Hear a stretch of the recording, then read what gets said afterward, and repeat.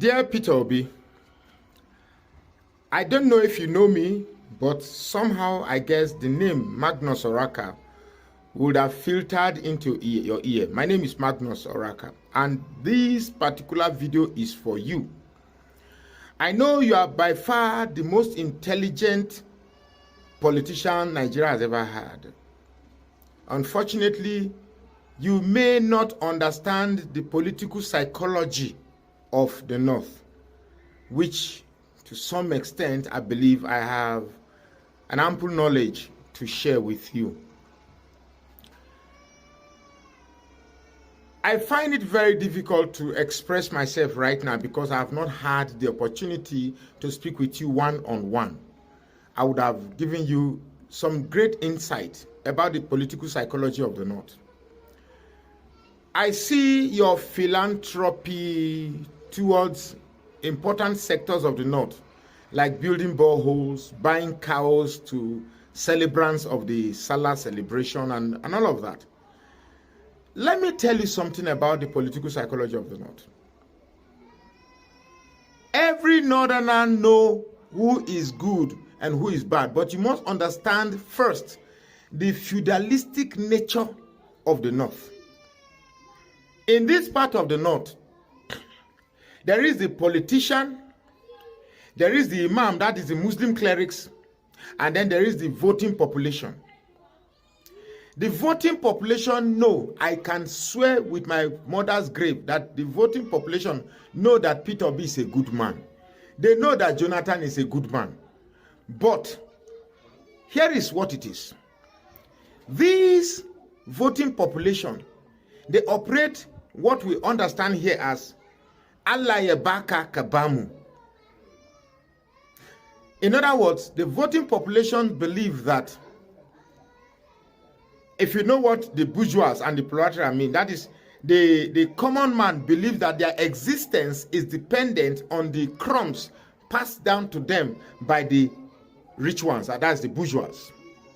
So that's why you hear things like Allah Yebaka Kabamu, that's God should give to you so that you give to me. To the voting population, which are mostly the masses, they believe that they owe some sort of gratitude to the upper class. And the only way they can show their gratitude to the upper class is during election. For the crumbs thrown down to them during election. That's why you hear things like Allah Yajazamaninka. That's may God extend your existence in this life and stuff like that. Now imagine a political psychology that enables somebody to express that his dependence and existence depends on the crumbs thrown down to them. During election, these politicians, it's a vicious cycle that you may have already known. These politicians simply go to the mosque, give this imam some money, and then the imams on one Friday will tell them that, look, if you don't vote for this one, I probably will curse you, or I curse you if you don't vote for this man. And once an imam says, once a Muslim cleric says, this is your voting direction, that's where everybody will go. Even if they know that this man is bad or that man is good. They say it here that the worst Muslim is better than the best Christian in the South. These are things I've grown up to. I'm 58 years old and I know these things. I'm not saying this out of the figments of my imagination. They are real. So what you are doing is good. Even if you don't do it, they know you are a good man. The problem is, how do you get these people to vote on the basis of good from wrong? How? For now, there might be like a no gamer for this very particular situation. I tell you that I was in Gombe. I spoke with a young man. I told him about all the truth about realism of good and right. And he knew what was good and right. But when I asked him, who are you going to vote for? He still insisted he was going to vote for his own. Because there is this lack of growth mentality in the North. People don't exist here because I want to become president, I want to become governor, unlike in the South, whereby the poorest of the poorest child will believe that he can become governor, he can become senator. That is what we say to our children when we give birth to them. You know it go be, you know who go be governor inside my children. Now it is the mentality we have. And because of that, we have evolved a growth mentality here. In the north, however, they believe that wherever they are, wherever life places them, it is God's wish. Allah so. Now God want them like that. So I strongly would want a situation where I don't know if I should be saying this in publicly, but I think our political planning should evolve beyond these basic philanthropies. Because the truth is that you must understand, the biggest mistake we do is we think that these northern voters are not educated, they are illiterate, and therefore they don't. No. The first thing that drives a common northerner to the polling unit is that he wants to protect the political superiority of the north. So you can bring an angel from the south, you can bring someone that is obviously the best politician in Nigeria, so long as he's from the south, it's going to affect the political superiority of the north. If that is going to be what is going to be exchanged for that to happen, no northern commoner will agree. You must understand these things. So I strongly suggest that it must not necessarily be me, but you must understand people who understand the basic psychology of Nigeria to advise. Now, I am supporting you not because I'm a southerner like you, not because I'm a Christian like you, but because of one singular statement you have made. That you are not desperate to be the president of Nigeria, but you are desperate to see Nigeria work. And the idea of changing Nigeria from a consumption nation to a production nation. That's a big statement that will not even go well with the developed countries. So we need a mechanism that will translate the voting masses in the north to understand that the basis of voting alongside religion and tribalism has plunged Nigeria backwards. And that strategy cannot be said openly until perhaps I get a forum we speak one-on-one. Nigeria is a great country. Hausa, Igbos, Yorubas, and in fact, all other tribes can coexist. All we need is a leader that can hold the virtues of all these tribes together. And that is Peter Obi. My name is Magnus Oraka. Please follow this page. Kanu going to the court today, and the Africans are anticipating for his release. Yes. The Fulani has said that if Nnamdi Kanu is released, they will form their own country. If the federal government eventually releases Nnamdi Kanu, that they will break up from Nigeria and form their own country. Let's get the Fulani? Yes. This is very laughable. Welcome. We welcome it. Fulani is going to break out from Nigeria. The troublemakers, the nuisance we have in this country are the Fulanis. People that are grazing people's farmland, threatening to break up from Nigeria. They are of no values.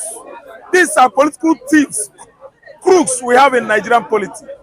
The people that put Nigeria in this kind of distress, crisis, are the Fulanis. So that if they release it now, they can Fulani, they should plan it very well. They should start to release, they should start to reintegrate, that is disintegrate themselves now. Because now the Kanu must come out. Oh, very, very hilarious that if they release it now, the Kanu, they will break out from Nigeria. We don't value Fulani. Fulani is not doing us any good in Nigeria. Okay, are you still eating beef? I don't eat cow meat, beef. What we should be eating is mutton, chicken, pork, fish, and so on and so forth. Fulani man can only give you a cow. I think I begin now to understand actually that the Hausas are no mumu. The mumu among them are the Fulani. Fulani man is saying that if they release Nnamdi Kanu, they will break away from Nigeria. And so on and so forth. Who is after Fulani? Who is romancing Fulani? Of what importance are the Fulanis to Nigeria? They are nomads. They are warlike people, yet they are not warriors. They amount to nothing. The Fulanis are parasites in Nigeria. they will break away and go back to Futajolo Island, Senegambia. Because Nigerian land does not belong to them. Does not belong to them. The original owner of the land where the Fulani current settlement, that's not, are the houses. No, they should begin to disintegrate, to break away. They should see the way from Nigeria. Oh, a very long journey to Futajolo Highland. They will pass through Burkina Faso towards Mali. From Mali, they go a bit northwest before they could connect Gambia and Senegal, bordering Nouakchott, that is Mauritania. We don't need them here. Fulani to break away, and I want to tell you that on getting to Zambia and Senegal, they will have no land to settle. They are displaced people, nomads. They live nomadic life. They go from place to place, fighting people. Any community Fulani settle, they will target the community head and kill him and take over their land. Who is bothered if Fulani breaks away? Nobody. Because they are constituting nuisance in Nigeria. They are 100% parasite we have here. Do they have any natural endowment or resources they could give, offer? Fulani has only animals. Livestock. Okay, they have animals. That's livestock. Chicken, goat, cow. That one, is it? That one, an investment. So the whole world is advancing into science and technology advancement. And the Fulani is advancing in rearing cattle, goats, zomo, that's rabbit, guinea fowl, guinea pig. Okay, that one are natural resources. Oh, I have seen the most shameless tribe in Africa. If you ask me the most shameless tribe in Africa, I will point at Fulani that they are breaking away from Nigeria if they release Nnamdi Kanu. Jesus Christ. Who? Now, that's what Fulani is saying. Look at these people. Oh. They should go so that our farmers will return to farmland.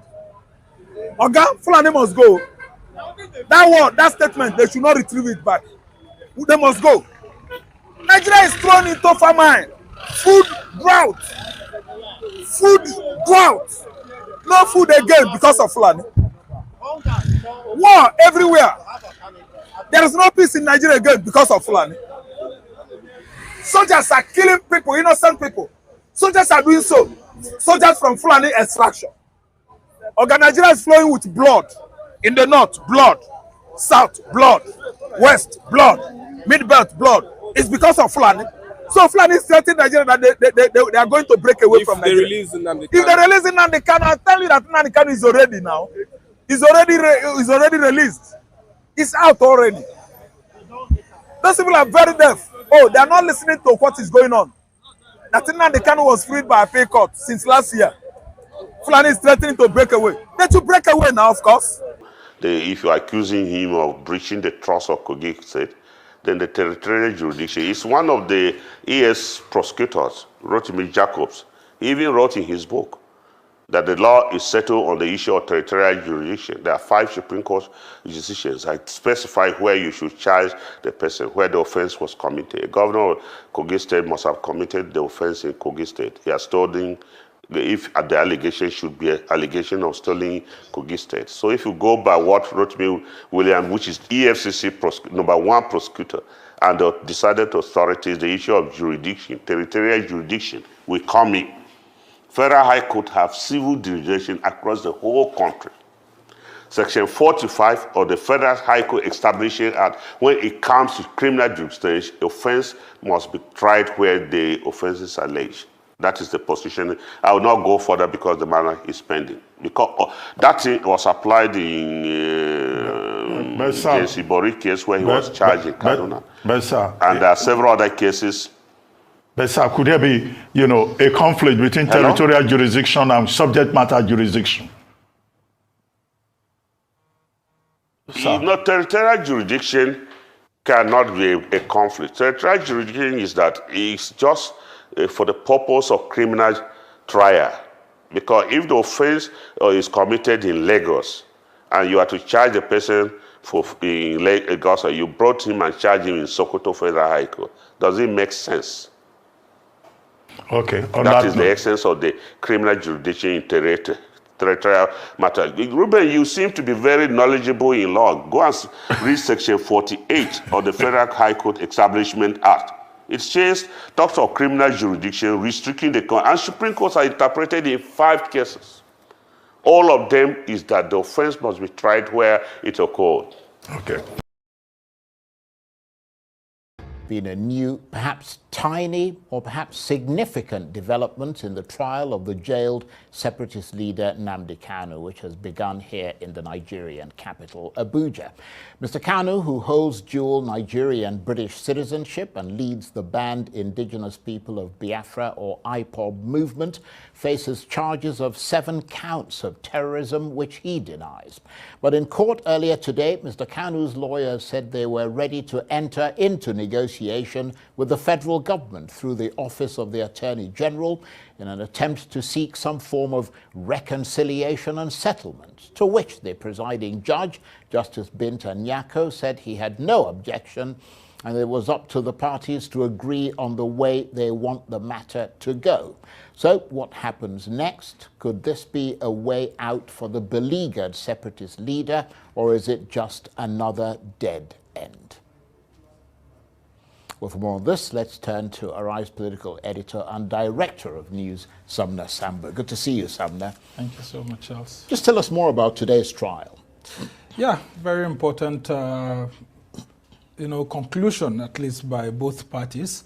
Nnamdi Kanu is saying that the provisions of the law actually provide for a discussion. And if you actually look at Section 17 of the Federal High Court rules, it actually allows for the court to intervene and provide, a ground for some sort of reconciliation that could actually lead to an out-of-court settlement. And so if Aloy Ejimako, who is actually the lawyer for Nnamdi Kanu, is actually saying that this could be used to settle this issue, and Ademoyega, Aomolo Ademoyega, actually saying that... Who represents the federal government, saying that, yeah. look, you can actually do that, but my client, the federal government, only asked me to prosecute you, not to actually get into negotiations. Then you have to go to the Attorney General of the Federation and Minister of Justice to actually put your demand before him, and it's left for the federal government to actually consider or not.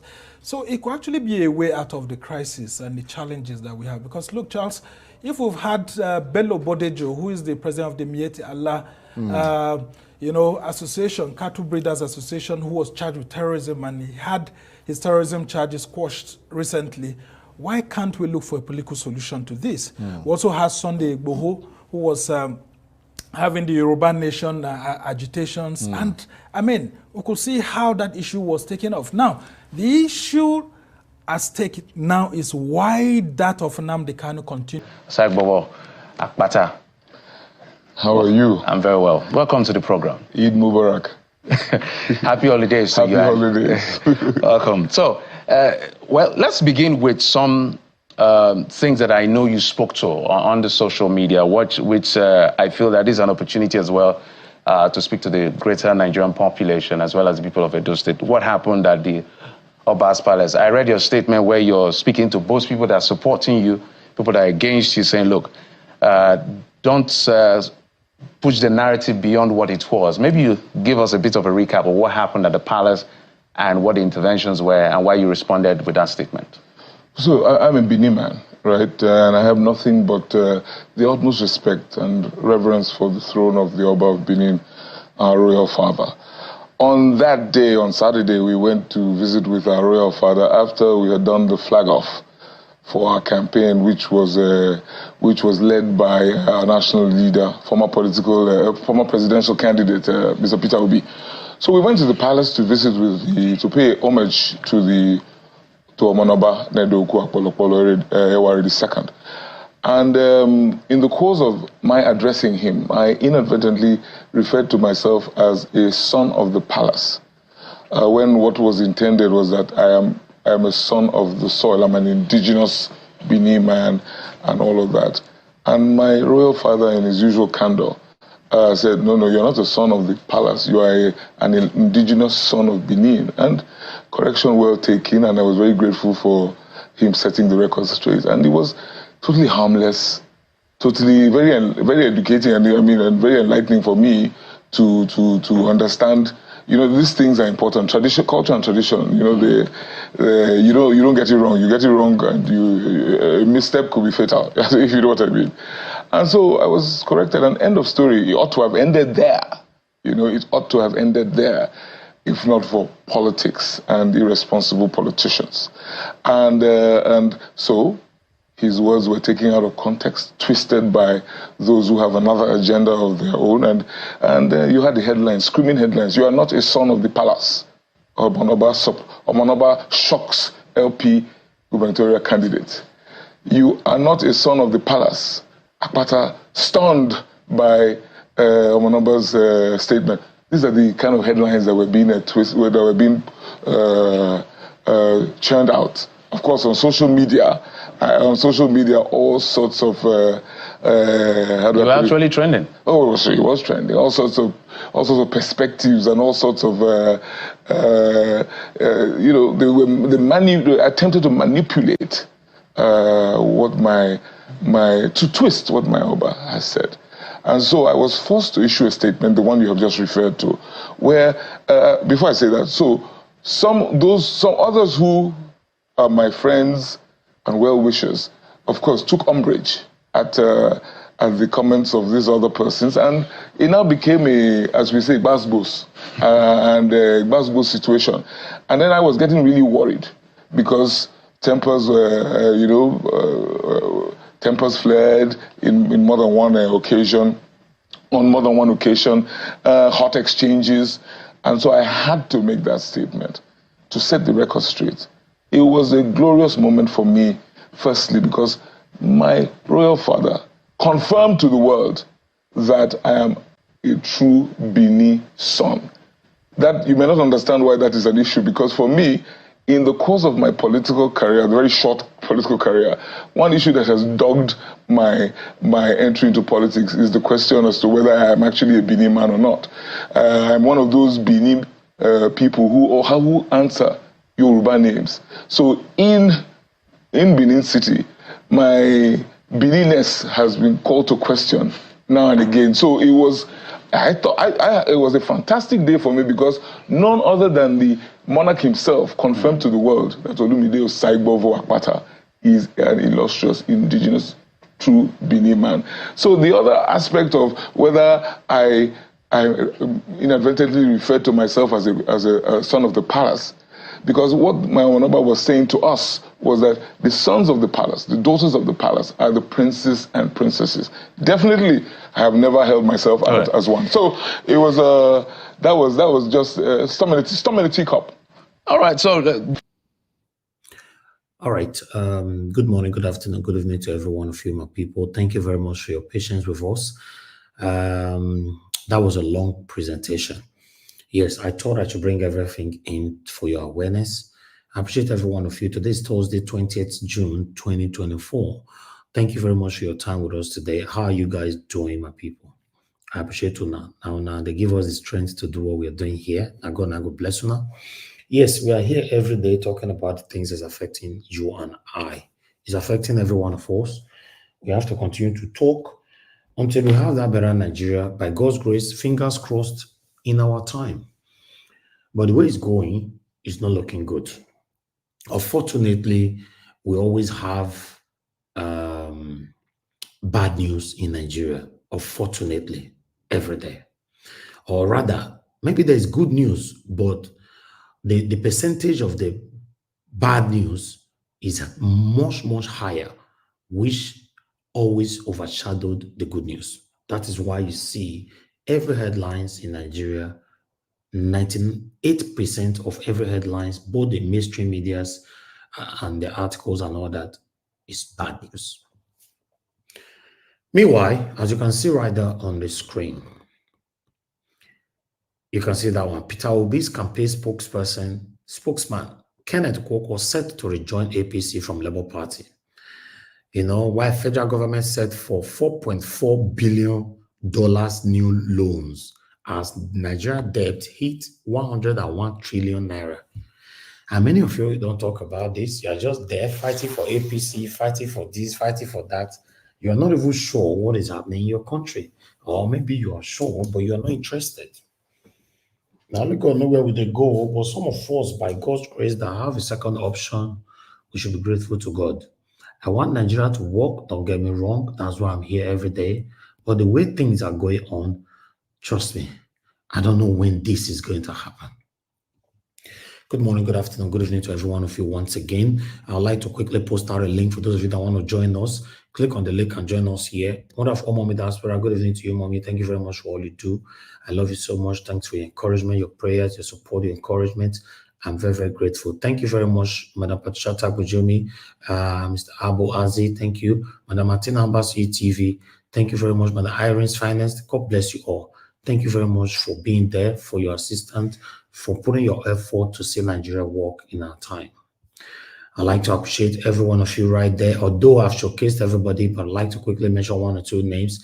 Martin, man, thank you very much. Peggy Modi, thank you. Rosie Ayosh, God bless you all. Thank you very much for your time with us.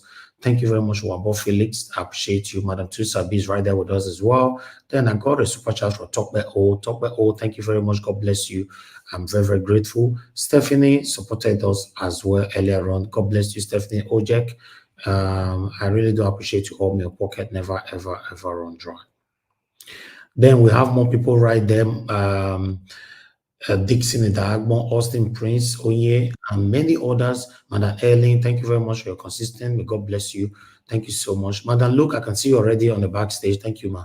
You know, and the Black Panther, I can see you as well, in case you guys want to turn your camera off. Yes. Many others right there. Mr. Johnson, Emmanuel, thank you so much. Thank you, my wonderful people. You now plenty for that. Normally, I like to measure all names, but it's not easy on this platform, as you all know.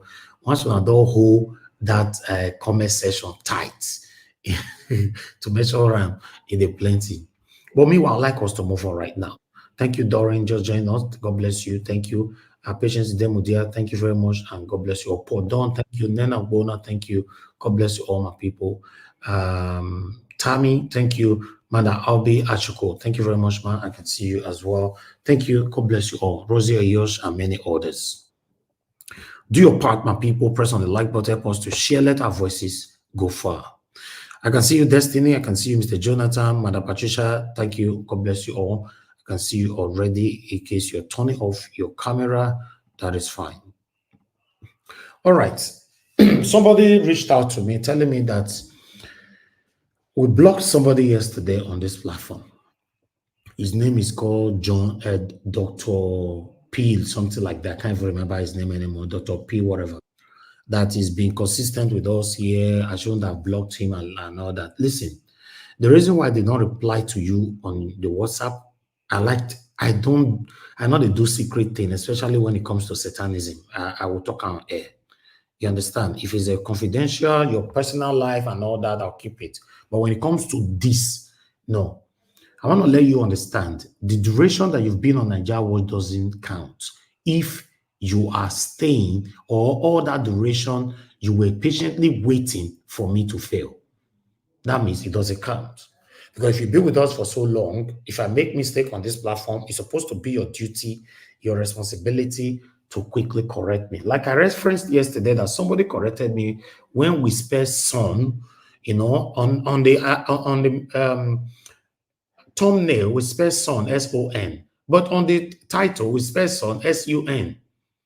Somebody corrected me quickly, but it did not come here to use it against me or against us, because you know none of us is perfect. Sometimes when you are rushing to put this together, you make mistake. Arise make mistake on their titles most times. Channels make mistake on their title most times. In fact, I read an article yesterday from Vanguard. Was it yesterday or the before yesterday? They make mistake as well. So it happens. We are human beings. But you come here to tell us that we are spreading fake news. When you are watching video, you are satanic. So I want to pass the message to you. I don't know if he was the one behind that or you were just playing it for him. I want to let both of you to know that we don't need him back on this platform again. He's listening to me right now. Let him be on the backstage and be listening, but he can never ever comment again. Once your color, your true color is exposed, I'll just take you for that. That's it. Yes, because you can't leave a discouraging message on the comment section. Some of you have done it in the past. In the name of you are trying to correct me or no, you don't do that. You understand? Please. I wanted to quickly address that. But before we move on, I would like to quickly come to this. Kenneth Okonkwo is set, packing his luggages. Okay, luggage is better. I wanted to use another word. You know, he's shining his shoe, ironing his dresses and all to pack back to APC where he came from. Yes, I know some of you will be angry now. Oh, not bad person, because you guys are very quick to stone anybody and forget the past, the good way they first do. Remember, no, in case you don't still just sort of block your ear, let me quickly remove them. Make I remind you the effort where this man, Kenneth Okonkwo, put in 2023 general election. Don't be so quick to condemn him. There are reasons for everything in life. This is one of the things that I say all the time, that we should value our best. Because once our best don't come out, we are very quick to scandalize them by saying, oh, he's a bad person. But the time they were telling you value your best, you didn't. And apart from that, some of you that we see black, you'll be trying to turn it to white. Whereas if you see that black in APC and PDP, for example, you'll be very, very happy to talk about it. Kenneth Okonkwo left. He's about to leave, although he has suspended himself since or distanced himself out of Labour Party just because of Julius Abure. But still, why? That's what we should be focusing on. Why? If they come out. Yes, in case you don't remember, make I read down for you again. Because we don't talk for you. Before I go stone them, I will remind you now where they come out and the past, the good way do for you. Because many of us are ungrateful. Yes, we are ungrateful. Peter Obi's campaign spokesperson says he may rejoin the APC from Labour Party. Kenneth Okonkwo, a Nollywood actor turned politician, described the last national convention of the party organized under Abure's leadership as criminal and corrupt. You hear that one? You hear him? I know some of you don't want to hear this one. You are not interested. But if not Tinubu, you want to hear. If not Atiku, you want to hear. But you don't reach our own now. No, you don't want to hear. That's why we are not going anywhere. Until we start being truthful to ourselves and say things how it is, call out anybody that is stepping on our way to have that better Nigeria that you and I are craving for. For me, personally, I have so much regard and respect for someone like Kenneth Okonkwo. Yes, so much respect for him. Because what did this man do so? I will do it. Although if me do one, I go drag many people. And I be my own. But in do one, me not talk. Although there are some private talk where go behind and all that, he have reason why he never talk. If they way miss top people, where they top people, where they the Labour Party, may they dare, including Peter Obi, anybody, may they dare throw mouth, can't give him. Now that time he go talk. But unfortunately, nobody don't talk. So now make him quiet. Not believe say not get anything we want to talk. He have a lot to say. He's only waiting. We gonna push him. They go pour everything out. Now then we go. It maybe at that time I go hate him more. Yeah. So I'll just leave it. I don't want to read anything. It's right there. He's ready to move out of APC, Labour Party, to go back to APC. Although for me, I'm not a supporter for anybody to go to satanic APC for any reason. But for him moving out of Labour Party, yes, why not? He can if he wants to. Thank you very much, my people. I thought I should bring that quickly in to let you guys know what is happening. For example, you hear some other person want come on for Labour Party tomorrow just because Peter Obi refused to respond. Although he never reached out 24 hours now, and 48 hours will give him. Maybe Peter Obi will refuse to respond to this kind of call. Like some of you that is saying Peter Obi is too big to respond to things like this. Can you imagine? You are belittling Chris Owakobia. Chris Owakobia is not a small rat for your face. Many of us are ungrateful. Kai. Now you guys are beginning to make me think. God forbid anything not happen to me tomorrow. Will you be there? It's a question. Will you be there? Because normally, Although this will not be marriage, but marriage, what do they normally say? For better, for worse. But when we all are calling for a better Nigeria right now, it should be for better, for worse as well. That's how it's supposed to be. It means you calling for a better Nigeria. If now your papa stand on your way, call your dad out, right? Okay. Because the reason why they talk all this, I will still remind you now. Maybe the next 1 week now, I'm going to hear say another big name don't come out, either call Peter Obi out or talk say in the comments for, you know, off your camera and answer, Abdul Malik. Thank you. You know, so at the end of the day, then you guys will be surprised. Oh, why? But this is the why. Alleged criminal is the national chairman of Labour Party. In case you are not aware, Ojibole, Barrister Julius Abure, Ojibole. Although by now we're supposed to have removed the word alleged. But unfortunately, Peter Obi not let us remove him.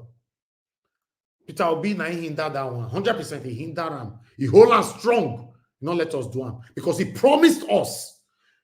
Peter Gregory Obi promised us that he's going to do this private auditing. Since February till now, we are still waiting. Now July 1 or so. Now because they use alleged in case I don't know.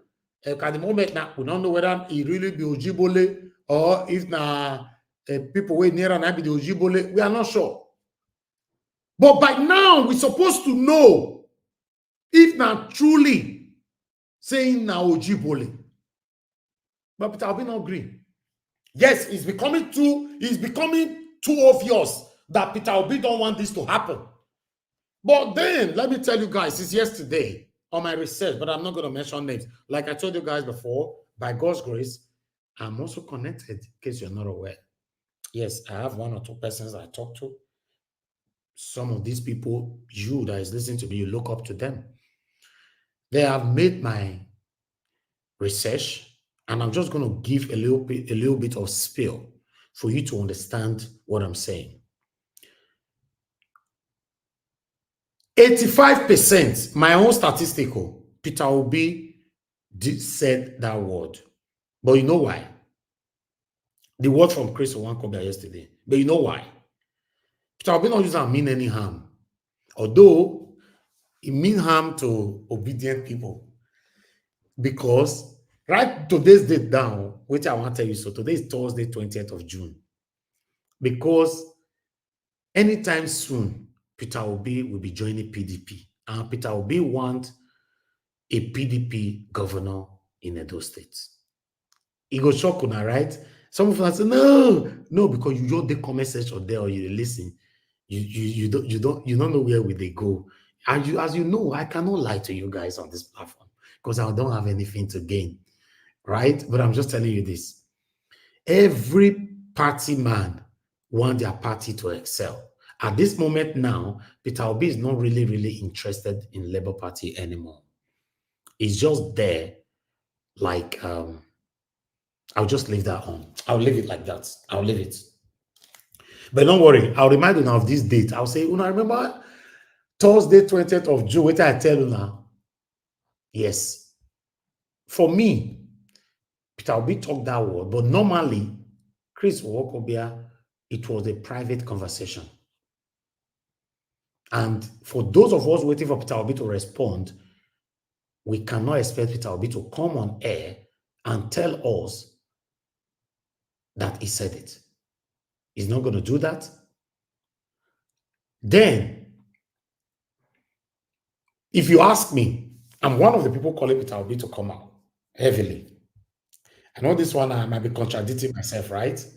I'm one of the people telling Peter Obi to come out, that he must answer us.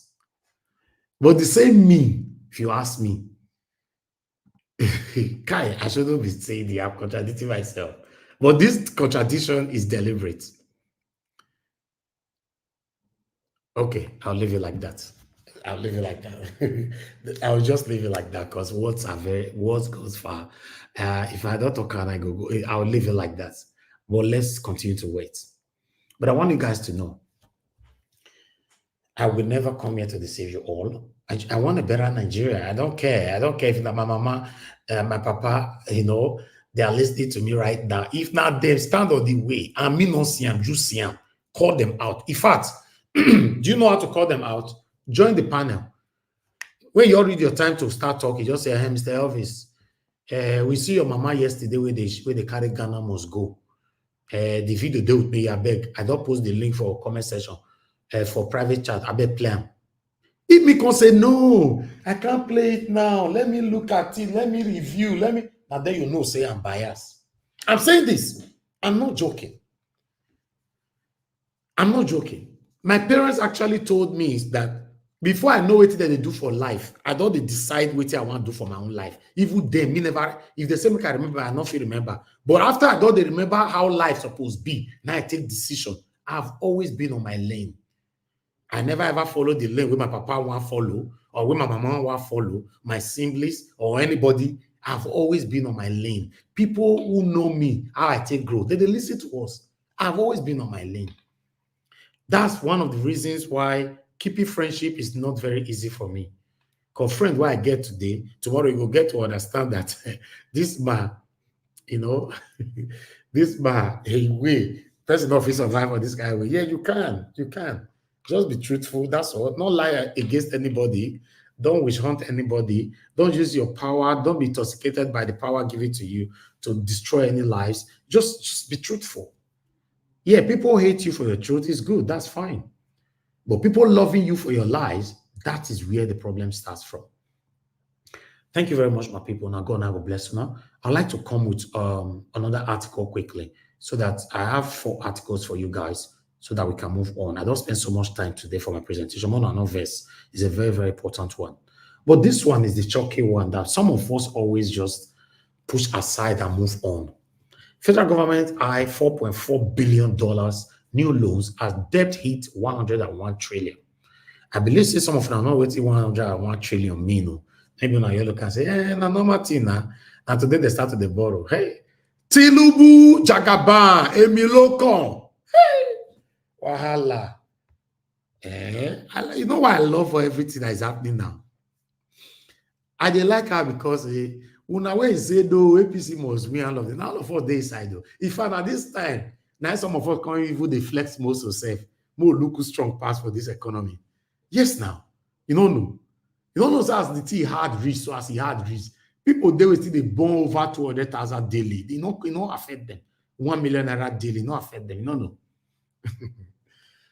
Make we do the right to now the vest. We'll do the right to now the vest. See, it's affecting all of us. You were there abroad with the toss, not concern me. It concern you. You know how much you don't send go Nigeria this month. We don't go give your people. Oh, you not concern you like that. Not be my brother Chimi say they talk and that they say he don't tire money. We don't send. They send go Nigeria. He don't tire. After the man don't suffer finish, work so hard to make his money. Then go to send that. How many of you are in that category?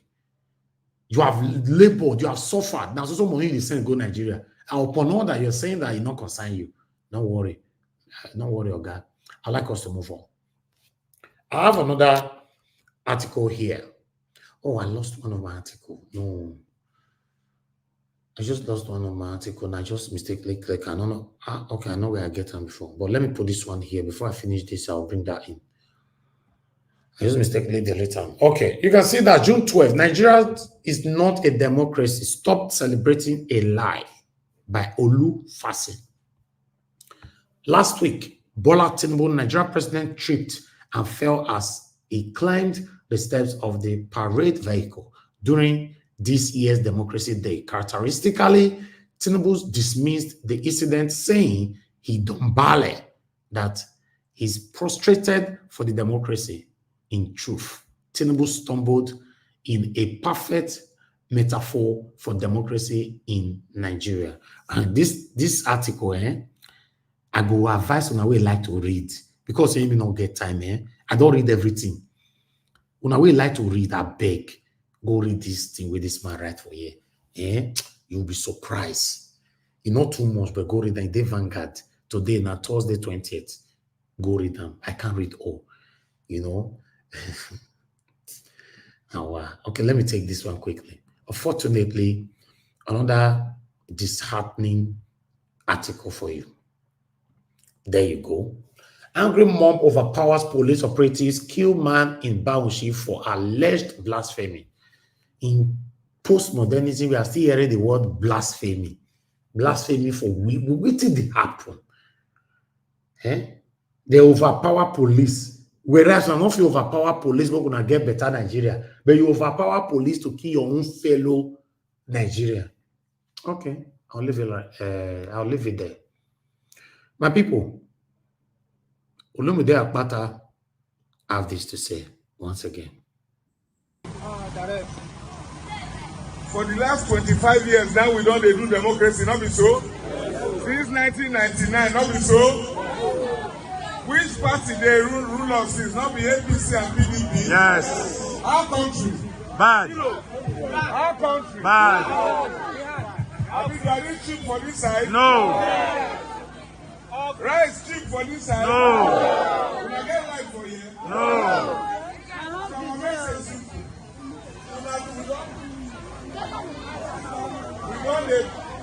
The two of them, the two parties, now done the rule for 25 years, don't be so? Yes. Labour Party, we never rule before. Except for the one where we just start for Abia. Una know Abia? Yes. Now they are bad day. They get light to 24/7. Abba don't turn to London. Then a Labour Party, the governor then a Labour Party. Una not go like life for this side? Yes. Until you not go like life for this side? Yes. So our message is simple. If you vote Labour Party, the party of Papa, Mama, Pikin, it is when good for Papa, Mama, and Pikin. Now we go to do. I do una no want. Yes, sir. We don't try the other two parties now for 25 years. Una never tire. We don't tire. Me, I don't tire. That na the message when we bring for una. We go bring light. We go bring hospitals, small ones, primary healthcare center. We go bring school. All right. Thank you very much, my people. As you all know, this campaign have started in those states. That is Barrister Olumide Akpata. We talked today. I'm going to be bringing him because some of you requested to have him back again, right? So randomly, Olumide Akpata will be joining us again between now to the next 7 days. Fingers crossed, randomly, to speak. How the campaign is going on. In case you have a question you want to ask him and all that, please get your questions ready. And he's not going to stay long with us as well. So it's not like the first time when he came in. So he might just be here for a short time to talk to us. So you guys can ask him and see how the campaign and everything is going. So all of them that have been here before, I want to start bringing them back again for more questioning and ask them how the campaign is going. In case you have a question, you put that. But Olumide, probably fingers crossed, will be the first because he's the only person that I've actually talked with. So I appreciate every one of you, my people. Now here my presentation finished. But meanwhile, they say Tinubu, somebody ignore Tinubu for somewhere. I don't understand. But I say for Ugbuyoko, Abi Oluko, I don't understand. They say Tinubu mistakenly go somewhere. I say they not invite him. I don't know how they talk that himself. Say somebody where they pass by, he want greet the person, or the person want greet and they can't ignore him. Asha Yusuf was talking about earlier on, but I know they understand all this English. So that make me the blab right now. I know whether anybody see that video where they say somebody, and the person where Tinubu go save and what it happen, how it happen, why it happen. Let's listen again. Presented here, and I would then invite my counterpart, Minister Kanu, to proceed with that portion of the program.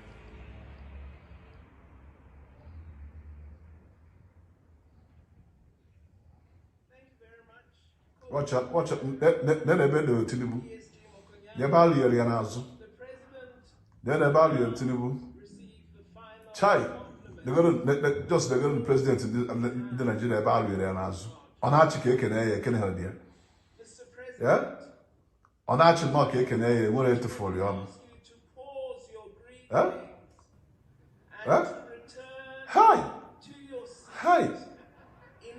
Jehovah. The book on accusation. No, normally this is unfair now. Who is this man? Why you can't do this to our president? Mr. Nigeria, now for South Africa. Okay, not be your local. Okay, South Africa. Nigeria, this is the highest disgrace Nigeria has ever had. To be a president of a country who is a powerhouse in Africa at the back row. Wait, my brother. So not be Nigeria this thing for happen. No, South Africa. Now South Africa is happening. That was good. Mr. Elvis, you are being sarcastic here. No, as Mr. Jonathan, they talk like this. This is not being sarcastic. This is a big disgrace. And South Africa cannot indulge in doing such a thing. If we are facing political problem, they shouldn't do that. Putting a superpower at the back row. It's my never brother, done. what are you my brother? You start. What are you saying? That is, it gave Nigeria what the country deserves. What are you saying? No, it doesn't matter. No, it doesn't matter. Everybody has his own problem, and it's not in the business of South Africa to do such a thing. To put Nigeria at the back row is wrong. Black pattern. Wait. You only raise your voice. Me, they tried know what they have for you. You supposed to educate me. Now the inauguration of the South Africa president. I beg, this now Joro submission beginning. No, I beg. It just the unfortunate. Nigeria watch. I sent you a video. Yes. If you play that video, you will get angry here today. Okay, I'll check it. It's on WhatsApp. A Chinese anchor man was interviewing a senator. Boy, you got to show that thing. To be honest, so wait, my brother, more not going run more than our shadow. So now another country they embarrass our own president with this. Yeah. Kai, but this man wicked though. This man with the way we coat so. You can't treat our president like we not agree. We need to stage a protest for this. It's unfair. Now he arranged the row. Now he arranged it like that. Mr. Elvis, people we don't got the key. They no protest. Now this one.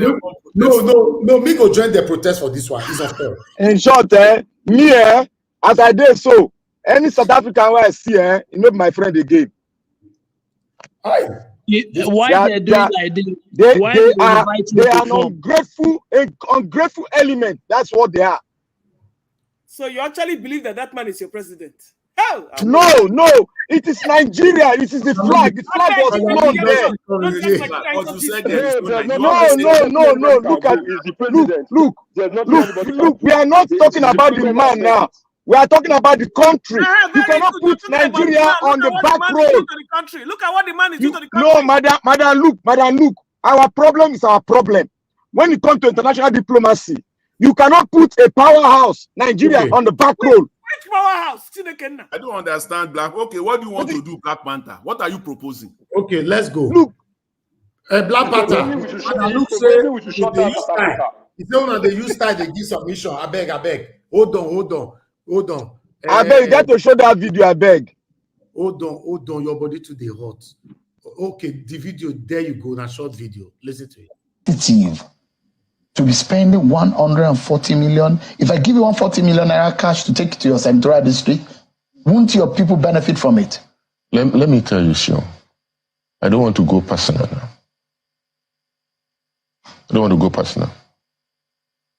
That same vehicle that you're talking of, before coming to the National Assembly, I have vehicle that I have. You got that?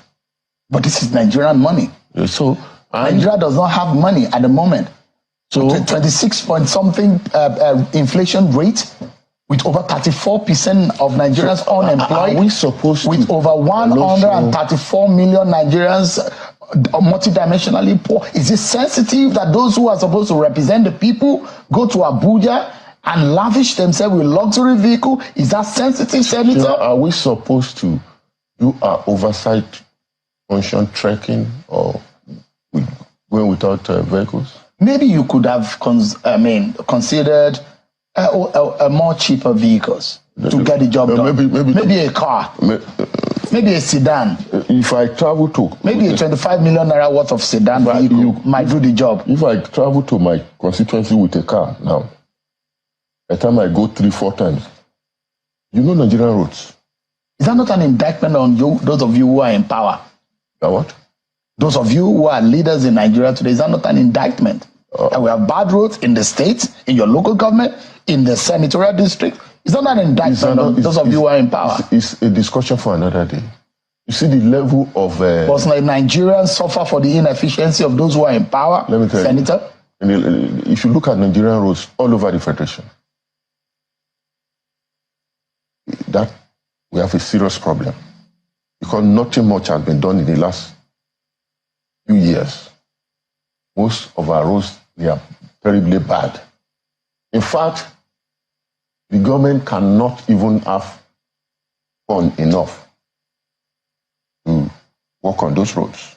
We have to go back into a PPP, a private partnership arrangement where people can invest, toll those roads, and get their money in return after it is done.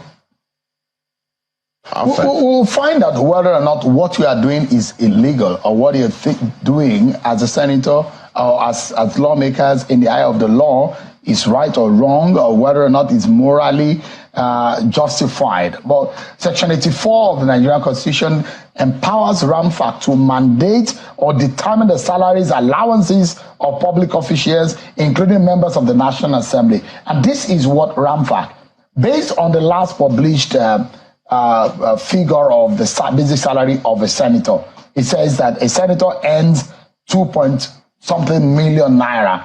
Therefore, with that, a senator should be entitled to about 8.1 million naira worth of vehicle, which is about 400% of your basic salary. That is what the law under RAMFAC says, Senator. And for your colleagues in the lower chamber, their basic salary as last published was about 1.9 million. And you can draw a car loan to the extent of 7.9 million, but you can't exceed that. That is what the RAMFAC law says.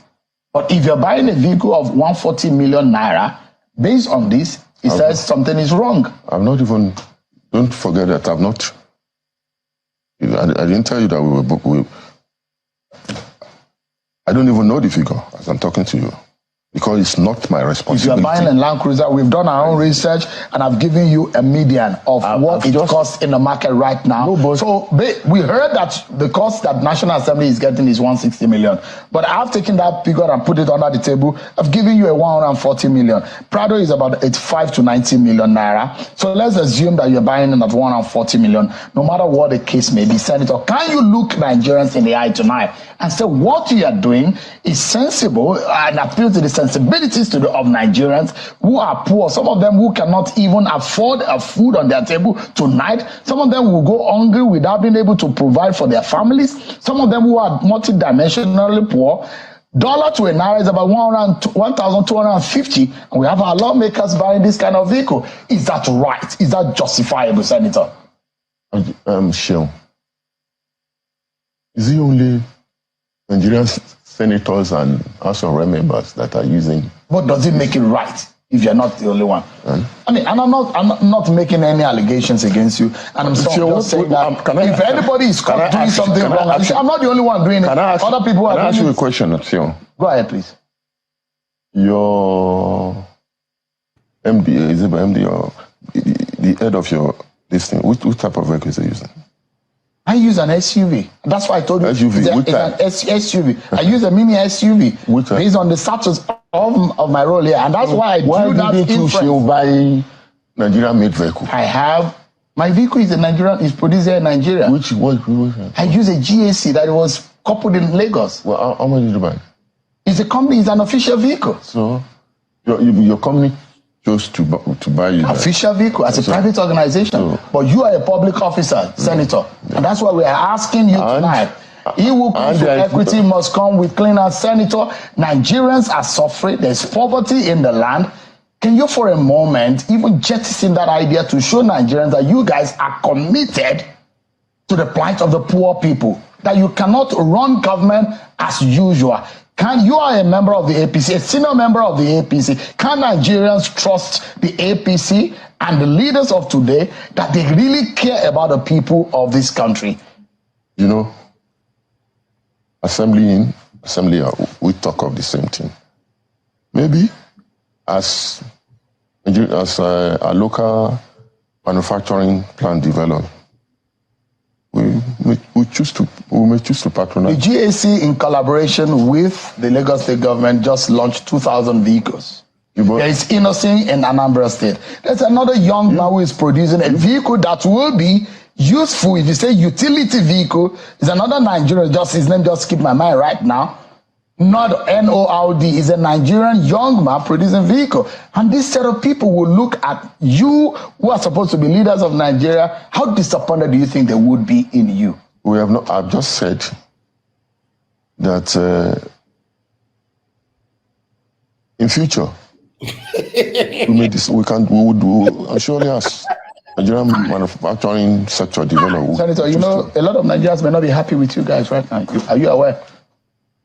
You are seeing a lot of Nigerians.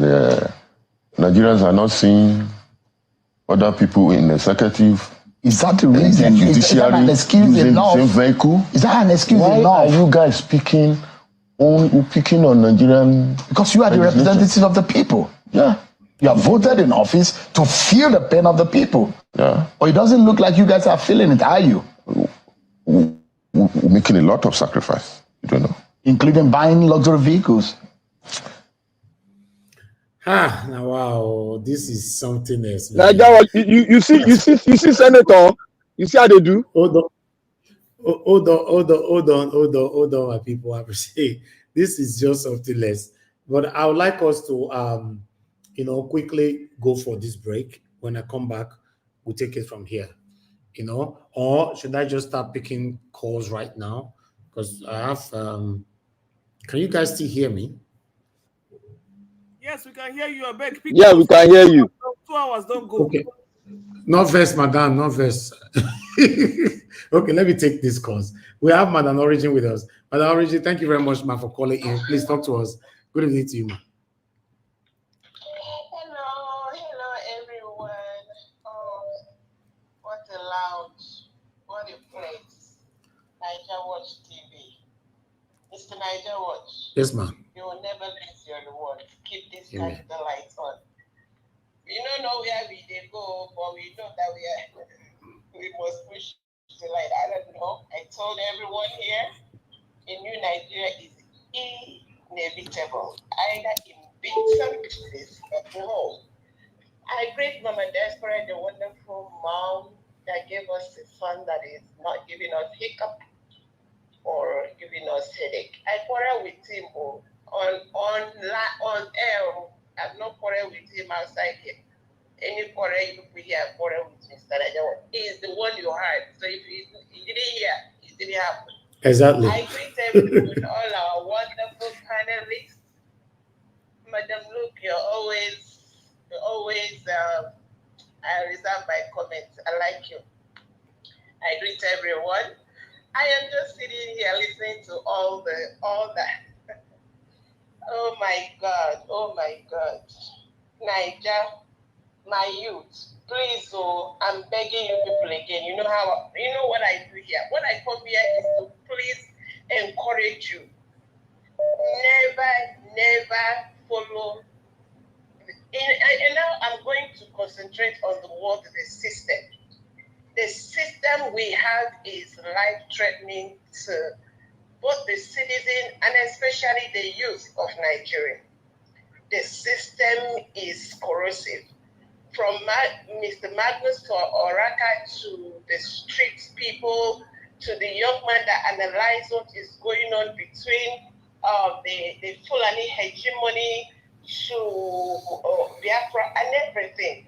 And now you look at our principal, Mr. Peter Obi. You look at all the people that are in obedience and are in labor party. Look at all the confusion. I said it sometime a few days ago that Go and pick up any political party you pick up. It does not matter what it is. Even if it's the one you have not had, there is something already cooked up against them that will dismantle them as soon as they are coming out. Because the system is anti-people. It is anti-good governance. It is anti-humanity. Anything that is human, humane, the system in place at this time is anti-it. And we all know, I'm not going to, Mr. Oraka has explained it in detail. And a lot of people have explained it. So all we keep praying is, as we keep coming out here every day, encourage yourself, pray, research. And one thing is that, who knows, this system is to be dismantled. It has to be dismantled to save lives. I rest it there. Thank you, Mr. Niger World. Thank you so much, ma. Thank you. God bless you too. Thank you. Okay, guys, let me take another call quickly. My own work don't finish, so it's time for you guys to be contributing right now. Mr. Chimize, thank you very much, sir. Good evening to you, Mr. Chimize. Please talk to us. Good afternoon, good morning, good evening. I greet all Niger Watch family. Yeah, Niger Watch, this video you played last, I don't know why Black Panther took us back. We have played it before, exactly. We played it more than 3 months ago. Yes. Yes, we already discussed it. Because this Black Panther is Buhari. It just took us. Maybe now you see him, but it's okay. Some people they will never still see him before. All right. You see, one thing, let me go this angle. You see, Nigeria, you see our security operators is our problem. It's our problem in Nigeria. If like due to the Biafran issue, that's where I'm going right now. You see, if Nigerian army or police are going by the order or doing what they're supposed to do, not to be harming a citizen if they have a placard or a stick or anything written demonstrating or doing protests. See, we all human beings.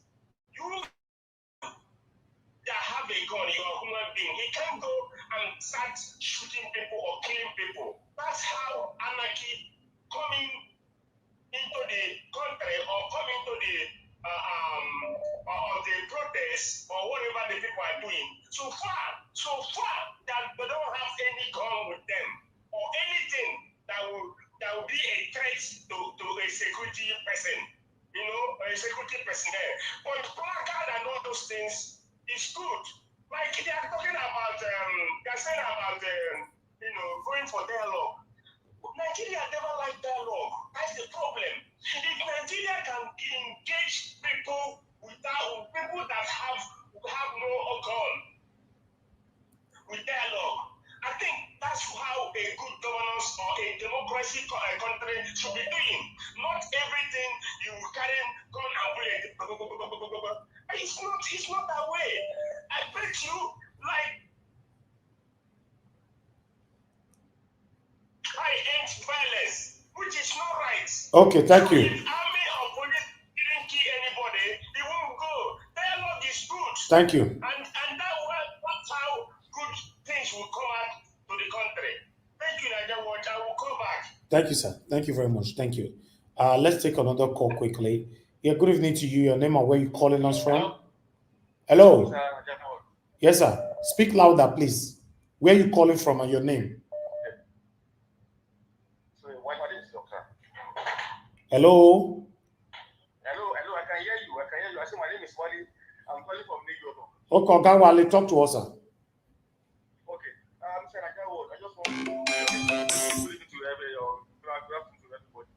Mr. Nagawo, I just want to let you know something that some of these Nigerian politicians, they are watching your program. They are listening to your program every day. I'm not going to lie to you. They are watching. In fact, you know why? Yeah. Recently, one House of Rep talk about Adiola, that Adiola is saying something about what they are saying about how much the senator and they are collecting every month. That's what you're saying is a lie. So it's from there another so all these programs people are doing, people are watching it as that is a good one. That's a very good one. So Thank you. To let you know that they are watching your program, they are listening to your program. All of them, governor, all of them. Yeah. Thank you. Okay. Thank you, sir. You see, about what happened to Tinubu in South Africa. Yeah, the reading is not big. This is what happened. You see, when they went for the inauguration, so in the first row, they have all the royals of the South African people. So, like the royal, in Nigeria too, whenever they want to do inauguration, all the people that will be in the front are going to get all Nigerians. The first governor, the second governor, so all the invited guests will now be at the back, at the second row. That is exactly what happened. Not that the South Africa would not, I'm not a fan of the but that's what I'm not. I want your program, like I said, people always listen to your program, and I want them to be listening to the truth. Yeah. Because whatever you say in your program now, everything is listening. So I don't want to say, oh, those people don't think that was. Thank you. They are saying is a liar. No. You understand me? No. Thank you, sir. So that's what I was saying. They did not ignore me. Thank you. The royal family of South Africa. Thank you very much, sir. Thank you very much. Okay, Mr. F.A., thanks for calling in. Please talk to us. Good evening to you. Hello, good evening. Hello, thank you. Hear me? Yes, we can hear you. Go ahead, sir. Okay.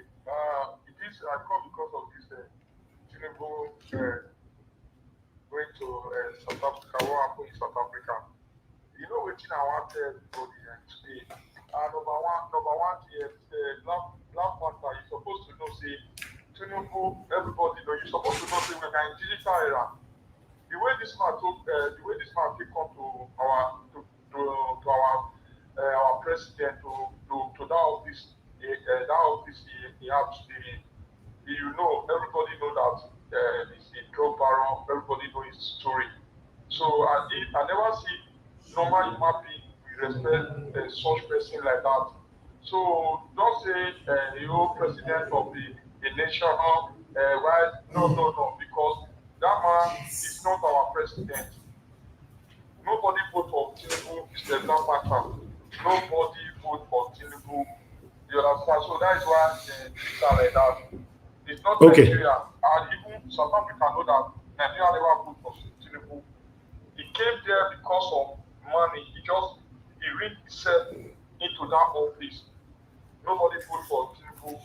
No, you cannot say nobody vote for Tinubu. People voted for Tinubu. What are you saying? They didn't say anybody who nobody they vote for. People vote for Tinubu. People vote for him. Just say he did not win the election. Simple. What do you mean people did not vote for Tinubu? People, take that correction. Out of 100, let's just say 20. Yeah, people vote for you are right for that thing. But it's not our president. So anything is receiving to be deserving. So it's not Nigeria. It's not we Nigeria. It's not the Nigeria general. It's Tinubu. They are receiving that intimidation. I don't know. Let me just put it like that. So it's not we Nigeria, because it's not our president. I don't know Tinubu. He's just there. He's representing himself. It's not me. Because everybody they are angry.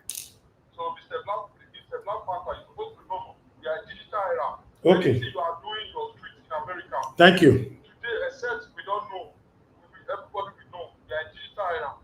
So please. Thank you. Thank you, sir. Thank you, Mr. F.A. Thank you, sir. Thank you. Okay, let me, I'll come back to callers again, please. Let me quickly come to the people on the panel, because I don't want to ignore them since almost 2 hours. The first person on the panel today, good morning, good afternoon, good evening to every one of you. I appreciate you all. Please press on the like button, help us to share, press on the $sign, encourage our work here. Madam Luke, I know so you don't wait tired. I bet talk to us, man. Good evening to you. So have 8 good minutes. evening, good evening, good afternoon, good morning, everybody. Mommy Diaspora, I greet you. Mr. Elvis, I greet you. Members of the panelists, I greet you. Commentators, viewers, callers at large, one big happy Niger Watch family, I greet you again today. It's a wonderful day, and more of Nigerians, well, I say political shenanigans. Well, I was just listening to what was going on yesterday, and I was just laughing my head off. Because I was like, one thing about Nigerians, we're very, very, very carried away by gossip.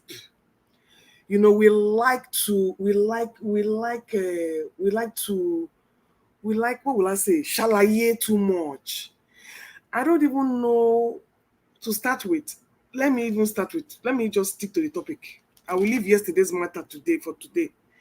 Mr. Magnus Oraka, he has totally explained to Mr. Peter Obi exactly the sentiments of the North and why all what he's doing there is in vain. That rankadede mentality, I know he called it another word, that no matter how good you are, they know you are good.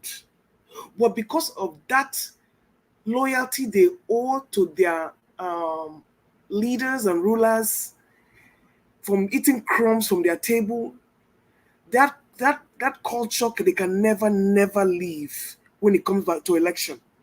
So whether you go there, you build 1,000 boreholes, or you give them 1,000 rams, so when it comes to election, they will always defer to their traditional rulers, and their traditional rulers are linked to the political class in that area. So let's get that straight. Now, Aisha, my woman. Now I don't know whether this lady, now only she they get mad, they talk am as e be. Abi YouTube no they see her, the YouTube no they censor her. I know they have gone basketballs on her so many times, or is it because she's a woman, or because she doesn't have a platform where people can come out and call in? She just does her own monologue and she leaves. So she says it like it is. She called the imposter, the rigger, the snatcher. She called on the thing where it be. And as somebody rightly said, it is not what it was supposed to be in South Africa. Like I said, we too like gossip and we too like to shalaye too much. Which one be said and disgrace her? Like somebody rightly said, you don't expect us to leave the people that are in our South African people and then come and start putting you in the front. They have the way. That's why I asked the question. Ramaphosa now he arranged the order of dignitaries. What's his business? He has a certain time to do what he got to do, and these people are very, very careful. They don't just go and start touching everybody like that from other foreign country. You know what they hold for hand. You know what so these people are very security conscious. In a place like that, they have very strict protocols that they follow. It's not about your giant of Africa or your imbecile of Africa or your dwarf of Africa. That is not what it is all about. It's a security measure. Even though if I for like made the disgracer, but that is not what it played out. We too they like to shalaye too much. We read meanings into too many things that don't have heads. Strictly, my people, it's a security protocol. It has nothing to do with your giancy or your dwarfness of your country. So deal with it. Mr. Peter Obi, I have said it here many times. If you like, join PDP, which you are eventually going to do, because Labour Party is a no-go area for any meaningful politician right now. If you like, join APP. If you like, join YPP. Not yet Uhuru for you, because the best moment was 2023. And having lost that, everybody eye don't open. Everybody eye they choke. So there are gadgets and mechanisms in place to make sure you never get that popularity that you got again. So that was why I was laughing yesterday. Make it come out, can't do this one.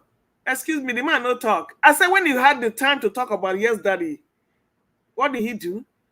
I said at that time, your inability to come out and defend what you say is a sign of weakness. I would have come out and said, yes, I said it, but this is what I said. Deal with it. You go stand like man. Now this man has come out again. You make statements in private, hoping that they're confidential.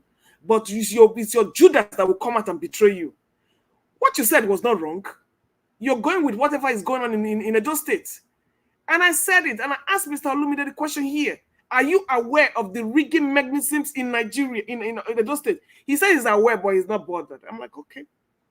There is no way Obasaki will sit down and allow any party to win the Edo State election. It's not possible. Even if the people vote, it's not possible. So that's why I'm laughing. All that beating chest and huffing and puffing, and even if a bit of Kamunko, were you able to take him to El Dorado in 2023? Now when you done the talk, say one go here, now you want carry on. So let's be real with ourselves. Let's stop shalaying and let's stop huffing and puffing. We cannot do jack. We ain't got the power, we ain't got the voice, we ain't got the tools, and we do not have the courage to come out and defend our votes. So please, Mr. Peter Obi, merge wherever you want to merge. And that brings me to Mr. Kenneth Okonkwo. If he goes back to APC, I don't blame him. I'm not one here that will castigate anybody for their choices of what they want to do. It is his choice, and I respect it, because Labour Party is a taboo right now. And anywhere anybody goes is better. Now, Labour Party does not mean obedience. Anywhere Peter Obi goes, and I'm going to say this, Peter Obi, if you like, call Aswe Godalo, you know. Raise a Akpata hand, you do. That's not my business. Anywhere you go, you got my back. I got your back. So all those people where they shalaye, haters gonna hate and hangers gonna hang. So you need to do what you gotta do for your political future and leave all these people where they talk up and down the place on the social media and everything. Because they don't wear your shoes, so they don't know. We are here on the internet and making noise, but they don't know what you have to go through to be where you are. So even if you have to dine with the devil, eat with the snake, I give you my power. There's no integrity in Nigerian politics, so let's stop deceiving ourselves. So like I asked the question one day on the comment session, which person you born, we're clean, where if you go wrong Nigerian politics? We when they talk here, many of them don't go carry form, go feel, say no one contest. But we'll go sit there, we'll go castigate this one, we'll go castigate this one, we'll go quarrel this one, we'll go cut this one. Take your money, go Nigeria, go vote. No need. That's why I cannot do it. That's why I cannot criticize anybody. But does it stop us from saying what is wrong? No.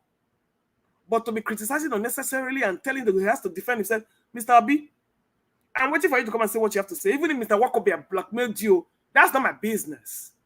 Go to PDP and do your thing. Now, Labour, anybody that wants to leave Labour Party, I sanction it. Thank you. Madalo, thank you, man. Thank you very much. God bless you. I appreciate you. Thank you so much. All right. Guys, help us to press on the like button, help us to share. I'd like to call on the next person, which is Madam Patricia. Madam Patricia, thank you very much for your time with us today. Good evening to you, ma'am. Please, as you are giving your submission, I also want you to help me to look after the platform for some time. Then we can take it from there if you don't mind. Mr. Elvis, good evening. Good evening, man. Thank you very much. Thank you. Yes, so I was just making some food to eat. So maybe Mother Luke help me for a while whilst I eat, and then I'll come back. Okay, we'll come back to you. Okay, Mother Luke, I beg. I will help you where? Exactly. Mother Luke, may you moderate today, I beg. Okay, I'm full. I can give my submission, though. But I can give my submission if that's okay. Give your submission, Mother Luke will take over from there. Yes, thank you. Mr. Elvis, I got you. Then I'll come back. Come back. Okay. Good evening, everybody. And yes, happy Thursday. You know, it's only one day more for the hustling and bustling. So let's enjoy. Good evening, Mommy Diaspora, the commentators, and co-panelists. I want to appreciate every one of you. Yes, like I said, foul yansh go open. The yansh don't they open gradually. So many things go still come out where we never still know, but it go come out because there's no smoke without fire. I will say yes, waiting the same thing that Madam Lucas already said. I'm going with that submission, which is really, really, whether giants of Africa or no giant or president of 2 million, 200 million people, it really don't make any difference, you know, because South Africa has their own monarchs as well. So how do you expect our own to come and be in front of them? I mean, for even to think of that, to even say that the president was disgraced because he was not on the front line, I think that's very petty. And that people don't really put emphasis on things that matters. They look at the trivial things. Even if they put it in the front or put it in the back row, what does it really mean? Does it really mean anything? He was invited. He didn't go there on his own invitation.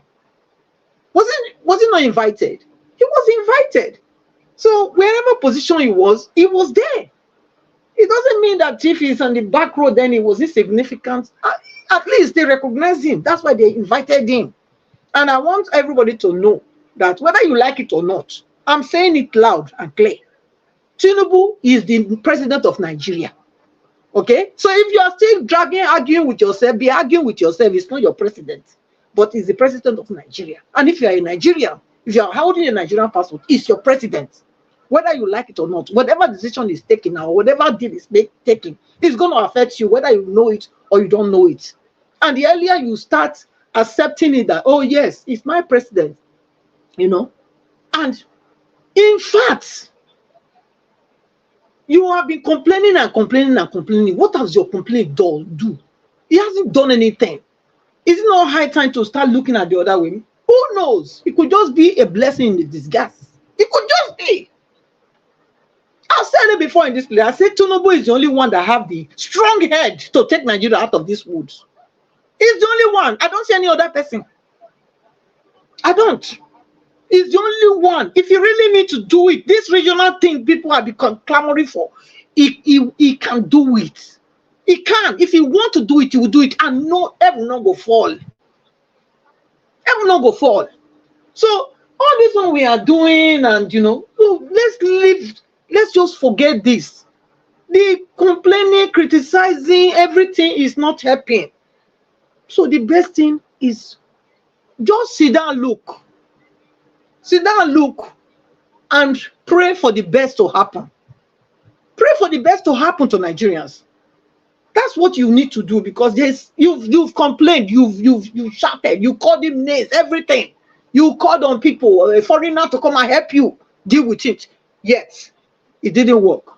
Is it not time to start to look at yourself, look inside and say, you know what? Maybe my approach was wrong. Maybe I have to take a different step. So getting things running for me and running for the country. I think that's what I've looked at. I saw all the shouting, all the crying, all the whatever. Nothing worked. And I had to call myself out to order. I said, look, you know what? This is a situation, deal with it. So that's it. Mr. Peter Obi have to come out if he will. I don't think he will do. I don't think he will do. So yes, Labour Party is what I've always perceived it as being. I've designed that is what it is. I knew it, that this Labour Party is a problem. I knew since Abure started to do what he was doing. I knew that this party is not a party for me to put my support on, give my support, or say yes, I'll bring out my full chest and say this is the party I want to follow. No, this is what I'm fighting against, and I cannot be a part of anything that is anti-equality, justice, equity. I cannot, and I cannot.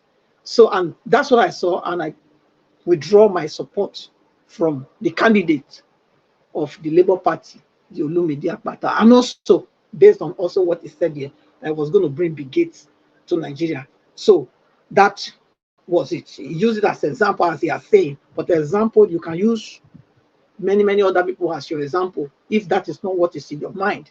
Because come on, if you don't like, if you are not intrigued with that type of idea of brigade, why would that one be your example? There are many, many good ones out there. So I want to leave it there. So Oraka, yes, it's true. This Rakadede, whatever they are doing over there, will never ever allow the Northerners, or most of them, to really be free from the yoke they have put on them.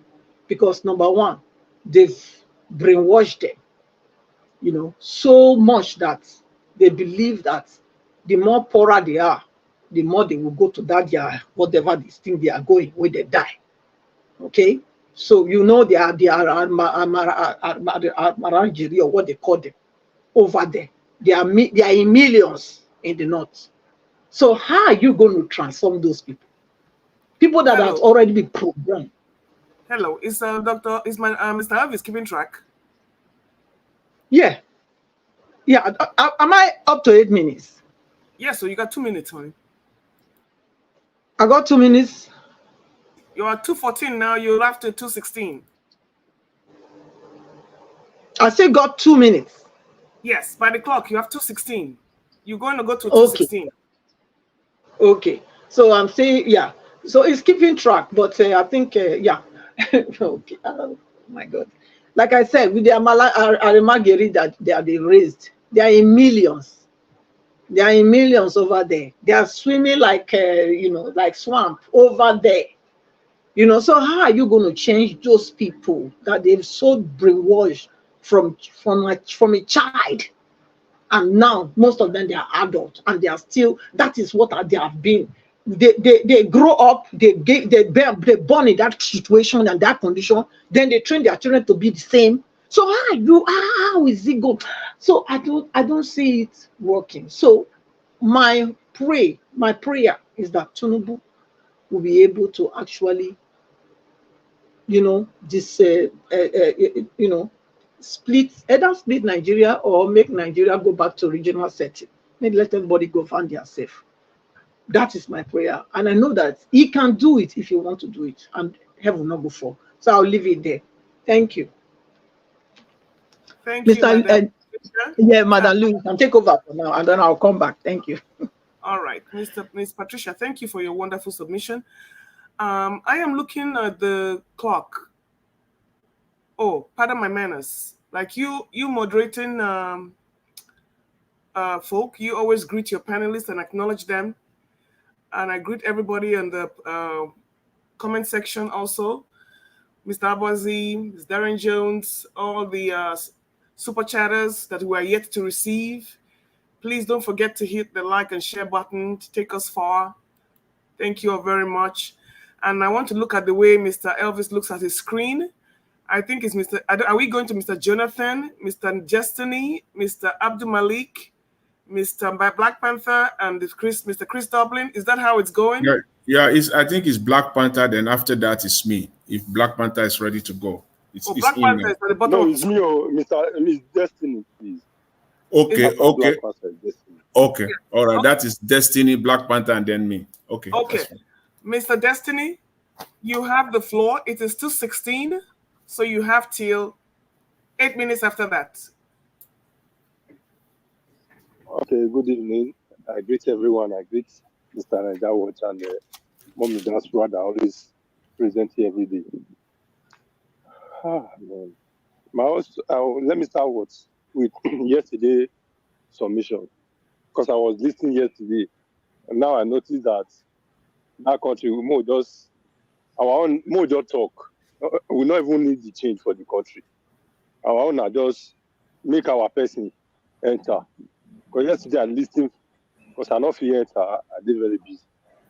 People come this. So where I remember when Nigeria would go bring some kind news, where some kind even some people record where leaked out. People for here go they condemn at the talk. But yesterday they condemn this man.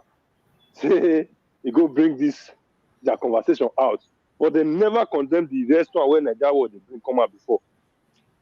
I forget this guy where call. So say the Edo State governor is desperate, can buy anybody. This is the man that Atiku cannot buy in 2023. Then Edo State governor now I can get the money where he buy what Atiku not fit buy 2023. They put all the support for the obedience. They can't reach Edo State election. Obaseki don't get the power to buy this guy. And before this video, I don't listen to this man before. When they complain, say many obedience, they insult him because it was in will not support the governorship of Labour Party because waiting make and support Obi then was fairness and equity. Then us, know the reason why BC can't reach those people were saying now because of fairness and equity, they're not going to begin. Now they can't say now incompetent. Okay, because let's look at incompetence. So if you check Akpata CV and the answer you got CV, if you as a employee, you want employee, whether you go leave Akpata, you go leave you would have to go employ Akpata. Let's be realistic. If you want employ teacher, make all the teacher picking. More leave politics aside. Before this video where I talk, so I felt listening to that then. It's nobody will go down on our own private house. But it don't come to politics, we play politics because we support, we be obedient or we be labor, and we support him not do like that. But now we can't say their guy. Now because of money, at least yesterday now I know see man. Seriously, many of us will not really the. Let's forget say maybe Obaseki do something or Obaseki. This one I'm first person where they come. Now many of us they talk now for yes. Even if we go Labour Party, go PDP, even some go even go APC if we want to. But now saying at the individual, 9 the day after. But if you look at where it don't manage, where it don't reach, even the Labour Party candidate never reached there. But no, we not accept them because we say now for PDP, Obaseki cannot try.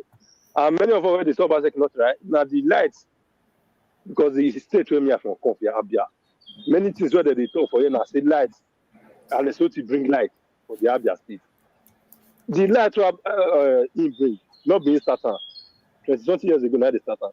Obaseki start you, he build and finish. Or maybe now some of the start, I don't know. But the light don't do for the Edo State. Or the whole, I don't know whether it did for the citizen of Edo State. But I listened for ITV that the person they told say, if you want to enter house now, people they ask you whether now see your more power house now your house they use before they go rent out. Although I'm not confirmed, but I just hear now for person man. Now we they talk. The Alesoti not saying go they pay minimum wage any amount where government, where federal government say they go pay. Into say amount where go they pay. But many of us they condemn Obaseki say borrow money till they pay minimum wage. We will not talk say make Alesoti where be Labour Party borrow money till they pay. Make the labours people, even if na labor now get for the Abia State, make they see this no say yes, they see they among. No. But we they condemn man in any way. Now make I talk about yes. Whether some of us, because since 2020, I don't do this Niger word. When they support Obaseki then. Many people will come support Obaseki that time. I don't know what Obaseki do now. When we say, can come the suspect say, I believe there be need some kind appointment from Obaseki or there be need some kind project where we say they won't apply. When Obaseki come back, you not give them. I say, nothing what Obaseki do at all. The rubber plantation what Obaseki built that day. It's not good though. All those ones now. Now that rubber some other country they do okay. All the whole reform where do no. He not do okay, we not they do. But they condemn everything. Obi now come and nobody condemn them. Everybody now say Obi do okay.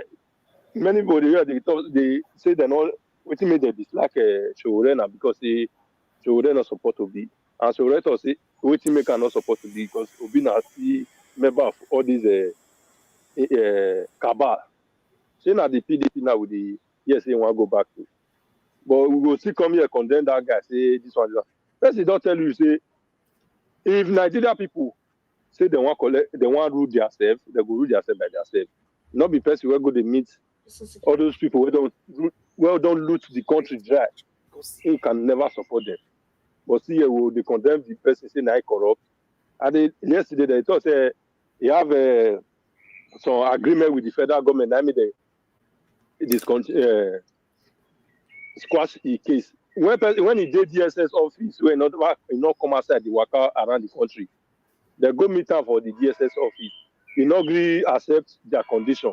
So when he don't come out, now that I can't agree sign, may they forgive her freedom. I don't even understand. When he did that, when they go send people go meet her, say okay, renounce this, you take it back. I'll be your revolution. We will leave you. He said no. After I don't come outside, now after they can't go meet us, we are called sign paper. Then everybody does say, it's sign paper, it's sign paper. What we will not see, but if we come to Obi, they'll tell you, say, you did there, you see, huh? I don't understand. If you like person, I beg, we will not be one. Now, so when they do that 2023 election, they bring out and say this guy. I say, if you talk, I'm wrong. But none of them, they come out for here, they talk, say, this man wrong or he's not wrong.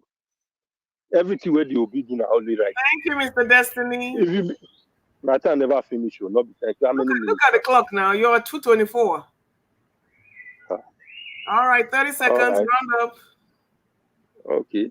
But anything where the Obi do, it's always right. And still yet, the rest people is always wrong. With this, I will see if we will go forward or not. Thank you.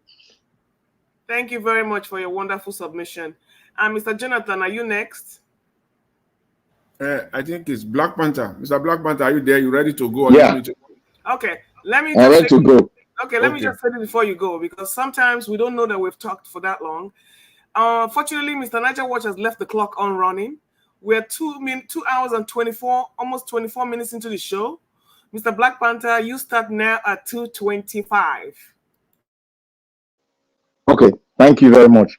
I want to greet everybody in the house. God bless everyone. Today is a blessed day which God has made, and we are glad to be in it. I want to thank Mommy in Diaspora. May God bless you, ma. I love you so much. You are so dear to me. That is why I'm praying that one day when I land there, I'll come and see you privately. I want to thank you. I want to thank our guys, our patriots who have spoken. And I want to say something here. Before I go further, let me thank all the commenters, all those guys. You guys are top notch. You guys are top notch. I love what you guys are putting out there. I want to say something here now. Yes, it's Nigeria, a nation. Today, I won't go into Edo State, because Edo State is coming up gradually. It's coming up gradually. And we are going to see if Edo State collectively want progress or we want the Pro Max. If we want the Pro Max, I will be here. When that Pro Max comes in, I will be here. I will say some kind of things. And if anybody cares, if you don't want to listen to what I will say, then you just close your ears. There's something we are building up. If we don't know our history, then we will not know where we are going to. Before we all climb onto this train, Obaseki quote has done everything. Please, you got to look where you are coming from and where you are going to. You got to take extract from what you have experienced and put it into place. Digest it first in yourself. Don't follow the train. Digest it for, analyze it, critically analyze it. And you come out with your own decision, which is concrete, and you play it on the floor. Let us see how it is. Now, I believe a lot of people, what we're having now is people are playing game of Nigeria is a tribal entity, and we cannot be tribal blind. But when we are talking about issues that concern not only our tribe body, the variety of tribes that we have to clean our hearts, our mindset. We have to clean it and look at a state, a country, a state, and take that country as your own, not being selfish, as something you want it to be beautiful. Now, what I want to climb on it now. You see, when you want to start a business, the fundamental things you need to have is what? The idea about the business. And it goes to the second phase, the location and every other thing. Then you now come to the finances. You do your analysis, you do it very well. It has stages and stages, you're planning, and you come to a conclusion, and you know the site, the place you are going to take for it. And you plan your financial, you're going to get finances. You see, most of us, we don't really understand how an economy is built, how a state is built. Then you now put an economy on top. Then you now build on that platform you built. You now place your economy on top and start building it up. It's like building a house. You need to set a foundation before you start laying blocks. If the foundation is not strong, you cannot set the block without the foundation. What we are doing in Edo State, we are setting the block before the foundation. We are building the blocks on a ground that is not solid without foundation. That is what we are doing. Now, it comes to, I want to move out of it. That's what I will discuss that at the second quarter. Now, I want to say the reason why I said South Africa has done a very bad diplomatic, suicidal game with Nigeria. Nigeria is not Tinubu. Nigeria is not Tinubu. Tinubu is just the driver of that ship. We are talking about every one of us. That flag, Tinubu represents every one of us.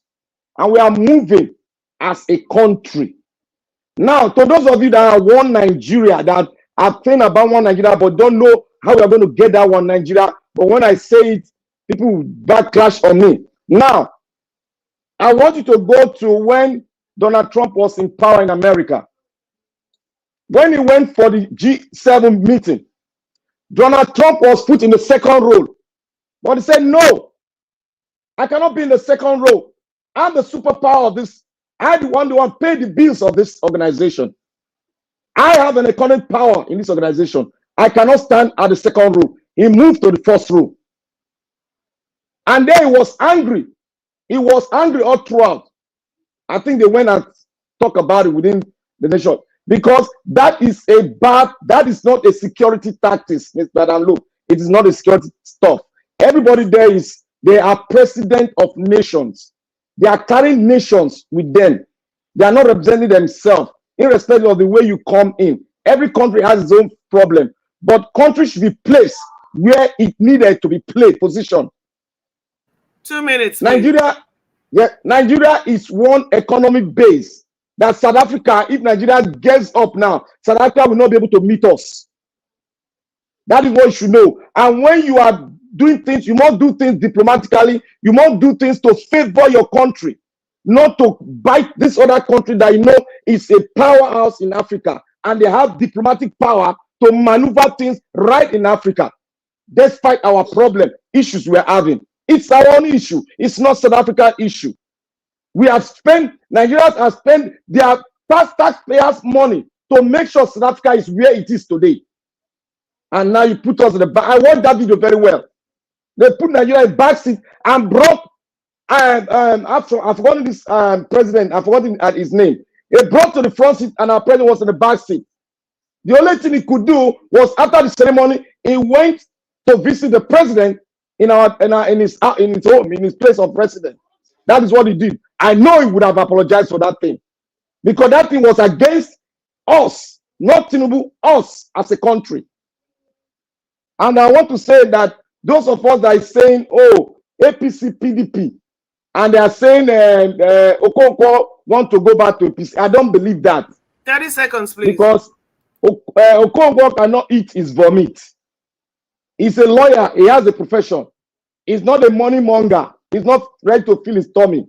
Please, we should wait for him before we judge. And what happened yesterday, I have placed my submission online, and I've told LP governor aspirant we need 1 hour of him to come to Naija Watch. And I've also said I give Obi and his team 24 hours to come and tell us what happened. Why was that statement made? Thank you. Thank you, ma'am. All right. Before I call on the next person, I just want to recap on what Mr. Black Panther said. It's okay to disagree that our president was treated shoddily. That's fine. And it's not a security protocol. You agree. And you made allusions to Donald Trump and all that. Yeah, Donald Trump is feeding the country. And so Nigeria is not feeding South Africa. So they need to make a distinction with that.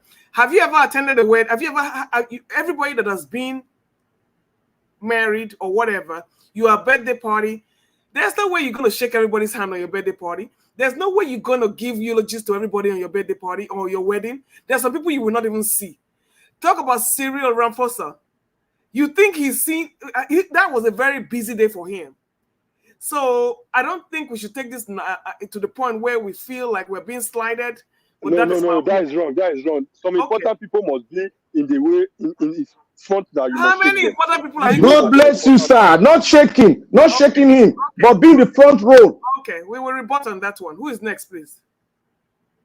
Thank you. It's me, Madam Luke. Mr. Jonathan? Yes. Okay, your time starts now at 2:34. Thank you very much. I greet everyone. I greet all the panelists. Mr. Elvis, I greet you once again. Thanks for the good work you are doing. God bless you. And all my fellow panelists, I greet those on the comment section as well. All the callers, I greet everyone. Thank you and welcome. I'll quickly talk on this Tinubu thing. See, I will agree with Madam Luke, at least on this one. The comparison with Trump, it's not match. At this material time, it just doesn't match. The issue you are talking about was NATO. We know that United States is contributing, the larger chunk of the NATO bill. Fine. I don't know what Nigeria is doing to South Africa today, financially, economically. I just don't know. Maybe somebody will have to bring that to the table today. That said, see, on this one also, Nigeria is a country where the world is watching. It says a lot about the mindset of the South African president toward Nigeria and toward the Nigerian president. What his mindset is in his bedroom, internally, amongst his own people. And then he exhibited it. It's a reactionary thing. It just come naturally. That's just the way it is. So the world is watching. The world knows what is going on in Nigeria, even much more than many millions docile Nigerians, helpless. Many people outside, just the way you can talk about United States, the way you can talk about other countries more fluently, more accurately, statistically, more than the people living in those countries. It is the same way people outside Nigeria, they know much more about what is going on in Nigeria than millions of Nigerians, again, that are docile and helpless. So they are watching. The world is watching us. And I hope it will be a lesson for our politicians. They should know that it's not only Nigerians, the world, the entire world, without exception, is watching Nigeria. They know what is going on in Nigeria. So it is not just only our shame in Nigeria. It is the shame that we carry outside. It follows them.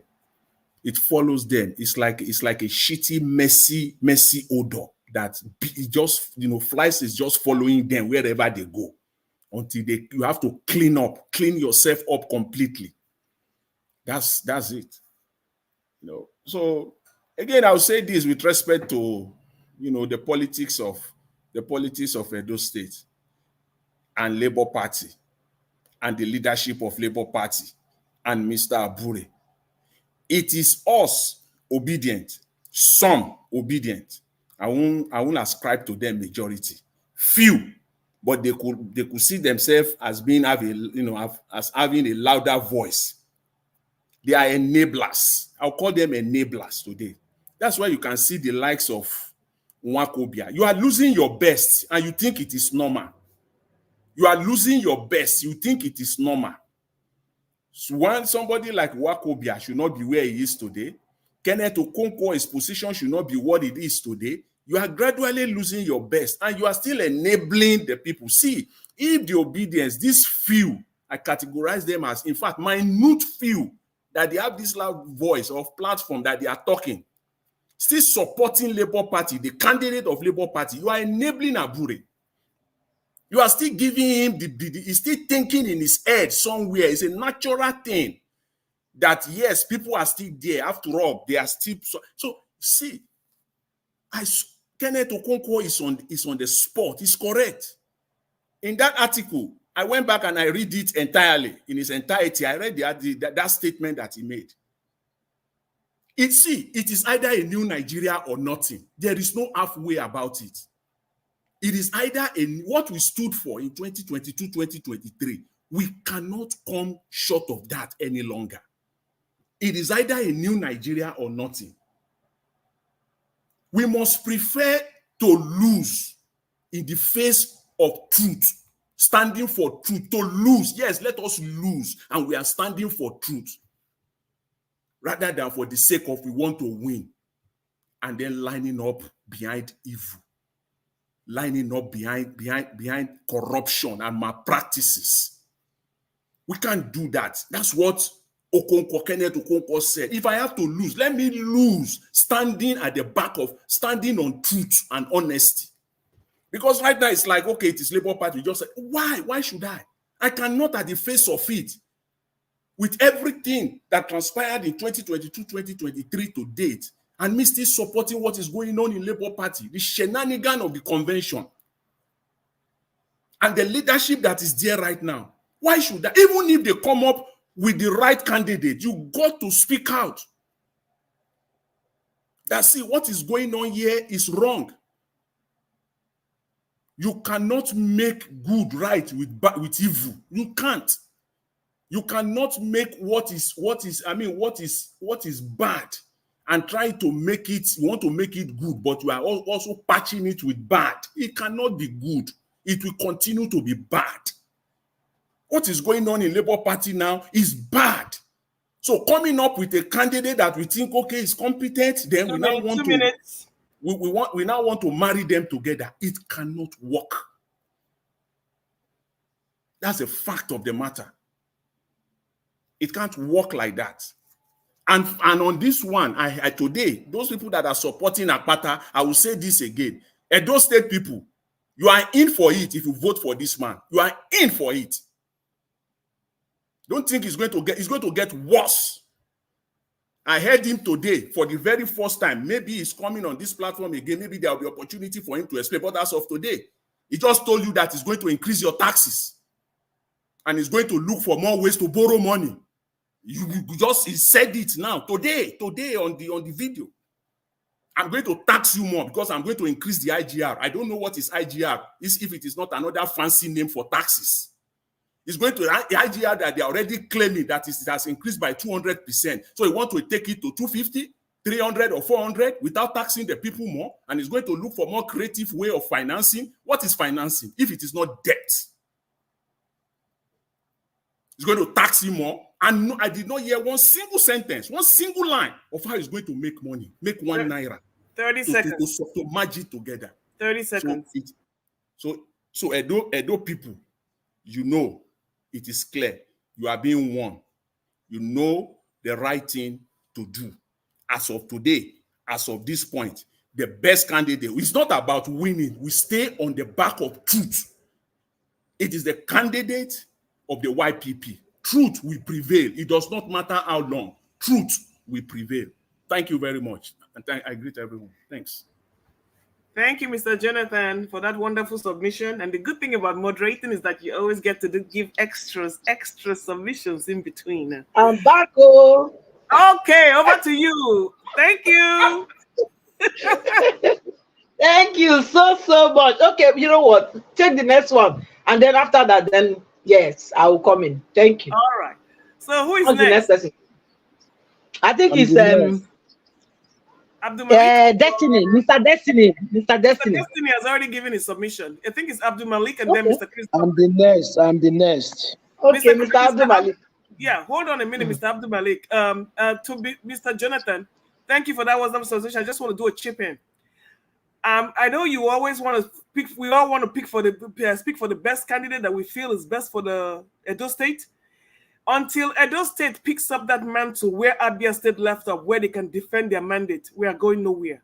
On that note, Mr. Abdul Malik, you have the floor. You have 2 hours and 43, so you have 8 minutes to that. You can start now. Okay. Good evening, everyone.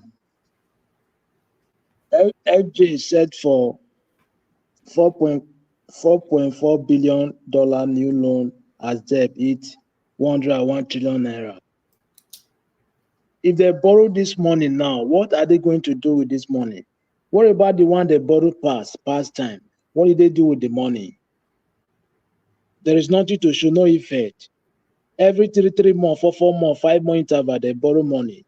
But there is nothing to show that they do with this money. What type of government are we in now? I don't really understand those people. And nobody is talking there. They are just quiet, everybody. You borrow debt for generation to pay. Who isn't going to pay this money you are borrowing? Who? Your generation, who generation is going to pay? You borrow money, but there is nothing you do with the money. You embezzle the money. No, you cannot use the money to produce. Go to consume. You borrow money to consumption, not for production.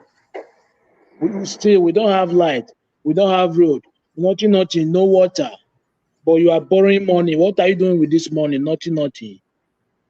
Well, I don't know how this narrative will change. I'll take a look now.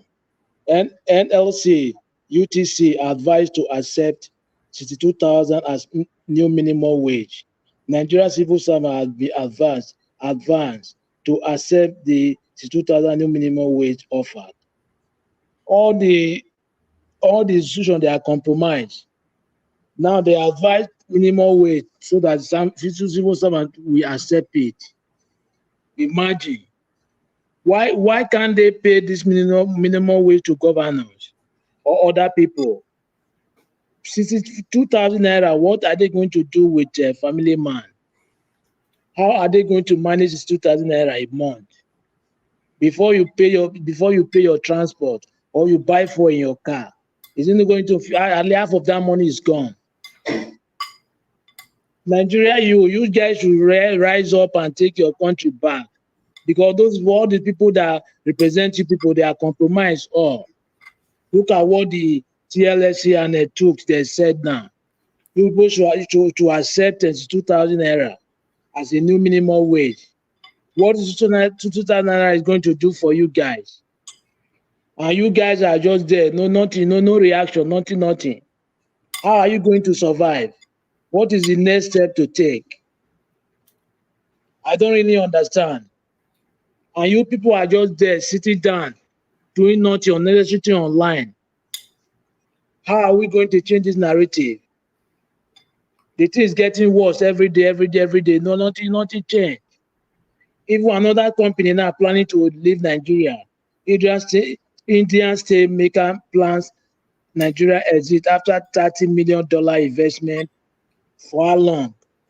They plan not to leave. I don't really understand how are we going to change this narrative. The suffering is too much. How are our people are going to free from this suffering, from this slavery? We are slaving ourselves between ourselves. People don't have human sympathy. Well, I did not surprise what happened to Tinubu in South Africa, and he was invited. You see the way they ignore him, because international observer, they know that the way he came to president is not the right way. It's not free and fair election. That's why he can never be recognized anywhere. Yes, that is it. Because the way he came there is not free and fair. International observer, they said it. European. How can suspect can be recognized? It can never. Yes, it's me. I like it the way they do it there. I like it that way, because the only Nigeria they recognize you as a president. international body, they don't recognize you as a president. It's good for him, so that we know that it's not a child play. That is it. I'm telling you the truth, because those people, they are taking Nigeria granted. Look at what is happening in Nigeria now. Economies every day is declining. There is no hope for people living in Nigeria.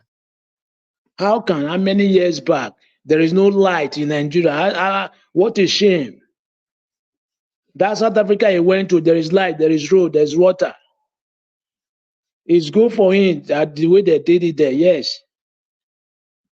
Imagine, come on Ghana here. Ghana have steady light. They have road. And Ghana is a small country compared to Nigeria. Even South Africa is a small country compared to Nigeria. But today, Nigeria is the fourth economic country in Africa. It was number first before, but today the fourth. Just because of our bad government and everybody there. Corruption and everybody. Thank you very much. Madam Pat, are you there? All right, Madam Pat is not there. Thank you very much, Mr. Abdul Malik. Well, your leaders are just as bad as your followers. As you can see from the body language of the senator that showed I think the next person is take off. Mr. Chris. Mr. Chris, good evening and welcome to the channel. Please. Yeah. Hello. Please hold on, Mr. Chris. Hold on, Madam Patricia. It looks like your system is delayed. 8 minutes. Thank you. And let me thank Madam Luke. She didn't Madam hear Luke, Madam thank Luke. you for a very Can anybody hear me? brilliant Madam, moderation. we can hear you. We can hear you. Madam Patricia is not hearing anybody. I came because she didn't hear Madam Luke, and she's not hearing me as well. Can you hear me? Yes, you know they hear us before, because if I say you're this thing, after we don't talk, 78 years later, now they hear with you they talk. You voted by 2 now. That one no reach you. That 150. No, you, Madam Patricia, you have delay. Delay in your later. Now I hear you. You have delay, Madam Patricia. Because Madam Luke was talking already. You know, Madam Patricia. I didn't hear her. No, I didn't hear her. That's okay, Madam Patricia. Okay, let her do it today then. Let me just. Okay. Yes. Just let her do it, because our network is very clear. But before that, hold on, guys. Ginger Breadman sent a message which I want us to listen to. Please, let's listen to this quickly. Thank you. Hi, Mr. Elvis. Good morning. My name is Ginger Breadman, and time here is 1:30 a.m. I'm responding quickly to the broadcast for today concerning Chris Workovian. This is not a private message, so I expect you to play it in your next live broadcast as my 3 minutes of a full submission. I'm not speaking behind anyone. Chris Workovian's submission was very clear. He made it clear that Peter Obi is not supporting the candidates of the Labour Party. However, he came to Edo State to raise his hand up because he's expected to do that as the presidential candidate and the leader of the Labour Party. If he does anything contrary by supporting openly a different candidate of another political party, that will amount to a party activity, and then he can be expelled from the Labour Party and become homeless. Remember, the likes of Abure and Apapa have made it clear that based on PSA, that they will give an opportunity to expel PDP from the party. So I believe coming out to campaign for a different party or speak against his party openly will amount to anti-party activity and can be expelled. However, Chris Workovian has done that indirectly. Remember the way it has been alleged how the Olumide Kapata emerged. You cannot come into the window and expect to fix the house. It is said that the means he came in was monetized, and under the leadership of the so-called Abure that we know that he has been alleged with a lot of criminal activities. So I don't expect P2B to bring his chest out to support such a candidate. So I think as to what Bakuba has said, and there is a logical reasoning to agree that Peter Obi could do such. And for the supporters on your channel who, like Zobi, according to Fela, the likes of my brother, I don't want to call their name, that support Olumide Akpata and think and sinker without looking at, the several packages that are surrounding what people are saying. I think those people are the people you have to be careful about, and people that cannot call a spade a spade. The solution of Chris Rockobia was spot on, and I think it has credibility. Thank you very much. Okay, that is Gingerbread Man right there, saying that he supports the statement from Chris Owankobia yesterday, 100%, and all that. So he actually asked me to play this, although the volume and the voice note was not very clear. So Gingerbread, if you're listening to us, next time you're sending me in a voice note, make sure that is 100% clear. You don't put on the headphone or anything, just speak directly to your phone and everywhere will be silent so that the spectators can listen to you properly. But at least the message has been passed. So I thought I should bring that in. That's also a submission from somebody. And some of you that cannot join the panel, if you are listening to this now and you want to pass a message and you want your voice to be part of this, you can send this as well. But don't send it by starting with, Naija Wash, how are you? How is your family? How did this, that, blah, blah, blah, before you not pass your message. That kind of message, I can't pass it. Just go straight to the point. You can greet me, please. I want this to be passed to the public. Then you go straight and pass your message. Then I'll pass it. But some of you have done it in the past. You send a message and you want it to be on air, but for the first 1 minute or 2 minutes, you were just reading praises of me and me and me, and I cannot play that. Not that I don't like praises. If you want to send me praises, encourage my work, just let it be my audio alone. But if you want it to be on the public, I'm not going to play that here. I don't want my spectators to be confused about other things rather than what we are doing here. Thank you very much, everyone. I appreciate you all. Madam Luke, back to you. Thank you. Okay, thank you. I like the submission by Mr. Gingerbread Man. Before I call on the next person, it's okay for everybody to go wherever they want to go, and I think the Labour Party should be stripped. I've always said it. If Mr. Obi did not come out to comment on the Big Daddy issue or Yes Daddy issue, and you think he's going to come out and comment on this, you go wait tire. Now, who is next on the panel? Mr. Chris Dublin? It is 2:55. You have the floor. Thank you. Okay. Good evening, everybody. It's nice to be here again. Yeah, and without the services of Naija Watch, we all cannot sit here and try to engage Nigerians or try to be part of finding a solution to the many problems that are bedeviling the nation. And based on that premise, Mr. Naija Watch, once again, I want to thank you for giving us the opportunity and to contribute our own quota to the contemporary issues that we face in the country. And in the same connection, let me thank the people in the comment section for the beautiful work that they do there. They try to give us a different perspective, a nuanced view of what the issues are, because the people on the panel, we cannot see everything completely. We all have our different angles that we look at these issues from. But, just reading through the comment section, you can see different perspectives that help to enrich the discourse. And Mommy Diaspora, good evening, and thank you very much for all you do. I pray the Almighty God keep protecting you for all of us.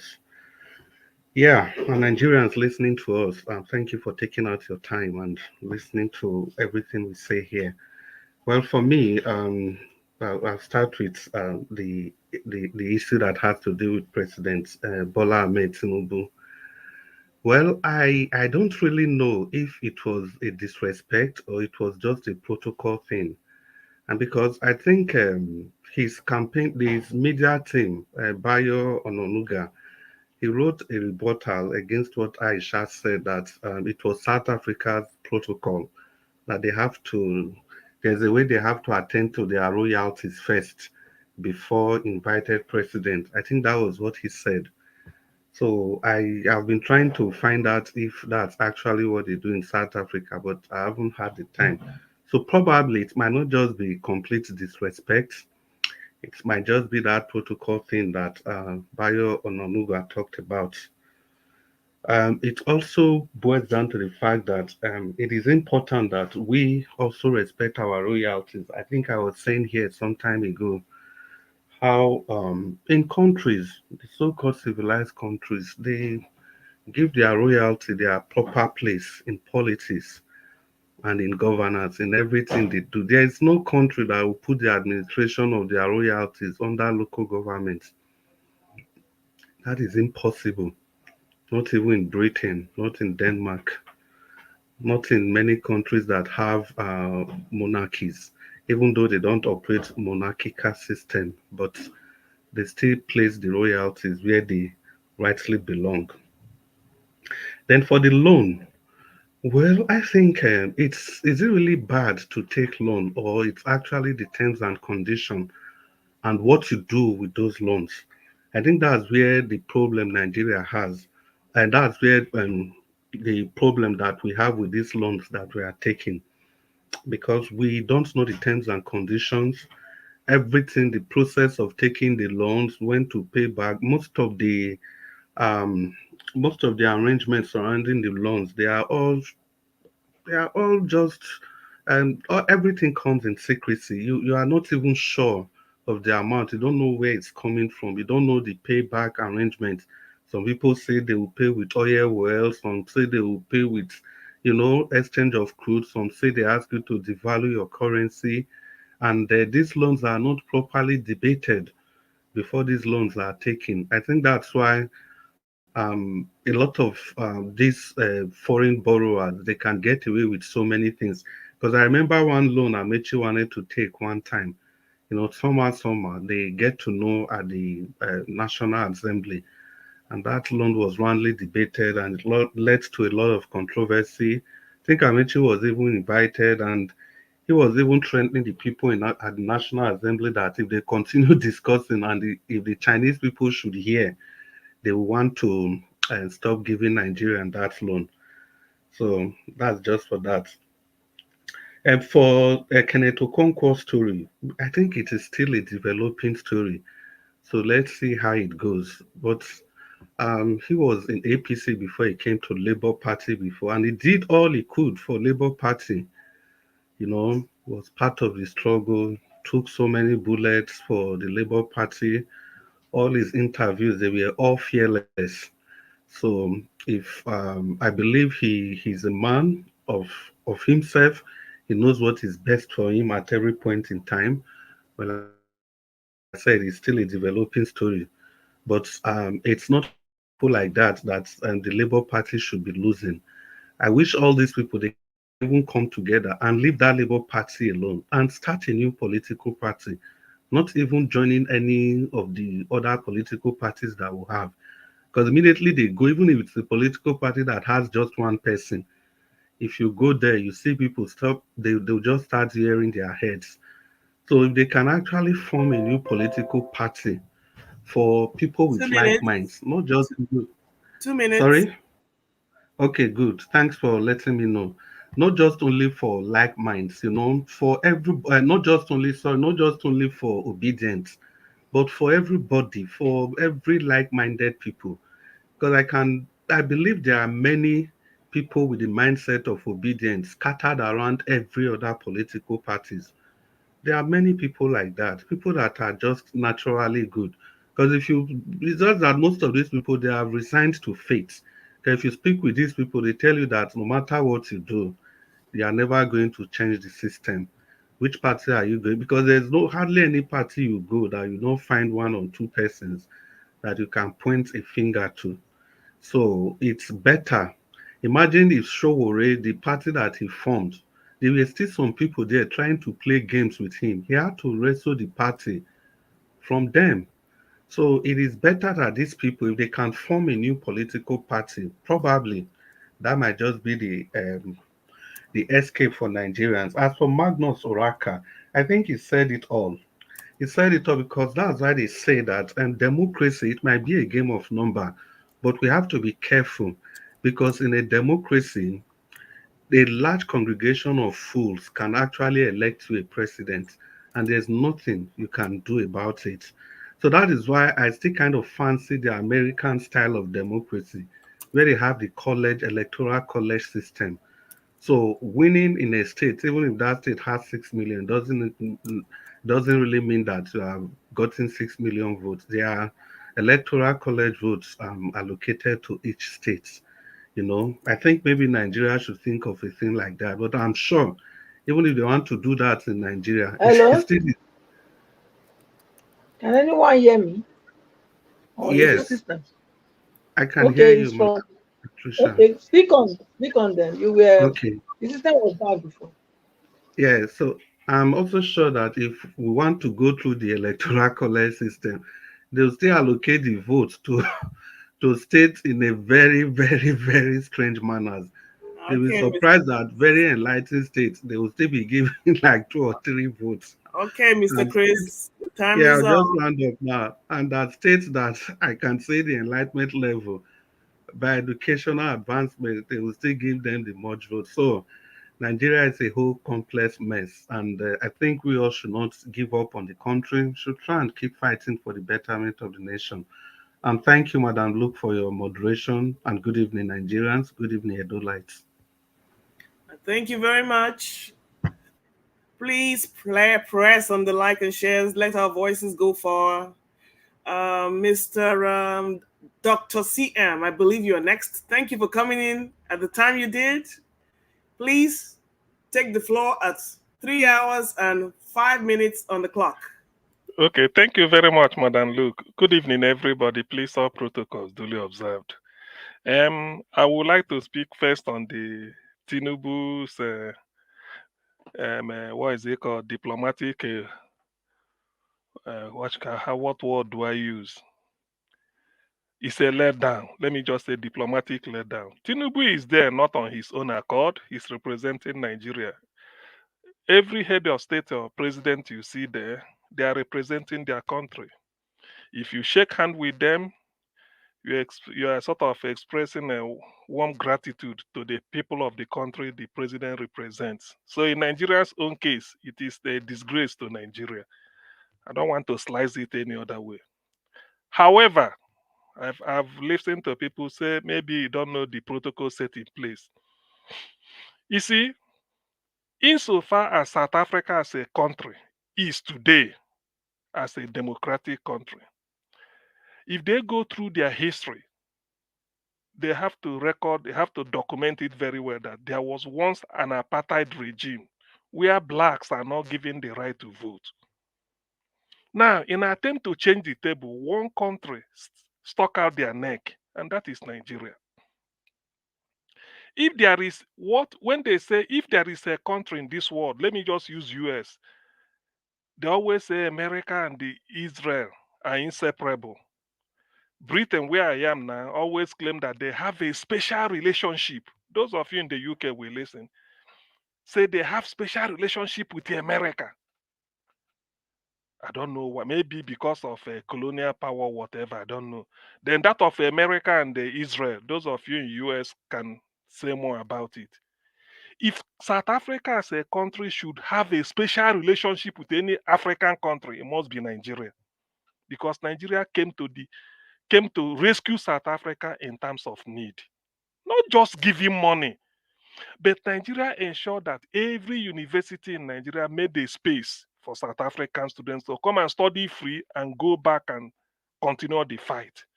Nigeria showed them the light. Nigeria believed that Zeke led the struggle for independence. Tony Nahoro, what they used, newspaper, journalism, educating people, all those things. So the best way to fight your oppressors is say use education, open the people's eyes. So Nigeria played a role to the extent that was 1975 when the Nigerian Federal Commissioner for External Affairs, Joe Garba, which is the Minister for External Affairs, he delivered an address. People can read it. Africa has come of age because of South Africa. Nigeria formed what they call non-allied movement with Joseph Tito of then Yugoslavia, just to make sure that South Africa, in fact, if there's a time Nigeria challenged the superpower, it was then under Murtala's regime. So Nigeria has a lot at stake in South Africa, but I don't know how they conduct their diplomatic relations in South Africa. Otherwise, a country like Nigeria, South Africa should take interest the way we take interest in them. Not really interfering with our system, but maybe in the course of doing it, we say, look, this is our great African brother that helped us. Maybe now that we are getting it wrong democratically since 1999, all these things, South Africa can come and lend a hand, maybe by saying they want to establish those type of things. Oh yes, they brought a communication, MTN, and then all this a Protean Hotel and ShopRite, a business and some banks. I agree. But diplomacy matters. So they let us down. Yes, Tinubu as a president, maybe Aisha was saying using internal problem. Tinubu is illegitimate, yes, he can claim victory because INEC said so, but he can't claim legitimacy because we know. But then that is internal. That is internal. I expected Aisha to focus externally. In this case, you are defending that your country because Tinubu will come and go, your country will remain. That's why Winston Churchill of UK will always say, if he goes abroad, if you dare say anything about Great Britain, the man is ready to fight till the death to finish you off. But when he comes back, he will call his people and tell them the truth. Say, look, forget. So in this case, to tell us the truth, I'm not looking at Tinubu, I'm looking at Nigeria now. I'm looking at Nigeria. They gaffed. They shouldn't. As a matter of fact, Nigeria, when it comes to gathering in South Africa, Nigeria shouldn't be. If you place Obama in those days, or maybe Biden, you place the EU, G7 heads of state, if they are. If you are placing Africa, you have to put Nigeria, not because of Tinubu. You say this is a country. Population-wise, Nigeria is still a resource to the world. I'm just leaving people may be surprised why I'm saying this. Nigeria is a great resource to the world. Is he brain? Is he in anything? I mean, you respect us for being the father of internet. So to me, South Africa, they disgraced us big time. And I'm not happy about that. You look beyond Tinubu. You can't just do that. It doesn't mean you can tolerate, you can listen to somebody and then tolerate the person without taking the person serious. You can stretch your hand and greet it. That's why you smile. That's all. It doesn't change what you think about Tinubu as a person. But to rub it in on the face of Nigerians, no. It's not good. Particularly a country like South Africa, where we expended our hard-earned resource, even became enemy to most of the superpowers in the world because they have interest. They have interest, and Nigeria was challenging them. Imagine saying, do you know how many African countries could stand up in the 70s to South Africa or to US under Jimmy Carter? Nobody. Or Gerald Ford. But, well, it has gone the way it is. I don't know the way Nigeria conduct our affairs. It doesn't mean, I'm not that I'm supporting Tinubu. I'm not. But when he goes out and then this is where Nigeria should be, he should have done that. South Africa should have done that. That is the way it is done. You don't just ignore him and start shaking hands with other people. Tinubu is not there on his own accord. He's there representing Nigeria.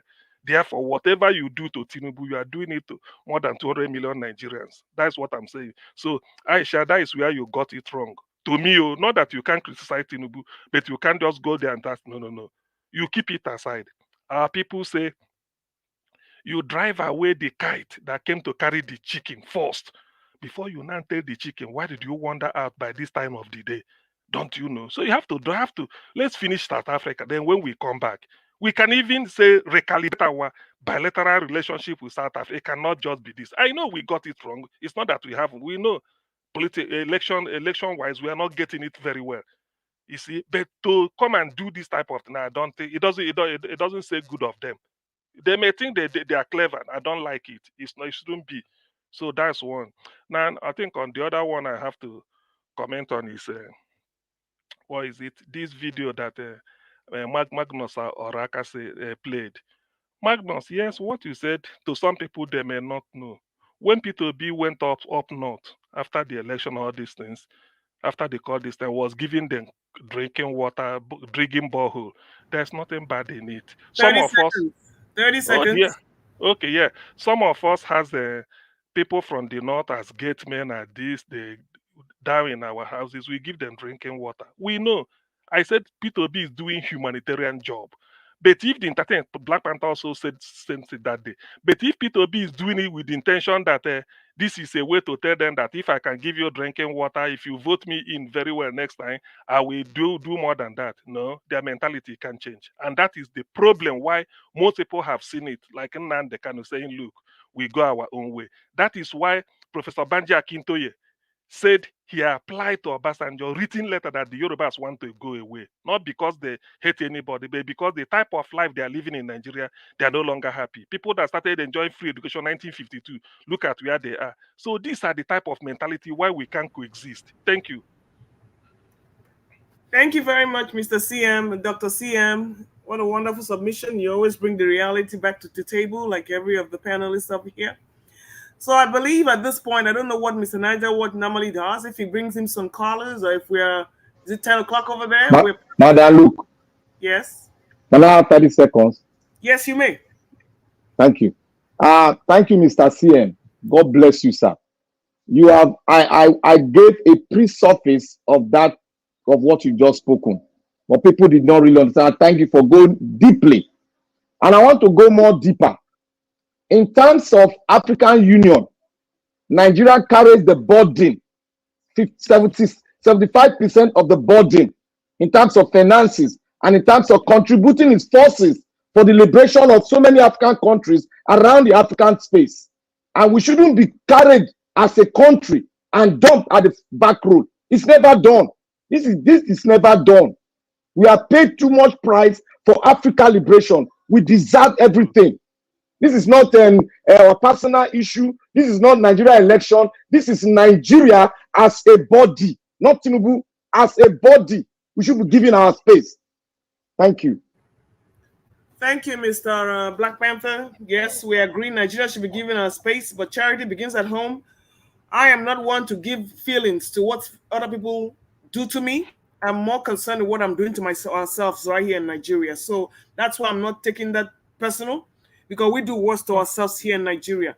This is diplomacy. This is diplomacy we're talking, country between country. Not this is South Africa versus Nigeria. Yes, but what are you building? What bridge are you building here? It's my question. No, that's what I'm saying. And we had it.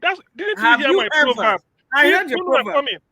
I said, drive away the kite that came to carry the chicken.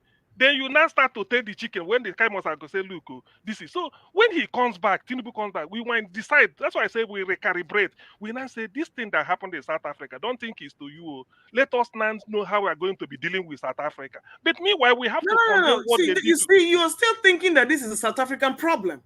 You forget that this is a Nigerian problem. Deal with your problems first at home, and so you can get. No, Madam Luke, don't look at it from that angle. This is not matter versus matter. This is a country as a body against a country as South Africa. It's not individual issue. It doesn't take away the fact that we disagree with Tinubu, maybe the borrowing, okay, now look at the loan, trillion. All these things are economic issue. I know bread and butter issue for our own to deal. We criticize him and tell him, look, he should have. But the fact that he was not invited, he was invited to represent Nigeria. Therefore, if you slap him, you have slapped Nigeria. So what would have made you happier? What put him in the front and shake his hand? Yes. No, what should have been the I mean, doctor, how do they say it? What is good for the geese is good for the gander. You shake hand with everybody. You shake hand with him. That's all. Mr. CM, Madam Luke, it is better South Africa did not even invite us than inviting us and putting us a back road. Who the hell are they? Who the hell is South Africa? It's true. You say who the hell is South Africa? Is your economy better than South Africa? Who is the hell is South Africa? Our economy is number 4. We paid their bill for more than 10 years. We paid their bill for more than 10 years. What are they talking about? Now you can't pay yours. Now you cannot pay yours. It is because of political issues. That's our own problem. Okay. Then they should help us. Imagine the imaginable. They should help you. No. Are you broke? Are you poor? Listen, Are you broke? If you know I helped you to pay your bill, when I can't pay my bill, I say, friend, what do you do?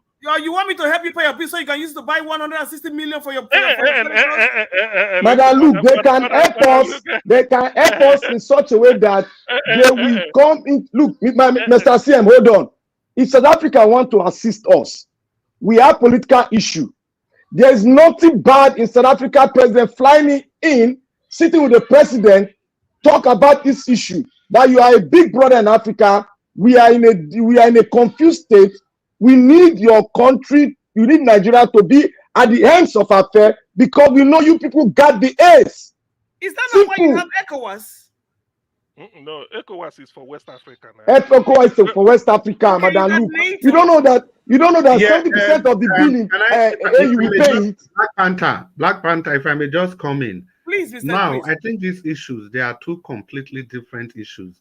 If you ask me, like I said before, South Africa, they ought to do more for Nigeria because of the role we have played in their politics in the past. But if this is a protocol thing, if it is the way they arrange their constitution, I don't think we have any right to be saying they must and they should, if that's what is obtainable in their constitution. Now, there are many other instances. What happened was, it's not Madam, Chris, not the constitution, it's very constitutional matter. This one not concern constitution. I don't know, I'm not defending, I'm just saying, I just gave that angle. What I'm saying is that there are many ways that South Africa has disrespected Nigeria in the past. Is it that they won't shake our hand? Wait, South Africa, they've been disrespecting us, and all of us, we know this. We have all heard the story of xenophobia. Every time there's problem, and not just Nigerians. South Africans, they have a penchant for dealing with fellow blacks. Thank you, my brother. Whenever they want to riot, it's always the fellow black. Thank you, gentlemen. Let's go to, I believe, is it final submission time? I think Mr. Chris will like that. Mr. Niger Watch will like that so that he can go to bed. It's final submission. Yes, Madam Patricia, are you ready? Yes, I'm ready. Okay, you have. What are we doing? Are we doing 4 minutes? Are we doing? What are we 4 doing? minutes. Okay, you have 3:20 on the clock. Go on. Thank you so much. Yes, this the argument of whether disrespectful or not disrespectful, we are still there. I don't see it again. I will rehammer it. I don't see it as any disrespectful. Okay, because yes, the video or the cameraman only showed you a little part of all the ceremony. That's all you saw. It's a little part of the whole ceremony. I don't think that was everything that happened there that day, whether it's today or yesterday, I'm not sure. But that on that day they do that recording. I'm not sure that's the clip we saw. It's not the full clip of everything that happened. So we cannot really, so we cannot really say, who is this now? Sorry.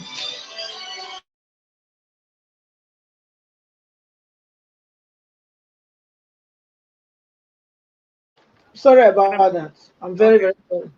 We cannot really say that, yeah, that is what happened, everything that transpired, you know. And like I said again,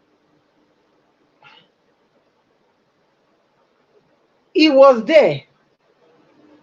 He was invited. So nobody can tell me that, it's because they wanted to disrespect Tinubu, that's why they put in second row, you know. And we that are people that are shouting here now, Mr. Black Panther, Mr. CN, that is saying, Nigeria did this did a lot for South Africa, and whatsoever all these things that they did now is unfair and that. But the xenophobia thing that has been going on is the South Africans are mostly taking it on Nigerians. But it's not on the state level, it's not on the governance level. Is the individuals, the common man on the streets that has been doing it. So the fact that he was invited to be there, I think that was enough. Yes, it was enough, which means they still recognize Nigeria. They have not invited. Are they obliged to invite Nigeria? They are not. So if they still invite Nigeria, which means we are still important to them, that's why they invited us. So the place they put you or where they can make you to sit is not the matter. It's not.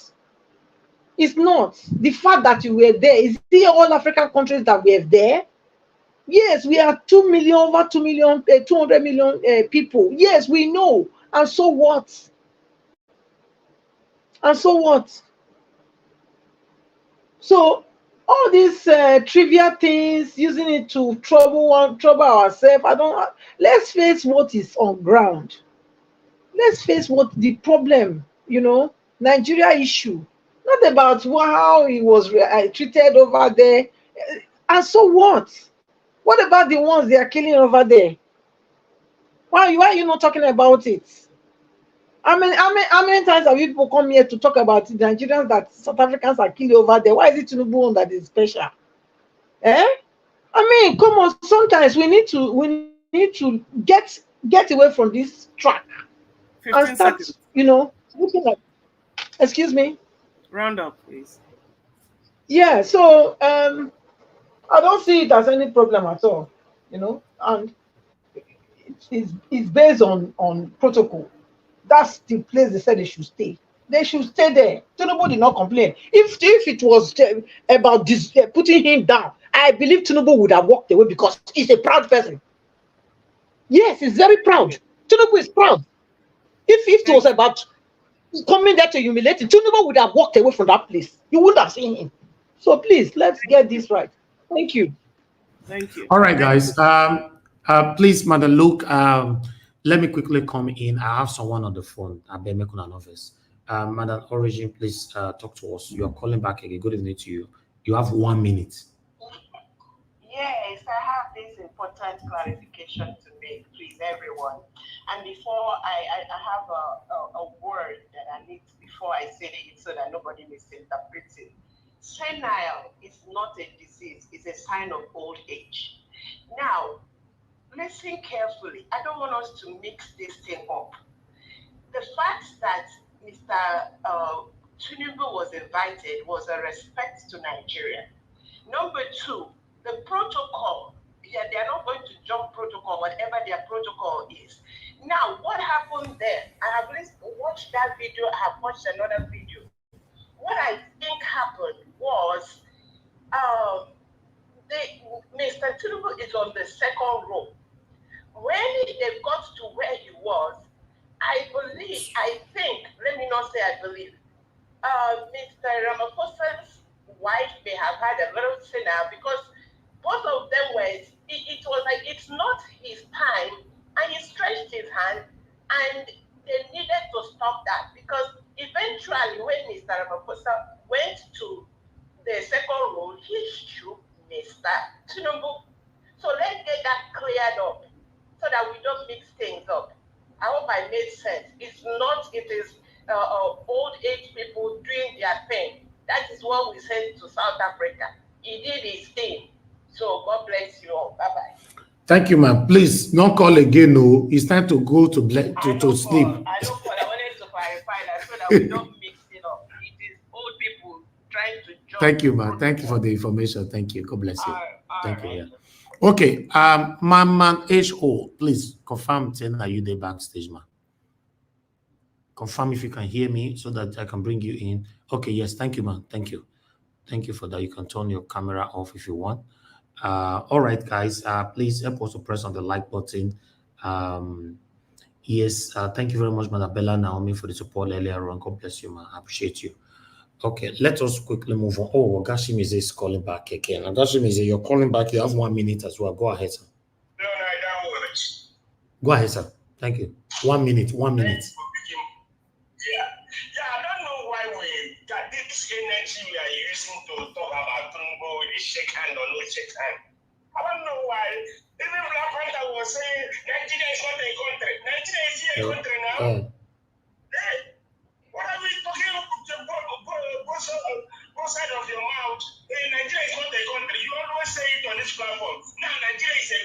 you're defending your country again. Hey, I will tell you this.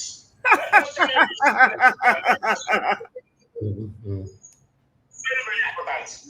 Please, let us move away from this issue. All right, thank you. Thank you, sir. Thank you very much. We will have the election coming up. Let us discuss all those ones. Thank you, Niger Watch. Thank you. Thank you very much. Thank you. Okay, madam, look, they don't call you out for comment section now. Say what did I do again now? Yeah, I don't call you out. I did partial. I'll be waiting now. Niger Watch. Niger Watch. They see you from where you dey. They say you dey. Niger Watch. Yes, sir. Can I reply to that Mr. Nwosu that's always calling and talking up and down? Can I reply? No, they say you are eating. I don't know. I don't know where the person is. Look, you are eating pounded yam on the live screen. It's true. I forgot that my this thing was on. I was eating. Thank you. So sorry. Okay. You are always doing that. You should please stop it. Hey, can I speak on Mr. Nwosu issue? She's always eating no. Niger Watch. She's the one who was eating when I was making submission. Yes. Niger Watch. Yes. It was disturbing, eh? Niger Watch. All right. Grandpa, please, not Mr. Nwosu, please. Oh, what's his name? What's happening? Niger Watch, are you hearing me? You now. It's not Mr. Nwosu. Hold on, you want to respond to Oga Chimeze? Yes, Oga Chimeze, yes. Oh yeah, go ahead, quickly respond. Mr. Chimeze, I believe you are in America. Yes, it's in America with you then. Okay, thank God. You know what's called democracy. When we are speaking about the problem of Nigeria, the question I put forward is meant for you to think and think to the point of making a new constitution. That is the purpose why that question comes in. Is Nigeria a country yet? Holistically as a body, it is a nation, has a name. And as he has a name, you have a representative, irrespective of whether he rigged the election or not. We know, but he's carrying all of us as one, as a nation, Nigeria, to a place, and you are kept at the back. Mr. Black Panther, you are not making any. You are not adding up at all with your response. Okay. All right. Una want capture this platform now. Hold on. I'll pass on to the best way they monitor them. Hello, good evening to your name and where you calling us from. Hello. Yes, sir. Your name and where you calling from. Good evening to you. Okay, talk to us, sir. You have 1 minute. Yes, sir. When you take someone to court, it's a suspect you will take to court, right? Mm-hmm. You and somebody is dragging something. When you are dragging that, you are suspecting someone who come to your house. At the end of the day, take the person to court. You have already disgraced the person that he stole your things. It will never be regarded in your face again. I was living in UK 2010, where they have election, David Cameron with the other person. Do you remember that David Cameron didn't win the election? The two parties went together and David Cameron became prime minister, the other one become deputy prime minister. I don't know if you are aware of it. Of course. I was living in Bradford then. Yeah. Why do I say this? I have been in this Europe for 28 good years. I never see any president, any prime minister elected by the court. Going to court, you have already destabilized your country or your house. So, point of correction for someone who spoke last, Nigeria is not standing as a nation. A nation is people who have an empire. UK is a nation. Nigeria is a state of a country. A state of a state is not a country. It's point of correction. So whatever this man Trump received from South Africa, he deserves it because we are exposing everything to the whole world to hear on the media. Okay. Are you not working for people to hear your voice? Is it not why we are talking on the media? So thank you. You come and see your things and you are trying to get your things back and you want to give the person honor. Which kind of honor is that? Thank you. They go to have disrespecting the state of Nigeria already by putting that person there. Thank you. So that person, whatever they do in South Africa, they deserve it. Thank you. God bless you. Thank you, sir. Thank you, sir. Niger Watch, Right. please. Niger Watch, please. What Black Panther is saying probably didn't put it very well, taken out of context. We are Okay, before you come in, I'm coming. hold on now, please. Before you come in, I better make a Kukuma hand over to Persuade the handover. Madam, look, you have the floor again. Thank you, ma. So get your permission from her. Thank you. Thank you, my good people. Sorry for the Okay. Ebing Pamio. So I was doing something. Just the 30 seconds. Go ahead. See, when you're dealing with diplomacy, you treat countries the way they are. It doesn't matter whether the country is a hopeless country. That's why in the United Nations, yes, Arafat, despite the fact that the world see him as a terrorist, he addressed the United Nations. He was giving his chance. That's what we are talking about. Wait, go and check. Yes, Arafat addressed UN Security Council, despite the world saying that he's a terrorist, banished in so many countries. But he had his way. So in Tinubu's own case, why did you are saying Nigeria representing Nigeria? Dr. Sia, you are talking about United Nations. Okay. Talk about country, not United Nations. Mr. Jonathan, I don't know where you are coming from, sir. They should dump into the lagoon as a country. Thank you, gentlemen, because we're going into overtime here. So we are now in the process of giving our final submission, but I want to defer to Mama H.O.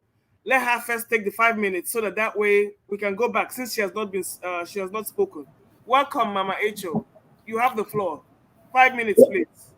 All right, greetings to every one of you on the panel and those in the audience. I'm worried. I'm worried because the youth of Nigeria are not ready to take back their country. And those who I think in the last election, they are beginning to have a new mindset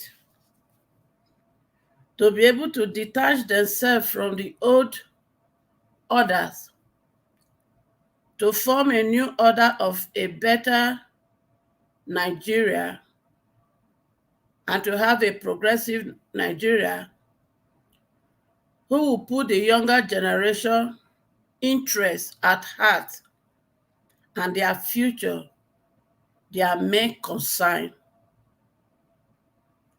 are beginning to derail. They are beginning to go back to their vomit, where even though we are there in APC or a PDP, as long as our main candidate becomes the flag bearer, it doesn't matter anymore. Shame on all of you. Because you seem to be going back to your vomit. And going back to your vomit will not deliver my children from this evil that these wicked people have plugged them in. And it is a shame. And as a mother, it makes my heart to bleed. If we want to talk of the percentage of Nigeria who fall into the category of the people we are fighting for, you people belong to that category. So how come you are not bold enough to want to take the bull by the horn and separate yourself from these satanic people, as my son Elvis will call them, and come up with your own idea? Either you join an AC or form your own formidable political party who believe in one ideology that will say to hell with all these people that have looted the future and the present future of my children.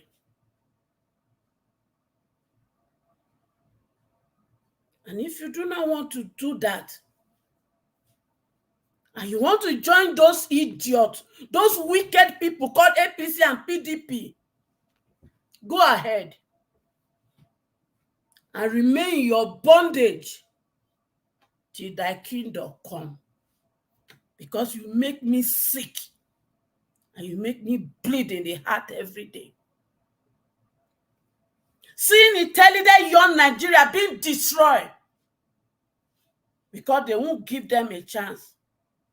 And you are not ready to give yourself a chance. Oh, structure. What structure did they have? Because if they really have the structure you people are talking about, they will not have stolen 2 minutes, madam, of my children in this last election. Therefore, they have no structure. The only structure they have is rigging, looting, and stealing the resources that is meant for the benefit of all Nigeria. Thank you. Thank you very much, Mama Icho. I felt that in my body and my soul. Yes, where are the youth? My dear Mama, if youth see bull now, they go chop both the bull and the horn. They are not going to take no thing hostage because hunger bad. It will make you sick. I understand that. But what do we do? On that note, since we are giving final submission now, I'm going to start because I think I gave Madam Pat the time to do the submission and I forgot that I was on the screen. So I'm going to give my final submission and then I'll move to, I think it's Destiny Wosu next, right? Okay, no answer. So, yes. Okay, good. So I'll give my 4-minute submission and then I will turn off. The clock is like 3:40 on the clock, so I'll stop at 3:44. So you see, we are here again talking about I am a true Nigerian, and I think in a different form, even if I'm living in diaspora. I was in a Nigerian for the first half of my life. And there is something I believe in, it's called self-pride. The way we handle these things show we don't handle rejection very well. And this carries on to our personal lives and everything we're doing. For a single handshake, they did not recognize you, they did not do you this one, they didn't, I mean, it's not a big deal. It's not a big deal. Besides, who is even watching this Ramaphosa's coronation? How big is this in the grand scheme of things? When Tinubu had his own coronation, did Ramaphosa come here? I'm not even sure if he did. And if he did, I know, trust us, we will put all our people on the back and put our butt kissers, the people will kiss their butt to the front. That's the way we do, because we have never learned to honor our own. And like the caller rightly said, Madam Origin, there's a protocol for everything, and the camera will only, and I say we like to shalaye too much, the camera will only give you what they want to see. Just like Mr. Wankobia's statement. Just like the Yes Daddy statement. We too like to shalaye without seeing the big picture. And we run with it and we start foaming at the mouth and being unnecessarily miserable. How big is this in the grand scheme of things? You have a failed country that is borrowing money and you're expecting people to come and help you to feed your borrowing habits. Not be juju be that. They should help you. When you have oil well, you have resources, you have mineral resources that a few are stealing. You are stealing from unborn generations and you want help. Serious juju, serious juju. And I will round up by saying, because I have 3 minutes or 2 minutes, Mr. Peter Obi, you don't owe me any explanation. I don't even want to know. Whatever happened there was a private conversation, and I'm not big into gossip. And I hate snitches. I can't stand snitches. So when anybody snitches, I don't take them. I don't even care if it's the truth. It's a matter of, it's an honor for me. It's an honorable thing for me. We all have things we do at the back of this screen that we don't want nobody to know about.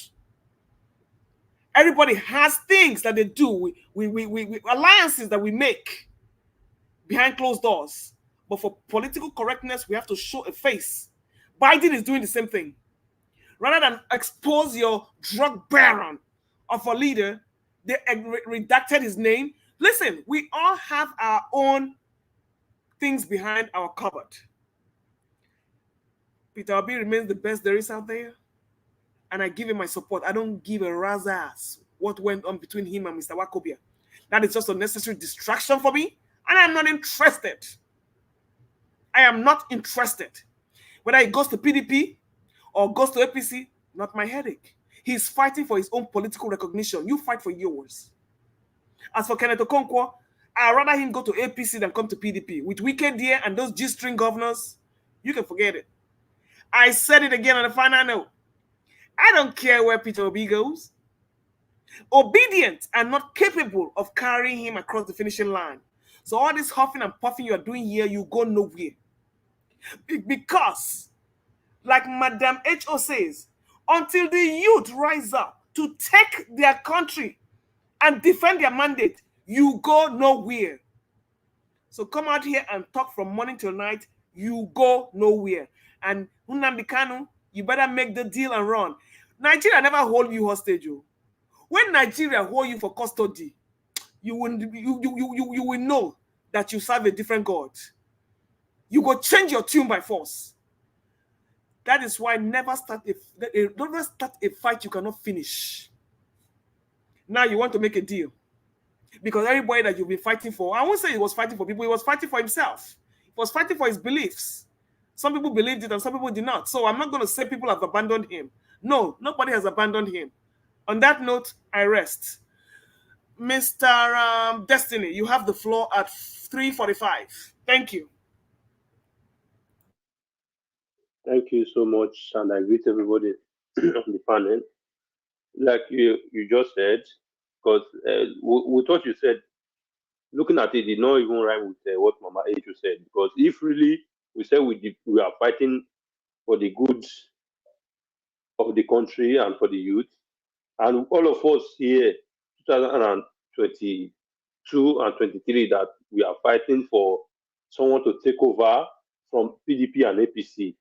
And right now, every one of us are saying that we should go back to the PDP to get the country back. Definitely, we are just fighting for our person to come to power. And the person that stand on his own said APC and PDP, and including even Labour Party, all of them are just the same. That is not going to go there if Nigeria really wanted to take, mostly the youth want to take their country on their own. That where he stands is where he's going to stand. He's not going to shift. He must remain there, whether he wins or not. Definitely, what we are doing right now is for our person to win. We don't care where he will go to just to claim the power. Definitely, the power is what we want, not for the country to good. We are just for our own selfish interest. That's just it. And me, I believe we should make the country good, not for our person to win or our person to be in power. Thank you, guys.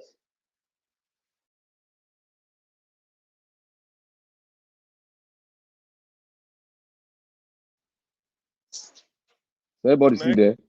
Who is next? All right. Yeah, the next. I'm next. Okay, you are next, Black Panther. Go ahead, sir. Yeah. Mr. Owosu, I come on my cap for you. Thank you for that wonderful speech. I love that. Madam Echo, God bless you, man. Thank you for bringing us back. And I want to state this here. One thing we should note, if somebody make a statement, let him get to the end and understand it.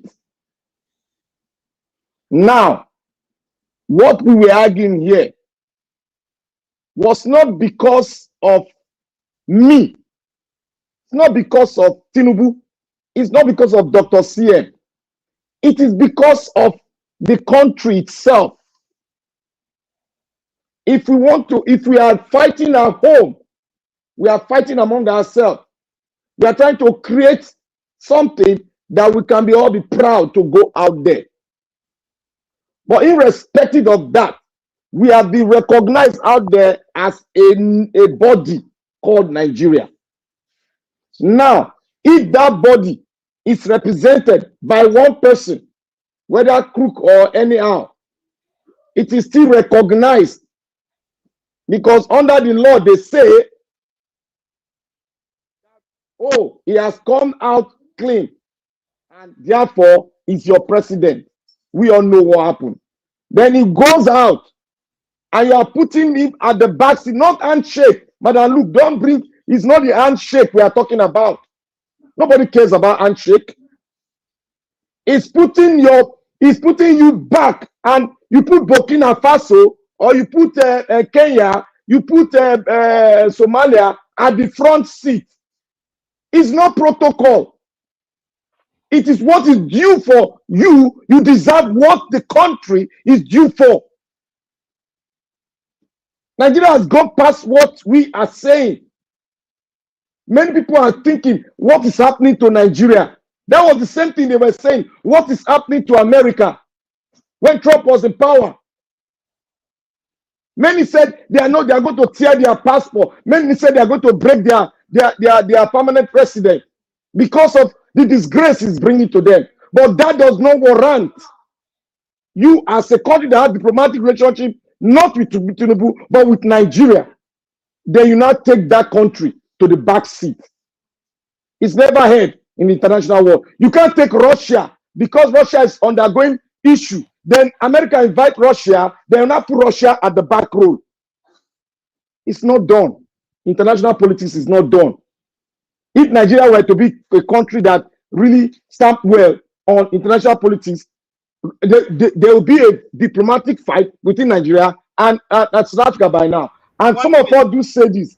Thank you. Some of us do say this, that, oh, Nigeria is just a 200 million people, and so what? Look, I differ from that statement, because South Africa owns a company in Nigeria and they are making profit more than the entire African coast where they have their company. They are making twice, 3 times the money, the profit, and they are taking it back to their country to develop their country. If we stop that thing because of diplomatic relationship, we don't have it, we break it. Will they not be begging?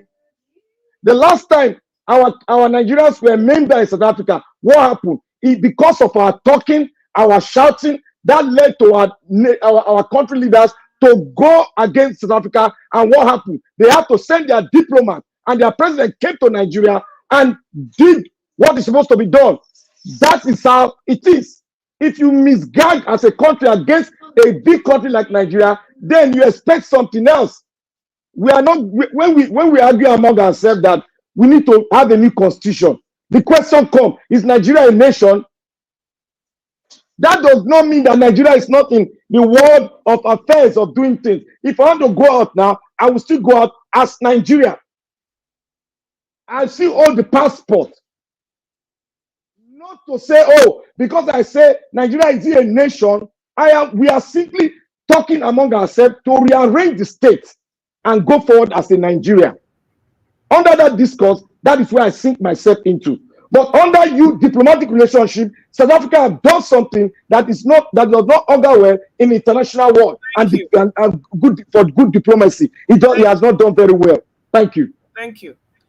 Thank you, Mr. Black Panther. Well, at some point we will have to move on, because we cannot keep stewing on a South Africa, Nigeria sentiments. We have other things that we're gonna, and I hope that we have peace, find peace, and move on from this, whatever is hurting us about this incident.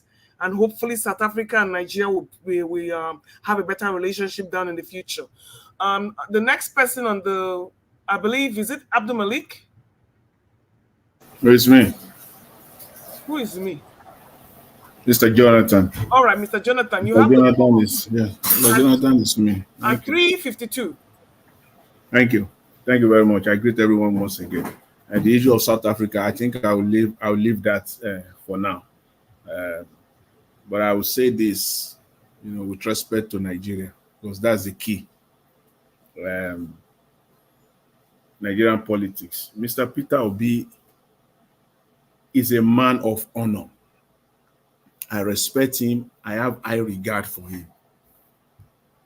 He's a man of honor, a man of integrity. and he continually say the truth. The truth. Yes, a private conversation. So it's not for Mr. Nwakobia to come out and spill that out. That's shameful as far as I know it. However, as I said, Mr. Peter Obi spoke the truth. But I don't even need that to come from him. I don't need Mr. Peter Obi because he's saying the truth. I know the truth already. I know the truth. I don't need him. Whether he said it or he didn't say it, I know the truth already. I know that the candidate that emerged from Labour Party in Edo State is an error. Currently, is an error.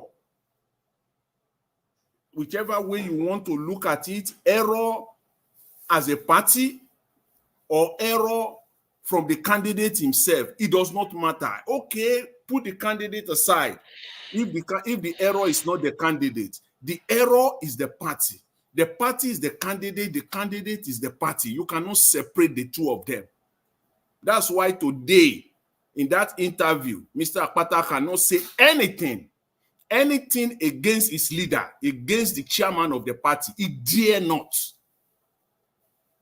Because he himself and the leadership of the party, they are one.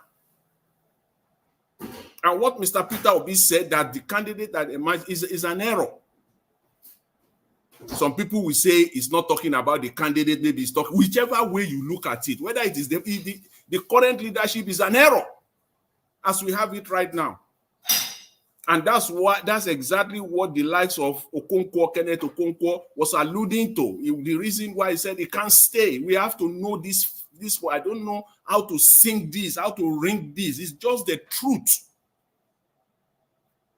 That is the truth, and you cannot change the truth. You can't. You can run from the truth, but the truth will always catch up. It will catch up in a manner, in a way that you probably will not like. And in the process, you want to defend what is not the truth.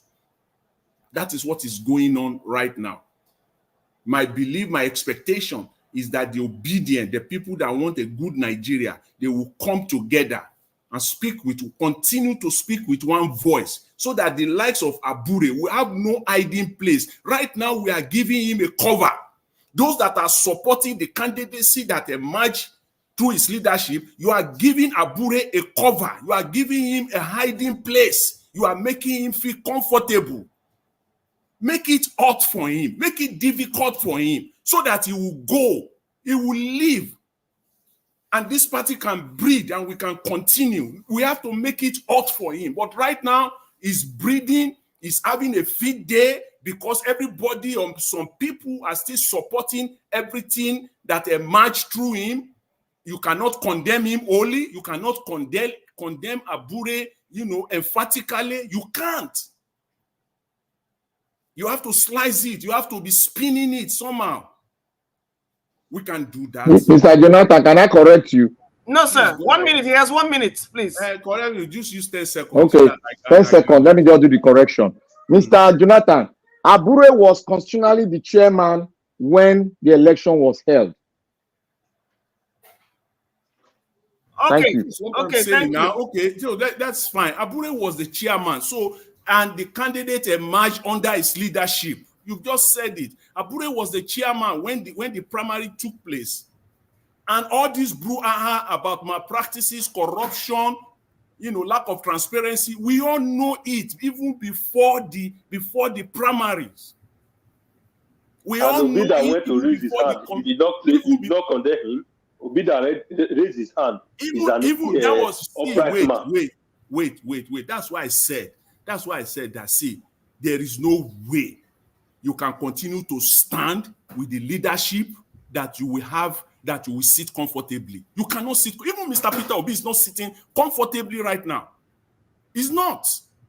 Because this leadership is still there. It's not comfortable. Thank you. And that's unfortunate. I'll leave it at there for now for today. Thank you very much. I appreciate it. Mr. Chris Dublin? No, I'm the next. Who's next? Madam Luke, it's not me at all. Who is next? Because everybody is practically given the submission here. It's Black Panther. No, it's me. I'm the next. I'm the next. Oh, Abdul Malik. I thought you had given yours. Okay. No, no. You jumped me to another page before. Okay, to Jonathan. I hear you. Okay, you have your time at 3:58. Yeah, I may not use the meaning itself. All right, 3:58. Go right. Yeah, I'm not. All those talk we are talking, I don't even understand because our problem now, we are not talking our major problem. Now, federal government want to borrow another money. What are they going to do with that money?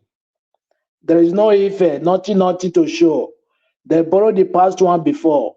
They don't do anything with the money. They share the money between themselves.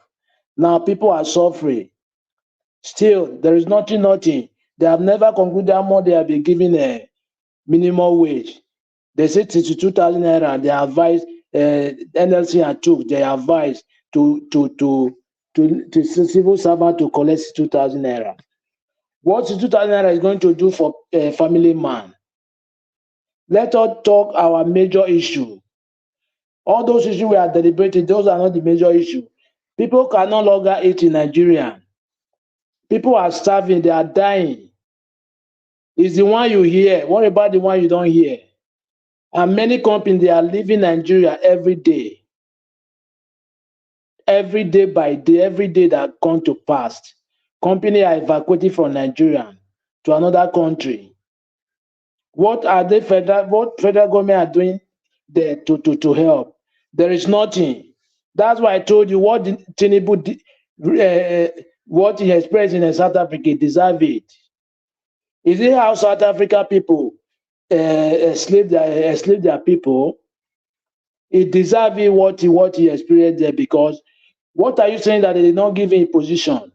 Even though they did not give him a position, he's not the one that will stand on the feet. If you know it's left and right. Yes.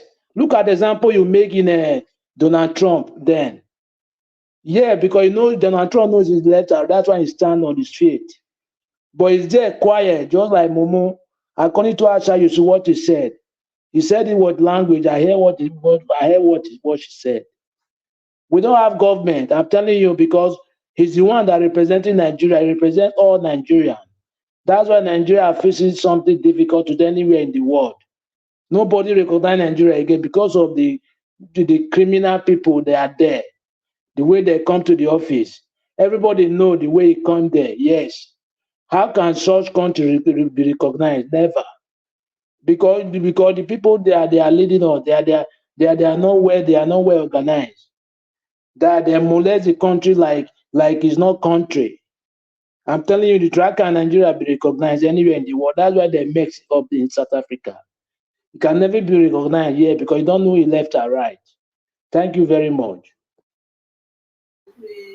Thank you very much, Mr. Malik. Madam Luke, yes, just sir. 10 seconds, if I can just get 10 seconds. So please. Go ahead. Just to somebody is studying a man somewhere. Just to respond to Mr. Abdul Malik. I don't know since when issues like Edo State has become a non-major issue. I don't understand. We're talking about relevance here. I don't see anything that has been that has been mentioned or discussed in the last 2-3 hours that is not relevant. It is relevant, and you can connect it with whether they go to another 4.4 billion dollar loan. It's all connected. So you cannot say the issue of Edo State is not a major issue.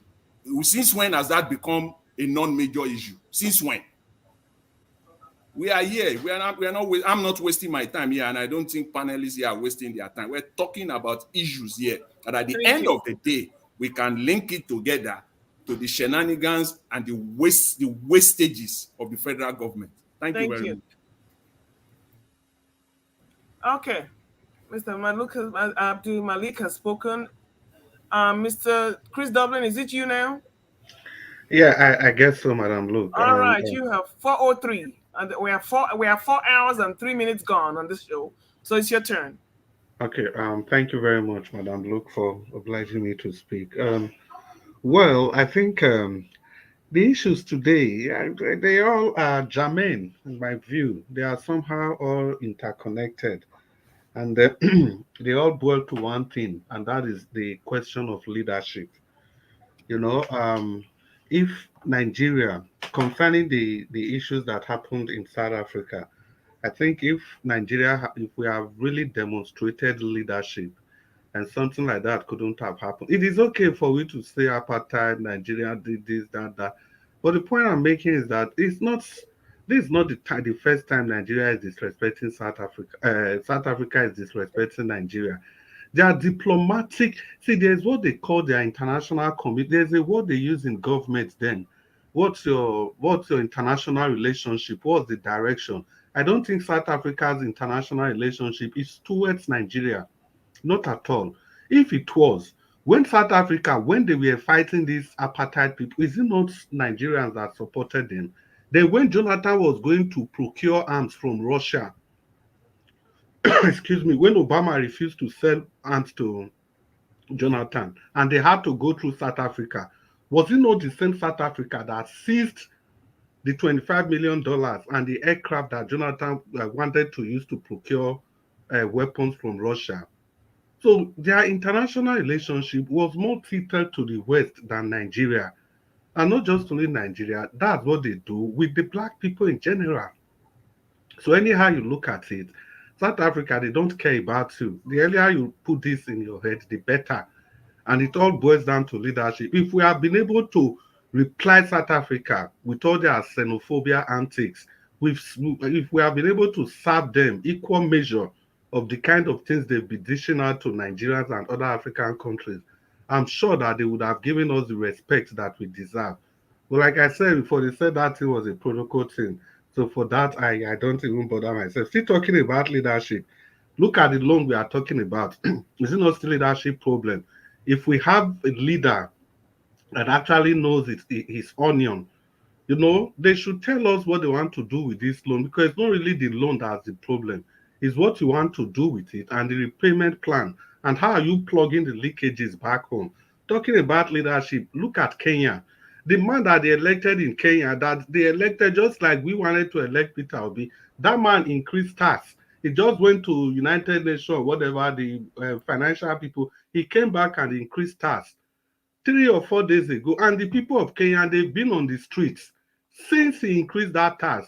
There was nothing like he's a Yoruba man, he's Hausa man, he's Igbo man. They were all on the streets. Not until yesterday that they have to remove that tax. But what do? They increase tax, everybody complain, they increase tax, we complain, we don't do anything.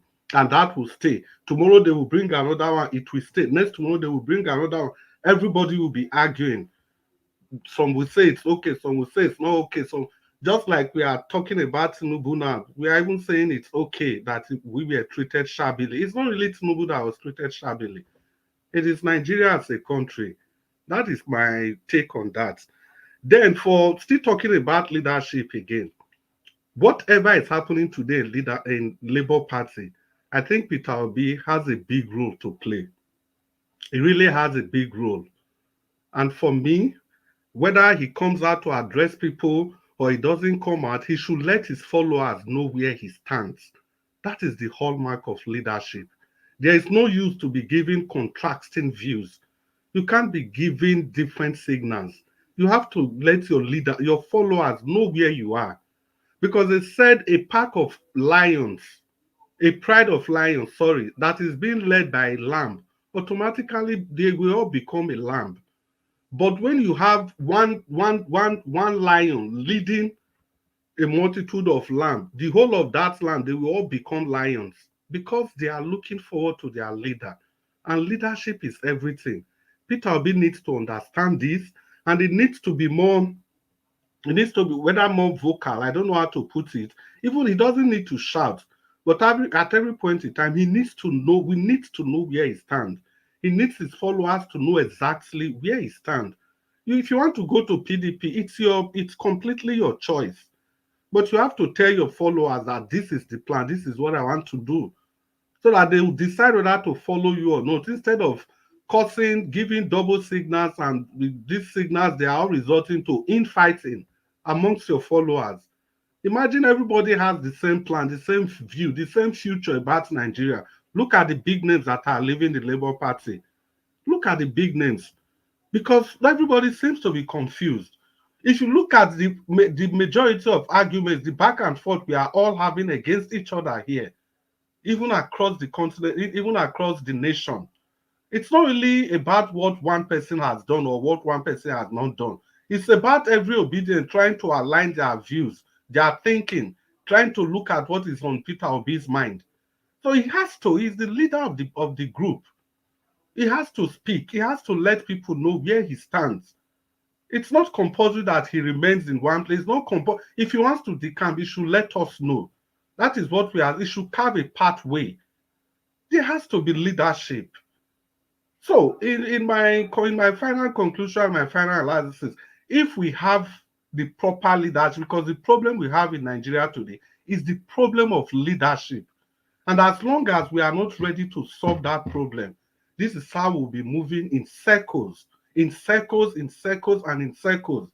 That was why I said all the issues today, if you look at all of them carefully, Kenneth Okonkwo going to the APC, Tinubu being disrespected, the loan taking, the what Magdo Soraka was talking about, everything, all of them boils down to the leadership question.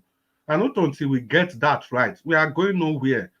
Sainthood, being a saint, cannot automatically transform a nation. You have to demonstrate courage. You have to, in every way you can. And in demonstrating courage, you should understand that millions and millions of people believe in you. They will do whatever you told them to, whatever you tell them to do. Excuse me. They will do whatever you ask them to do. So in that case, whatever you do, you must be sure that you don't give mixed signals. Your signals must be clear at all times. You shouldn't give signals that you allow the people to start contemplating.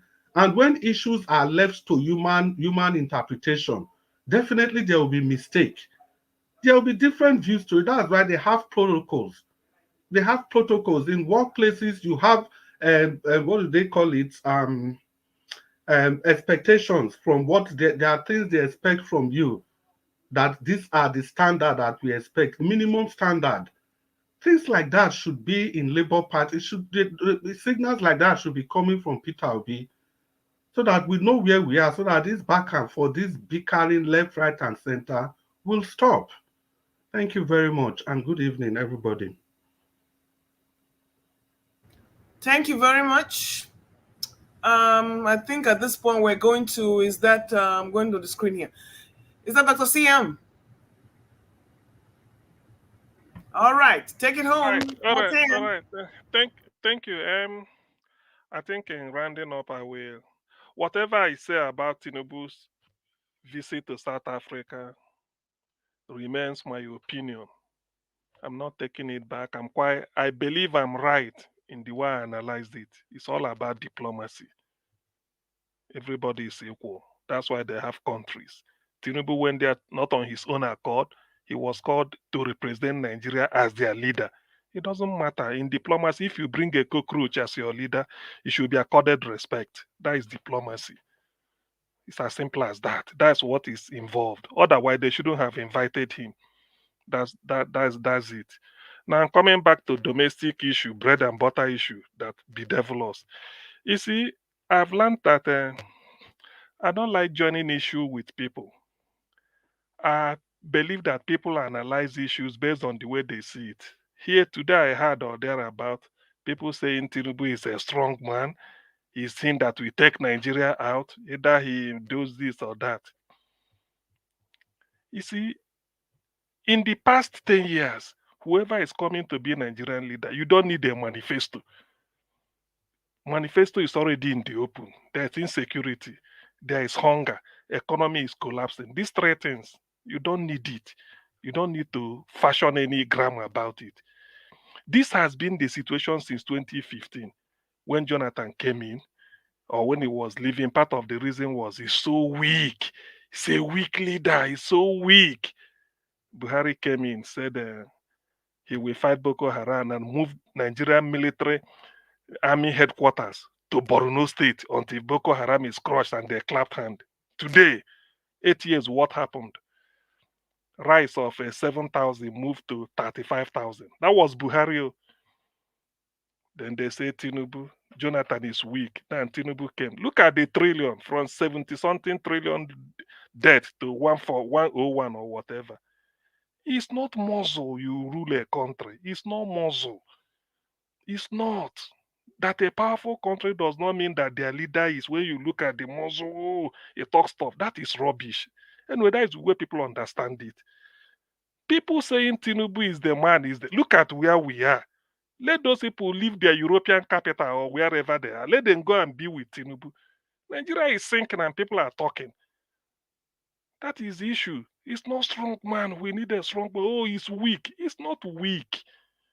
It's intelligence you use to rule a country. It's the policy. But people will say, what is it? Okay, now this is the suffer where Nigeria is, the mess Nigeria is. For those that may not know, if you meet a problem, if you can make it better, don't make it worse. That is the issue. Why, personally, somebody like me blame Tinubu is, you came in, 90 billion has gone to Saudi Arabia for Allahu Akbar charge. That is gone. Is that what we should be doing? There was a tape played by Shego Kimpale interviewing a senator. 160 million naira car. Is that what you should be doing? That is the issue. There are things, you see, sometimes in leadership, perception, because not everybody will get to close to you. But if they hear pronouncement what you are doing, it gives them hope. That is the issue. It means managing the economy, borrowing money, building 20. Okay, Nigeria has about 25 million people homeless, according to UN Habitat or whatever they said it the other day. Yet you spend 21 billion to build a house for somebody who is not homeless. What type of policy is that? Anyway, people understand things differently. To some people, Tinubu is their darling. They feel he's doing the right thing. It's okay. I don't join issue with people, but all I know is that anybody can operate at the level of his or her intellect. But for me, there are certain things you can't convince me of. When I see it, I know. Leadership is not about muscle, who is strong. You don't finish Boko Haram by saying you crush them. You don't do that. You use intelligence. If it's something that requires ideology, you call them to a round table. That's why America will still upon their power. America is the most diplomatic country in the world. Anything they send an envoy. They believe in dialogue. But in Nigeria, you crush them. You need a weak leader. Oh, he's so weak. All those strong will be elected. Where did they lead us? All those strong leaders, Buhari crush them. Jonathan is weak. Tinubu, where are we? Where is Nigeria today? Strong leader, strong. The word strong. People think that strong is making. These are rubbish. You rule people with intelligence. You sit down and craft something that the moment you lift people out of poverty, it takes care of so many things. But Nigerians are sinking every day with close to 150 million people below poverty line. Thank you very much. Tomorrow we continue. Thank you. All right. Okay. Madam Luke. Yes, sir. 30 seconds. Of course. Yeah. Thank you, everyone. Thank you. I just wanted to come in. Before you say something, please hold on. To Nigeria, identify yourself. If next time you come, now that backyard you did throughout. I hate reminding people to identify themselves. You know the rules of the platform. You cannot just be there and turn off your camera. You'll be expecting me to ask for it all the time. You know, if you don't do it, if you know I didn't bring you in, you know, say now they good day for the next 78 years. So I have to bring you in so that Madam Luke can give you time to speak. Let me quickly put Mr. Destiny in the backstage. You know, Black Panther, go ahead. Madam Luke, over back to you. Thank you, man. Hold on a second. I wanted to go. Seconds. Yes, please go ahead, Mr. Black Panther. Okay, I wanted Mr. Nigeria to play that video so that I wanted to make a statement, because that statement has been going on when we had some talk with my friend online. You see, the Nigerian politicians, especially the PDP and APC, they don't care about Nigeria. They don't care. That is the statement I want us to note, so that the anger for a better Nigeria, to fight for a better Nigeria, now rests in our hand. Thank you. Okay, Mr. Blackman and Mr. Tunaija, welcome. You have 5 minutes. Thank you for having me. Appreciate that. And greetings, Niger Watch. I put my camera on, by the way. You just didn't see it. No. Tunaija, you should be fine for this your late coming in. Trust me, you need to pay 5,000 naira. That's a fair point. You can. That's a fair point. My apologies. 10,000 My apologies. You see, some people want to bankrupt me already. How do you know I have up to that with this hard Niger times? Watch, I beg. Small money now. 1,000 pounds. Greetings, everyone. The panelists, the chat, and to the viewers. Yeah. This Kenneth Okonkwo, Dr. Barrister Kenneth Okonkwo, I think he's been on the move since he decided to leave Labour, and maybe that's why he came out to openly say that people that are against the national anthem change the tribalists in the country. So yeah, that is a shame, and this is the problem of our country. And I think I just heard CM saying something about that we elect strong leaders. All the leaders we've elected have been proven to be very weak. They are all weak servants of other men. That's what they are. And this is why nobody takes them seriously. And why are people surprised when they go to South Africa and South Africa is ignoring it? South Africa is a nuclear state, technically. They have a nuclear power plant. They have enough to build a nuclear weapon. And that state, at the same time, is part of BRICS. And he's taking Israel to court, International Criminal Court. It's basically leading the world in that charge. What are our leaders doing? What are they doing? They don't blink. They don't belong in the same club at all. And let's not see, our leaders represent us. And we have to ask ourselves, what have we done to allow our leaders to be in this position whereby South Africa is basically leading Africa? That's what's and their GDP now is higher than that of Nigeria. We elected this man in, and he reduced our GDP for us. That's the times he gave us in 1 year. So I don't know why we are saying that you have to respect the nation. What is there to respect in Nigeria right now? With all the gifts that we have, what have we done with it? What is there to respect? If there have been, Nigeria is shaping up, making sure the West Africa is solid and Congo is stabilized and all the rest. We have the people, but we are not doing anything with them. We have so many people uneducated in Nigeria that don't have any business being uneducated. We barely have 24/7 power supply. No, 24/7. What is 50% power supply? We don't even have. A country that took 11 years to generate 0.7 megawatts of electricity extra. That's how long it took us to generate 0.7 megawatts. 11 years. We are 200 and something million people. You have to realize where we are right now. This is why sometimes when I say it, people don't understand.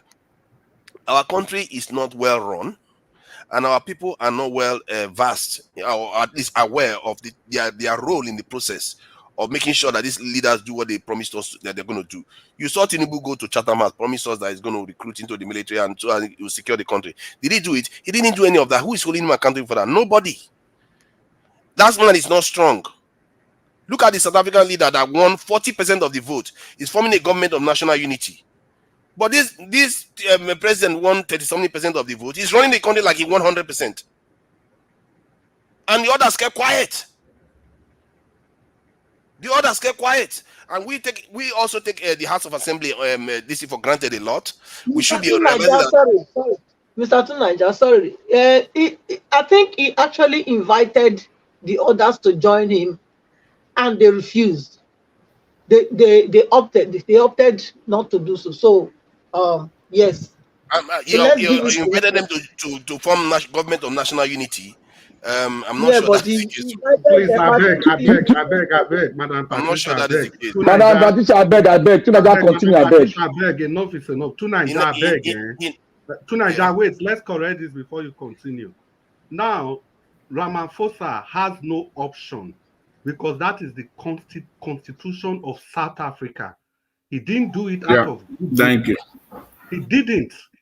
And Thank you. Patricia, that case is completely different from what... It's different from what we are doing here, Nigeria. Continue. Okay, so you are saying that if you get less than 50%, you have to form a coalition government. The same thing in the UK. If it's a parliamentary system, it's a parliamentary system of government. If it's a parliamentary system, if it's, you are not obligated to form a new government. This in a coalition. I'm in the UK. So I know that. how do you how can you obtain power? No, to Nigeria, please. That's a no. That's a no. Please. That's a no. Ask me a question and say don't answer it. Okay. What do you want me to say? So the point is that in the UK, like if you have a parliamentary system, you can go ahead and govern with a minority government. That's what they call it. So you go at every law you pass is on an arrangement basis between yourself and the opposition. You don't necessarily have to form an alliance with the others at all.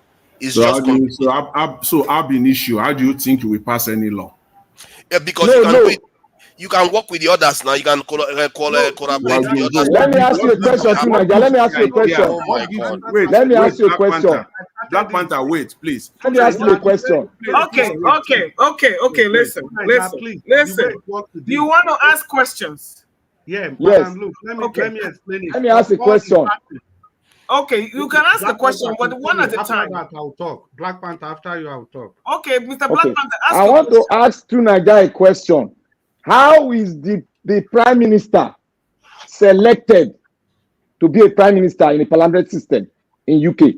The party that won the election that the prime minister belongs to votes to elect the president, the leader of the country.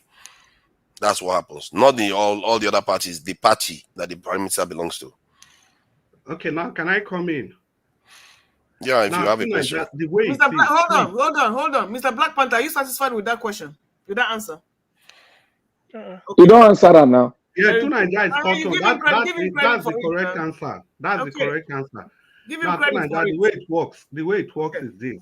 Okay. If you don't have a certain percentage of the vote, you cannot form a government. Now, the party that you choose to work with is your sole responsibility. For example, you could have gotten the highest number of seats in the parliament, but you don't have enough to form a government. You can decide to go and work with Labour Party. You can decide to go and work with ABGA. You can decide to completely ignore APC. As long as any party you choose to work with can give you that amount of parliamentary seats that will enable you to form a government. So he is obligated to do it by law. Not necessarily. You could decide to form. I don't know about South African specific law. I don't know. No, the South African government is obligated by law. It's not by chance. It's by law. It's not by people waking up and calling. I use this opportunity to invite everybody to come and join me. That is different.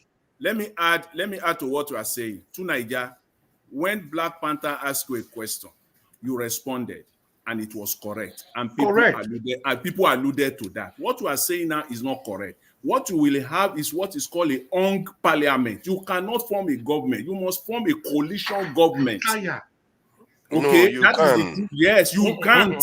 You can. It is just like the Indian parliament. It's just like the Indian system. There is minority government. There's something called minority government. Hold on. Quick question. So that is the reason, and that's my understanding, because I was trying to figure out how that South African thing worked. When they did the election, the ANC didn't get up to that 50%. So that's why they had to reach out to the AD, right? Yes. So the AD and the ANC now formed the coalition, and that gave Ramaphosa the number. Is that a correction of how things had gone there? Yes. Thank you. It's not goodwill. It's not goodwill. Okay. And I want to add this, Madam Luke. Let me add this. The Indian parliament, the Indian system is the same thing with South African system. You have to have a certain percentage to form a government. If you don't have it, you have to coerce with other parties so that you can reach that percentage, then you form a government. Can I just say something? It's not the type of Tinubu's, everybody can now come and join me. I use this opportunity to invite the opposition party. No, it's not like that's not what we are talking about here. So there's no point for we to be saying Tinubu invited them to do this is not exactly controversial statement. I don't know why it's too controversial. I want to make a correction, please, before I leave you people. Okay. When I say the strong leaders, it's because of Jonathan. They say he's weak. They will elect a strong leader. Buhari came in, messed things up. I'm not saying that I don't support. Nigeria has never had a strong leader, in my view. Thank you. Two Nigeria, don't ascribe it to me. It's not me that said Nigeria. I'm just trying to criticize the people that said a strong leader. That made Buhari to say the defense army headquarters should go to Borno until they crush Boko Haram. In the end, what happened? So they are ruling, they are sinking Nigeria. They are not strong. That's why I said strong leader does not mean muscle. Strong leader means intelligence. I did this. Yeah, and you see, the way you put it now is better. No, but the way you were putting it, you were making it look like, what is the point of strong leader? What I said was, people say Jonathan was weak. They need a strong leader. Now they brought in Buhari. Buhari, they said it's an army general. You move defense ministry to Medugri to crush Boko Haram. In the end, what happened? I said strong leader is not muscle. It's intelligence. You use ideology. You structure a policy to address the issue you have. For instance, insecurity, economic issue, and then what is the other one? Something like, the falling economy, unemployment, and insecurity. These are the threats facing Nigeria today. So it doesn't require a strong leader. The results with intelligence. What determines strong leadership? It is the results. You can be of any style. So that is the issue. That's why I said under Jonathan, rise from 8,000 to 35,000, from 35 to 100,000 now. Is that strong leadership? There's no strong leadership. The country is sinking. We are borrowing money. We are sinking. Thank you. Yeah, exactly. Thank you. Yeah, you see, if South Africa allows for this in the minority government, even if they don't tend to do it, it does allow the parliamentary system. That's what happens. The reason why, in the case of Nigeria, because we are using a presidential system, and that's why I think that we take our eye off the National Assembly too much. Because the National Assembly, if the other parties just won 9 more, about 5 more in the Senate, then they will have, the government will require to work with, they will have to work with the other parties to be able to pass anything through the Senate. So, but we don't keep an eye on that. Where this in APC in the presidential election won 36% of the vote, but in the Senate and National House of Assembly, they have majority in that area. So maybe that's something we want to pay attention to, because if you have majority on the other parties have the majority, the government will have to work with them to pass any law in the context of Nigeria. You are talking as if you're giving too much credit to the presidential system in Nigeria. Yes, you are talking as if that system cannot work. See, you with can us. even talking as if Nigeria is a normal country. Nigeria is a country where even the president wins with 20% of the vote. He gets to the presidency and he controls everything. He rules like a monarch. Yes, and that is wrong. That is what I'm trying to say, that we have to be aware of it, because we've not tried it, and I don't know why we are saying it doesn't work. To Niger, let me tell you why this parliamentary system. When the governing party, the president is in a party that has a minority, let me tell you why this presidential system will not work for us. One, Nigeria is a multi-ethnic group society. Two, what we need to do, which is quite stated in that constitutional document that was released by somebody and now took it to the president. What we need to do, we have to equalize every state. We have to equalize every state in terms of what? In terms of how many people come from this. We have to make it equal, so that they will come one state, one vote, so that they will come to the parliament and they will do their politicking. Not like block votes, KKK states. Yes, they will do their politicking with equal rights on one stand. We don't need 2 houses. We need 1 house. And we need to apply this system of, if you don't get a certain percentage, you cannot form a government, so that you don't become a monarch. We need to close. We need to close. More than now, because of 2 Nigeria, can they extend this thing? I didn't even make any controversial statement. I could have said a lot of 5 minutes. We need to close. Don't drag us, please. Thank you. So yes, so regarding I really feel bad for our president, because you see, the thing about President Tinubu is that for all his faults, please say the president, not our president. I think. Okay, what am I going to do now? He's president of Nigeria. Okay, the president. I feel bad for him, because he's not like somebody that is braggadocio. You know, he doesn't like to physically impose himself or anything like that. So everywhere he goes, he seems to be like hanging like the lonely boy in the back seat. And that's the kind of person we went and elected. For better or for worse, if he plays it right and he did the right things for Nigeria, that could have helped. Because sometimes it's good to be taught dumb and you're not powerful. Sometimes it's good if you can play it right. But the way he's playing it right now, in terms of Nigeria itself, he's completely decimated Nigeria's economy. And for it to recover, it will take the refineries, all of them, to be firing. It will take the Dangote refinery to be pumping petrol into the Nigerian economy and exporting them out, for Nigeria to be getting more foreign exchange, and for them to also to control the demand for dollars. If they do that, maybe the economy will recover in the next 2 years. But I'm not holding my breath, because they did all this thing that they did now when they didn't have to do it.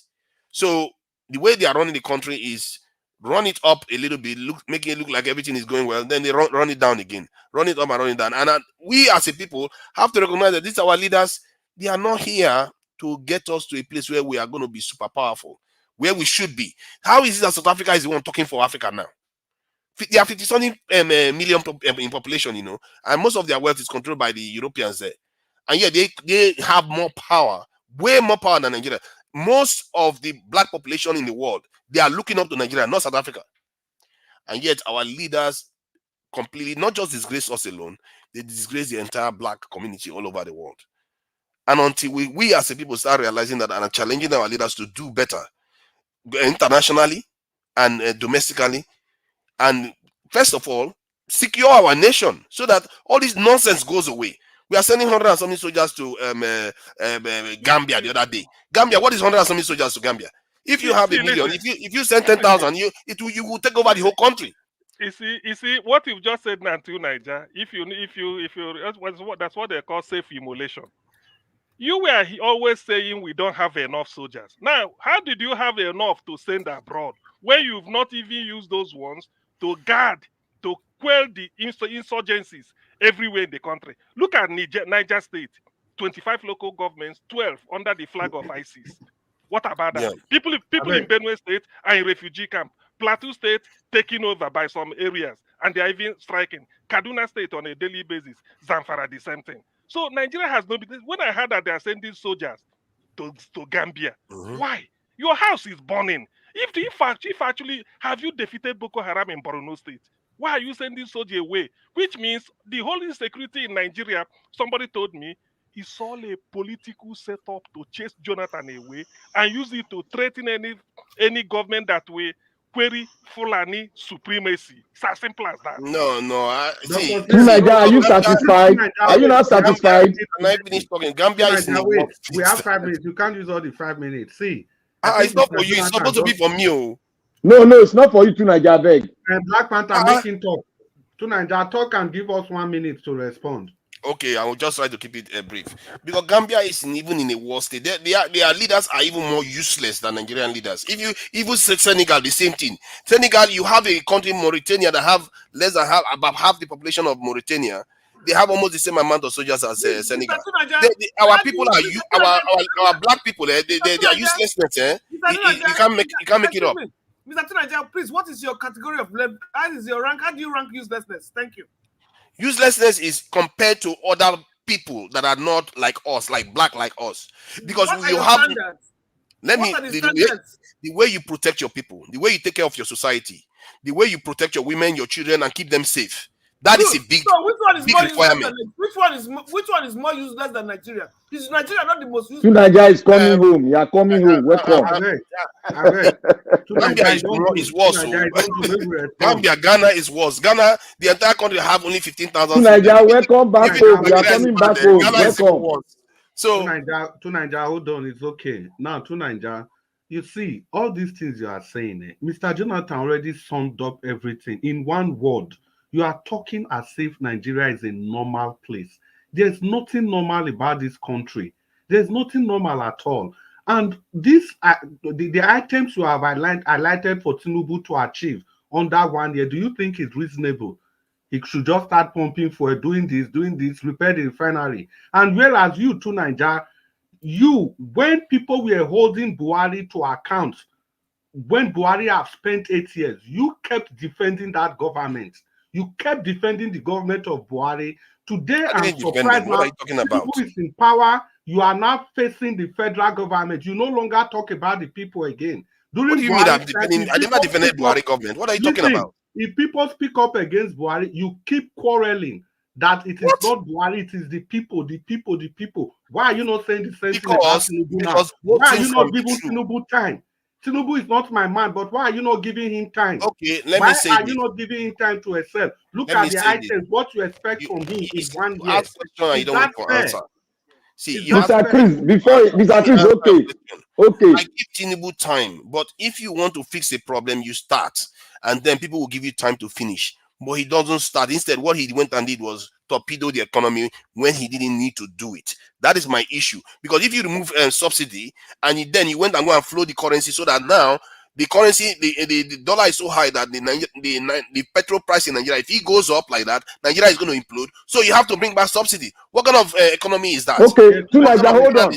Tunaja, hold on there. I'll follow. So wait, hold on. In the direction is traveling, it's wrong. 30 seconds. Tunaja, how come when people were also criticizing all the economic policies of Buhari that torpedoed the country for 8 good years, you never saw anything wrong with that? You kept saying that we have to be loyal. We have to speak for our government. Tunaja, don't speak on this one. Don't speak on this. Speak on the one after I talk my own. Buhari administration. Tunaja, hold on. You take all together. Tunaja, see, now you are coming back home. You know why I'm happy? Now, when you were talking about security, I told you specifically that the national policy on our defense is not open for us to see so that we can read and look at where we are focused on. Now, I told you that it is not the manpower that is the problem to fight insurgency. It is the government itself that is causing the issue on ground. Now you said we need to recruit more. Look at it now. You said we need to recruit more. They are sending soldiers. This is not the first time they sent to Gambia. This is the second time. Now they are sending more than 2,000 or 3,000 about soldiers well armed to the teeth, and they are taking our equipment, our armor tank, and other things there. Now you are saying they should have. You see, you are taking more down there. Now you see that we are right here, that we don't need more men. Rather, if we employ technology to fight insurgents, then we normalize our house. Then we now start to talk on a new platform, on a new security policy that will benefit every Nigerian. Yeah, I think Nigeria sent 197 personnel to Gambia for peacekeeping mission, which is this stupid mission they always keep doing for foreigners that when UN approves it, instead of them to be exerting their own power within their own region. See, my problem with including Buhari government, is that they are sabotaging the Nigerian state. This includes Jonathan, includes Obasanjo, all of them. The reason why you think there is the difference between them is because you've not really observed or fully studied how nations behave when they are heading in the right direction, when you have the right leader that wants to develop your country. You will see such rapid move that you'll be like, whoa, how is that even possible? I never thought it was possible before. Because we have been used to being disabused for such a long time that we are used to this nonsense that we are living with. If you have a leader that truly wants to make a change, this power problem, it shouldn't be a problem for Nigeria at all. Within a couple of years, 1 year, 2 years, you can solve it. Even for me, I will pass an emergency law. Someone like me, I would say an emergency law within a year. The whole cities in Nigeria will have 24/7 power supply. We have the gas. Yet he is willing to spend more money saying, oh, Nigerians should convert their vehicle to gas-driven vehicles. So you have gas to distribute all over the country, but you don't have gas to use for mobile power plants to power the whole cities in the country. It shows you that this will, how can a country like Nigeria, 200 million, cannot even provide energy for their people? And you think these people are not sabotaging your country? They are sabotaging your country. I've seen people when they come. Look at this link, North Korea that Russia is visiting right now. That I keep telling people that these people are far more developed than us. Russia visited them right now. You know what America did to them? They destroyed 80% of all the structures in that country, which means some towns they destroyed everything completely, flattened it. Which country? 4 years, North Korea. They did not destroy anything in North Korea. 80% of the structures. Go and check your facts. They made sanctions. They couldn't get enough food for their country. That was the sanction, you don't know about the not Korean destruction. War. Go and check the Korean War. You find We have out. the Why history do you of think North Korea now. So much? Why do you think America hates North Korea hates America so much? That if you know about the Korean War, you know what I'm talking about. They destroyed 80% of the structure, like Nigeria now. 80% of the structure completely destroyed. They go to Onitsha, they destroy everything. They go to Black, they destroy everything. And some of them that they left standing is 20% they left standing. And within 4 years of America doing that, they built an underground train station in the capital city within 4 years. 4 years they did that. And with a population almost the 10th of the population of Nigeria. That shows you when a people whole break. Development you're going to see it's going to be very significant. What we are seeing right now. To Nigeria, it's okay. I think you have a very solid point. I must have to agree with what you are saying. But the issues are these. We are talking about leadership problem. And you understand that the situation in Nigeria is not normal. If you have a leader, how can you fully explain that in a country of over 220 million, we can't get a refinery working? Those were the kind of issues we had with the Buhari's administration. And most of the problems Tinubu is battling with today, they were all from Buhari's administration, which he himself was part of anyway, in a very large extent. But the point is that as long as we keep blaming these foreign powers, we are not going anywhere. We must have to look inwards. For example, how come we scuttled our election the way we did so badly? So you cannot blame these people if they don't take you serious. And in North Korea you keep talking about, it is because that man, he knows what he is doing. He loves his people. Well, can I say love? He's a leader dedicated to something that he wants to do. That is why despite the sanction left, right, and center, he's still able to do those things. The same thing with Iran. Despite the sanctions everywhere, they are still able to do some things. But our leaders, even with zero sanction, with zero anything, they are not ready to do anything for the people that they govern. Their first choice is these foreign powers, the Western powers. And they do have a choice in this. They do have a choice in this matter. So we can't keep blaming these people if they take advantage of you. You have to blame your people. You have to look Mr. Chris. The only area I will add something to is that you see what the North Koreans got, for better or for worse, you can call it a gift or you can call it a curse in the form of a gift, is that when the Americans did what they did to them, when their leaders came together and said, you know what, we want to make sure this never happens again, they didn't have to convince a lot of people because people know what the consequences are if they didn't do it. They all ganged up together. That's what I call when the people collective intelligence increases. In the context of Nigeria, we never had such an incident that galvanizes the people, the entire tribes, and say, you know what, you don't need to convince me. Don't argue. We know what needs to be done. We need to work together to make sure this never happens to us again. Other countries in Asia, if you look at all of them, look at Vietnam that Putin also visited. The same thing happened to them. They too went through hell. Just 1960 something, they were going through hell. China, the same thing. After all these people go through these things, there's something that happens to the people when they've gone through such an event and they survived it. Then they will realize that, you know what, all our fighting should end now. Let's focus on building first, then we can fight later. And that is the Tunaja. Let me ask you some. Let me want you to come. You are driving home now, and I'm beginning to enjoy your talk. You see, Tunaja, I want you to look at Nigeria as an entity. I want us to broadly extract Nigeria very well in terms of ethnic division, ethnic monopoly, and other things. Then let us now juxtapose it with all these countries you made mention of. If you look at it extra very well, you need to know that we need a system of our own. Because if we try as much as possible to copy or see from that view, but we can use them as a reference, but not to put it and hang it on our neck that we should be like them. Because we have somebody that has the exact thing you are talking on. And you spoke like him today. In the presence of Mr. Peter Obi, he said, I'm going to declare state of emergency on 3 key things, which you have said today. That is why we all glue on him. We knew He was the man like Lee Kuan Yew, but he has no charisma. He has nothing like aggressiveness like Lee Kuan Yew. But he came in his own way.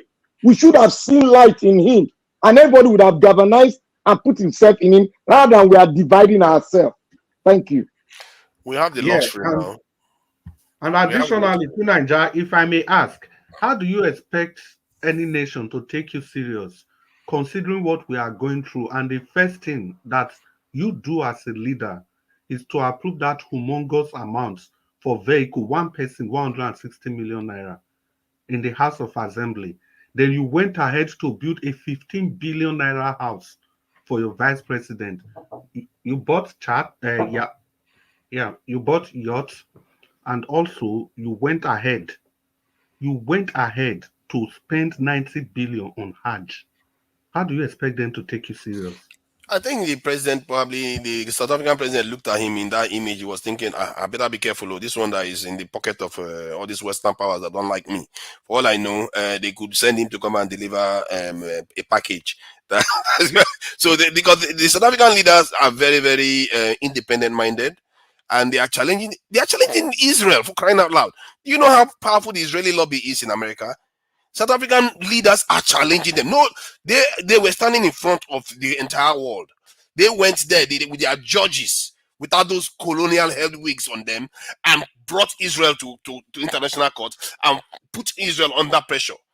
They are putting Israel under pressure in terms of international criminal court too, apart from the this in ICJ. So these people are leading the charge on so many issues on the continent. Even the ability of Africa to be able to manufacture its vaccines, it was this South African president that pushed it during the COVID-19 period. Nigeria is always quiet. If anything, the only thing I had Nigerian president talk about that was Buhari. He said, please, Africa, come to Nigeria. American military drone base. Let's talk a bit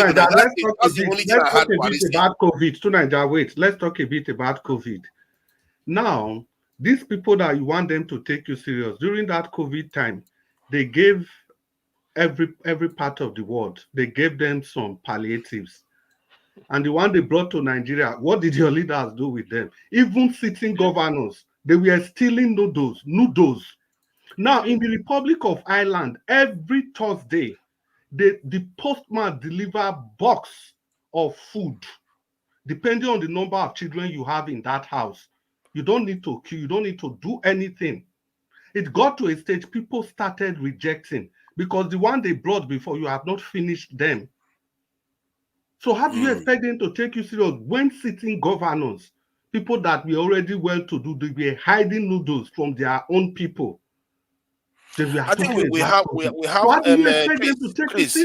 Chris, we have a job to do, and I must say it's not too hard. We've seen how people like Nnamdi Kanu is able to change minds, and we know it's possible. We in the diaspora are not doing a lot, so let's face it. We are online, we talk all the time, but we are not organized enough. I saw in Nigeria, and I think most of you probably have seen the song. They released a song about the conditions of the country right now. If you start a campaign on an issue like we talked about earlier on, that thank goodness that the Niger Watch is open to it. If we start pushing them in a given direction, maybe they will do better than they are doing right now. In short, they will definitely do better than they are doing right now, because they know that the people are aware and they will have to perform better. That if we keep saying, oh, it's them, their leaders, it's also, we're all getting old. It's us. We are leaving it for the next generation to come and solve again. We have to do something about it. We have the money, we have the protection, we have the this to do something about it. Now, you see the problem. You are still leaving the vital parts. Can you see that you just made a very vital statement, and you've been saying this since, that if we can get that critical mass of people that can revolt against this government, they will do the needful. We don't need to revolt to remove them. If they see that people protest, they will do the needful. But what do these people do? The leaders, they divide the people with ethnic and religious topics. They use that to divide the people. So because of that, they ensure that the people are never ever going to be able to come together to fight for a common cause. Because what is right these days in Nigeria depends on who is actually doing it. That is how we defend what is right. Once somebody, a leader from your ethnic stock, is doing whatever he's doing, you see people defending that leader. So our politicians, They have perfected that act of dividing the people against one another. So that critical mass you kept talking about, it will be difficult to achieve that. Look I at the don't think NSAS, for example. you've seen how, like I said, there's an example that has already done it. I think CM wanted to add to say something. This thing, what Chris said about COVID-19 and the way the people messed it up. Well, that is as per palliative. Do you know sometimes this leadership they talk about, if you don't have knowledge rule the world, Buhari lost our opportunity during that COVID. I think that was Buhari during that COVID. And let me tell you this: at a time, the world was focused on looking for a cure or a vaccine for COVID. Do you know a Nigerian, Dr. Onyema Obuagu, led the American team, the Pfizer vaccine they use in America? The team, the scientist that did it, was led by a Nigerian, Dr. Uchenna Obuagu. He left University of Calabar 2003, went to Yale to study, started doing research. You see, what leadership is all about is that at that point, because I wrote it somewhere, if Buhari, they knew all this, but I don't know the time, you invite him. That is when you use leadership is even propaganda. In fact, diplomacy is propaganda. Nigeria could have used that to secure a lot of goodwill all over the world. To be honest with you, at a time they're looking for vaccine. The one they did in Oxford, AstraZeneca for UK here, they were doing their own because the world was waiting between February 2020 and May or September 2020. They were waiting for any vaccine to try. A Nigerian led it in America at Yale. Yet our government didn't even recognize. They didn't do anything. Leadership is there are a lot of things that you inspire. Leadership is about inspiration. If you see a leader that inspires the people, you can do wonders. That is just the thing. Your football team will be unbeatable in the world. Everybody, your diploma, anything you are doing, but we haven't got it. So that is the advantage anyway South Africa is enjoying today. To be honest with you, since Mandela handed over, that is the advantage South Africa is enjoying. Otherwise, I don't see what will make South Africa to be so bold as to say they want to take Israel to the World Cup. I can't believe it, man. Many countries are scared of doing that. Yes, South Africa did it anyway. Dr. CM, now you just mentioned something. And when Tunaija was presenting before, Tunaija, there was a nexus you were trying to draw, but you left it off. I want you to continue from there. You were trying to compare Mauritania and Senegal. You were talking about blacks and leadership. Can you expatiate? So Mauritania is governed by a minority population of Arabs, but there are mostly black people in that country. So that's to tell you that's a very, very weird case. Mostly black people in the country. Some of them are even still serving as slaves. No, it's not weird. It's not weird. The reason I brought this in because Dr. CM is talking about South Africa again, and I want to show you. Now let's look at the leadership in South Africa pre-Mandela, and let's look at the whole of Africa, especially the blacks in Africa. Now look at the leadership despite the war in South Africa, the apartheid and everything. Look at what those guys did with South Africa. So please continue with that Mauritania example and use it to wrap the whole of Africa. Yeah, the thing is, what you find is that the black countries, because that country is technically black, but the only difference is that the top of it is governed by the Arabic Berber people. So, but Senegal is pure black, and yet Senegal's military posture compared to Mauritania has half the population of Senegal, maybe even less. They have the same amount of soldiers than Senegal, and Senegal is richer than Mauritania. Everything, if all the matrices is better than Senegal, Senegal is better than Mauritania. But yet, in terms of securing themselves, Mauritania has more security posture. Look at Burkina Faso and Mali. Mali is bordering this in Algeria. Algeria's this military size is well over 300 to 400, maybe even 500,000. But that of Mali is around 20,000. That is next door neighbor example. What is wrong with us? And this is the spirit I came with about a year ago or so when I came here. Because when I saw this number, I said, okay, our people need to hear this because something is seriously wrong here. That doesn't seem right at all. How is it that next door neighbor, you live next door neighbor to them, And look at how they are securing their people. And yet the black countries are totally different next door. And that is the point I'm trying to make. And you know, somebody has also made an example in the Caribbean using Haiti as the only Caribbean country that is completely all black, and you can see what's going on there. Yeah, especially compared to Dominican Republic, isn't it? Dominican Republic, and yeah. Jamaica is all black, is it? Yeah. Jamaica is many of them are mostly black, but however, if you what I mean is that if I say completely black, the how do I put it now? The all black nation that is arguably the poorest in the Caribbean there, because the rest of them, if you look at Jamaica, Trinidad and Tobago, British Virgin Island, if you go to those places, you'll be amazed the number of Indians in administrative positions there. You will be amazed the number of Indians in those countries running the administration. It is only in Haiti that you don't have so many Indians. Like in Trinidad and Tobago, it's almost 50, but these are black Indians, but they are Indians in all those Caribbean islands that we think they are all. Part of Haiti, if you go to some part of Haiti, it looks like you just escaped from Makoko. And those guys, they look very African compared to any other part. That is true. And if you compare them to Dominican Republic, that is just lighter skin next door to them, very different outcomes. And this is what I keep saying. That how is it that our people, as a matter of fact, the greatest predictor of whether you are going to do well or not is whether you are light skinned or not in this world. And you see that clearly in West Africa. Like literally, if you see West African countries versus the bordering this in North African country, very different. It's so sad to watch. And our leaders see this. Oh my God. And this is what makes it so revealing. Our leaders know this and they keep it like that anyway.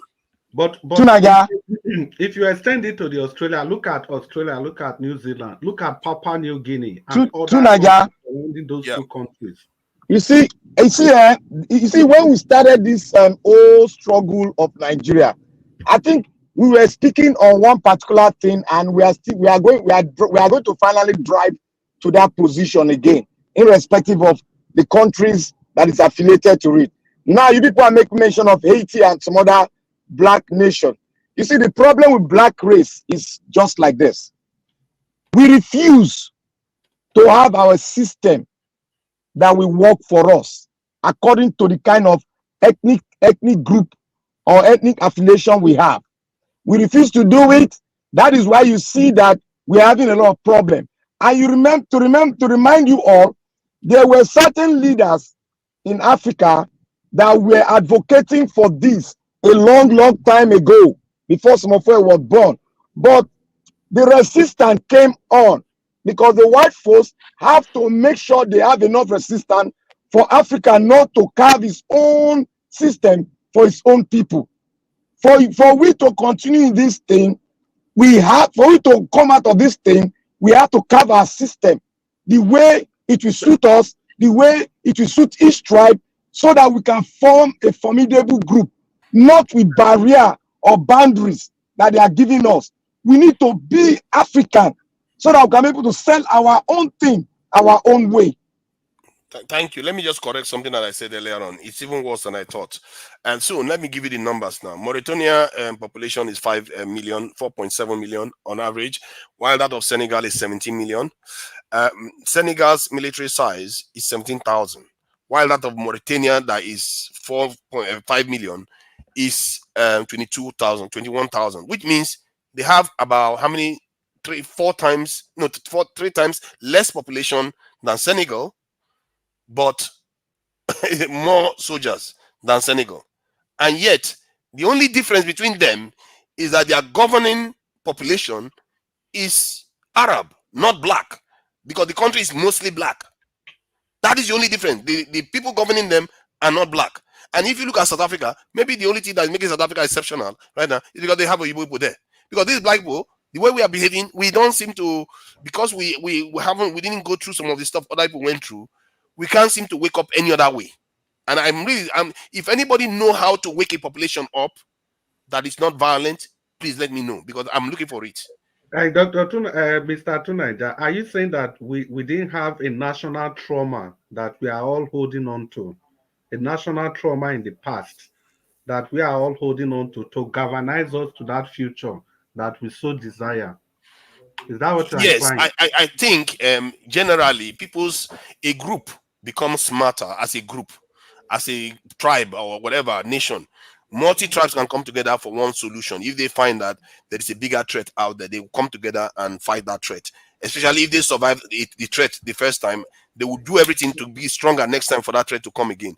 And we never had that. The people we have that are governing us right now are the people that they handed power over to, and they were collaborators already for generations, because they ruled Nigeria for at least 50, almost 60 years. And so they've had chance every 20 years to be replacing people that are collaborating with them. And then they handed over power to these people. That's why you see these people governing for them, not for us, because they are used to working with foreigners. I saw Tinubu's Abiola's son use a term the other day that I found very weird. Even till today, he's saying that Abiola's wealth overseas, that when his brother is going to answer to his masters. I was like, what do you mean? I thought they were partners, not masters. Because if you have a business and the business is overseas, or most of your business is overseas, when you go and talk to those people, is it not going to talk to your business partners, but not masters? Overseas may not be Europe or America. I know Abiola have a vast agricultural farmland in Tanzania, in Africa anyway. And then there's one again, either it has investment in South Africa. Then I don't know whether it's happening South Africa, Tanzania, Kenya, Uganda. I know about all these ones. So it might not necessarily be in in Europe. No, the masters aspect is what I'm, because I think he was referring to Western establishments where is where they said the wealth it has in the West is greater than whatever he had in Nigeria. I think the shameful example that guy was giving the other day. I listened to that interview. He was trying to, when they asked him, they were asking about the wealth in Nigeria. He was trying to say that the whole wealth in Nigeria is almost gone, but the one in Europe, they are well secured, and that was what he was trying to say. I was like, and some people argue that ITT was used by I'm sorry to say, this is there's no that it's as a matter of fact, that's part of the document in terms of a book that was written. It is said that that ITT was used as a front for the CIA. They use it to cause coups all over not only in Nigeria, all over Africa. So, and it appears that instrument is still there, and this could explain the term that the Abiola son used by saying his brother is going to his masters, because it's a kind of front that they use to control African countries. Okay. Let me just by way of context or comparison. What African countries went through during colonial era or colonialism, we are not the only one. Not that it's a good experience. Good. The Asians went through it. Singapore, Malaysia, Singapore. No, I just said Asia, so you cover Taiwan, all those countries, even India, as big as it is, Pakistan. But somehow they've managed. They have diversity too. Exactly. So somehow they managed to come together, sit at the table. If there is need to go apart, they go apart. If there is need to be together based on rules, they do it. And look at where they are. Do you know that the poorest continent now is Africa? They've left us behind. In those days, Nigeria was just the giant. They talk it and they use us to Dr. CM, please. African success story. Break it down to sub-Saharan Africa to give it a better perspective, so that we focus on this black thing we talk about. Because Algeria, those Arab nations, like Tunanja was saying, they are far off in terms of technology and everything. Algeria, Morocco, Egypt, they've got, even Tunisia. I mean, Algeria, Morocco, Tunisia, the Arab people. Libya. I will put Libya, if not for Gaddafi that they removed, and then up to today, I will still put Egypt, Libya, Tunisia, Algeria, Morocco, and then all these countries, they've all gone. So the thing is that when I look at it, that's why I always say, you can't really, our human problem is not what you saw from afar. The opportunity, why sometimes I look at people may not understand. The election last year in Nigeria, the interest some people are taking in it, like outside countries, is that maybe this is the time Nigeria will get their acts right. That's what I'm saying. Do you know my disappointment with this regime is this? I've said it here one day. Because I believe a leader is not really you that will solve the problem, but ability to pinpoint and be open. Invite, according to Bill Clinton, nobody refuses the president's phone call. Is there not, I keep asking, are there not capable Nigerians? Tinubu, election has gone, they say governance. Because in the end, what I'm trying to say is that in the end, the Nigeria is sinking. Economically, we know it. So are there no Nigerians people can recommend to Tinubu anywhere in the world? Please come, rescue mission, come. What do we do? What let us do it? Are there no people that can do it? That's what I'm trying to say. So, or don't they know that this is what they are going to do? It doesn't mean you take credit. I don't care. That is leadership. You are leading people. You are not leading yourself. You are leading people. No matter where they are, you go to them. You want to have a dialogue with them. You may not even advertise it. Secretly, something is going. They tell you because there is no condition, there is no economic situation that cannot be turned around. If Colombia, people who know Colombia before, Colombia used to be a basket case in the 80s and 90s even. Do you know that the Spanish people now leave their university and going down to Colombia? Their former, where they colonized, to go and look for job.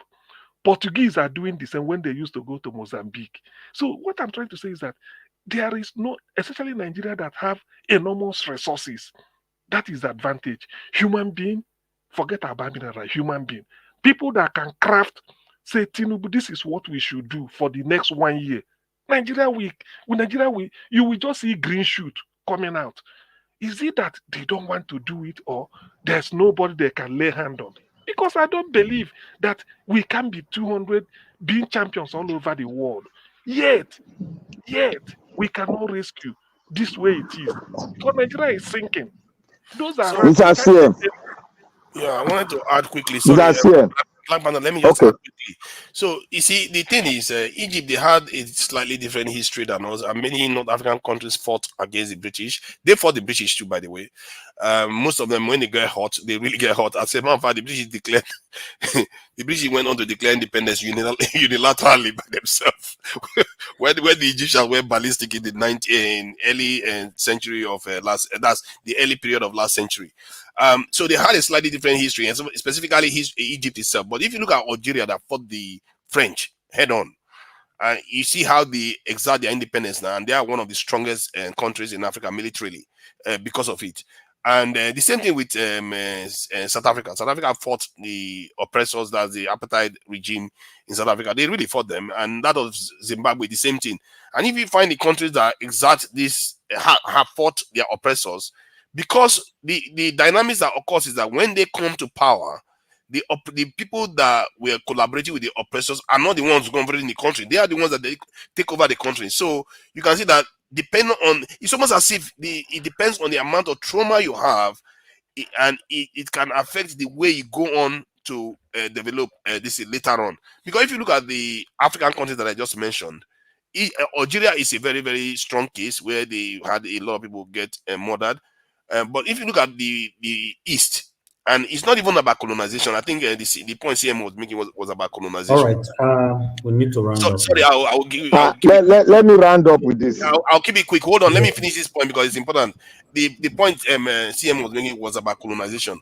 But the reason why these nations went on to do well now, it was disconnected from colonization because it was an event that occurred in the last century, like Japan invading China. China, after the British lost influence over them, was still problematic. There were people that were fighting to make Chinese Christian state even then. But after the Japanese did what they did, all that went away. They were completely focused on building a strong nation. And can I end up with this? Oh. Don't worry. There's no rush. Right. There is also the. No, there's no rush. I need to round up now, sir. He wants to round up. I thought it was 6 hours now. No.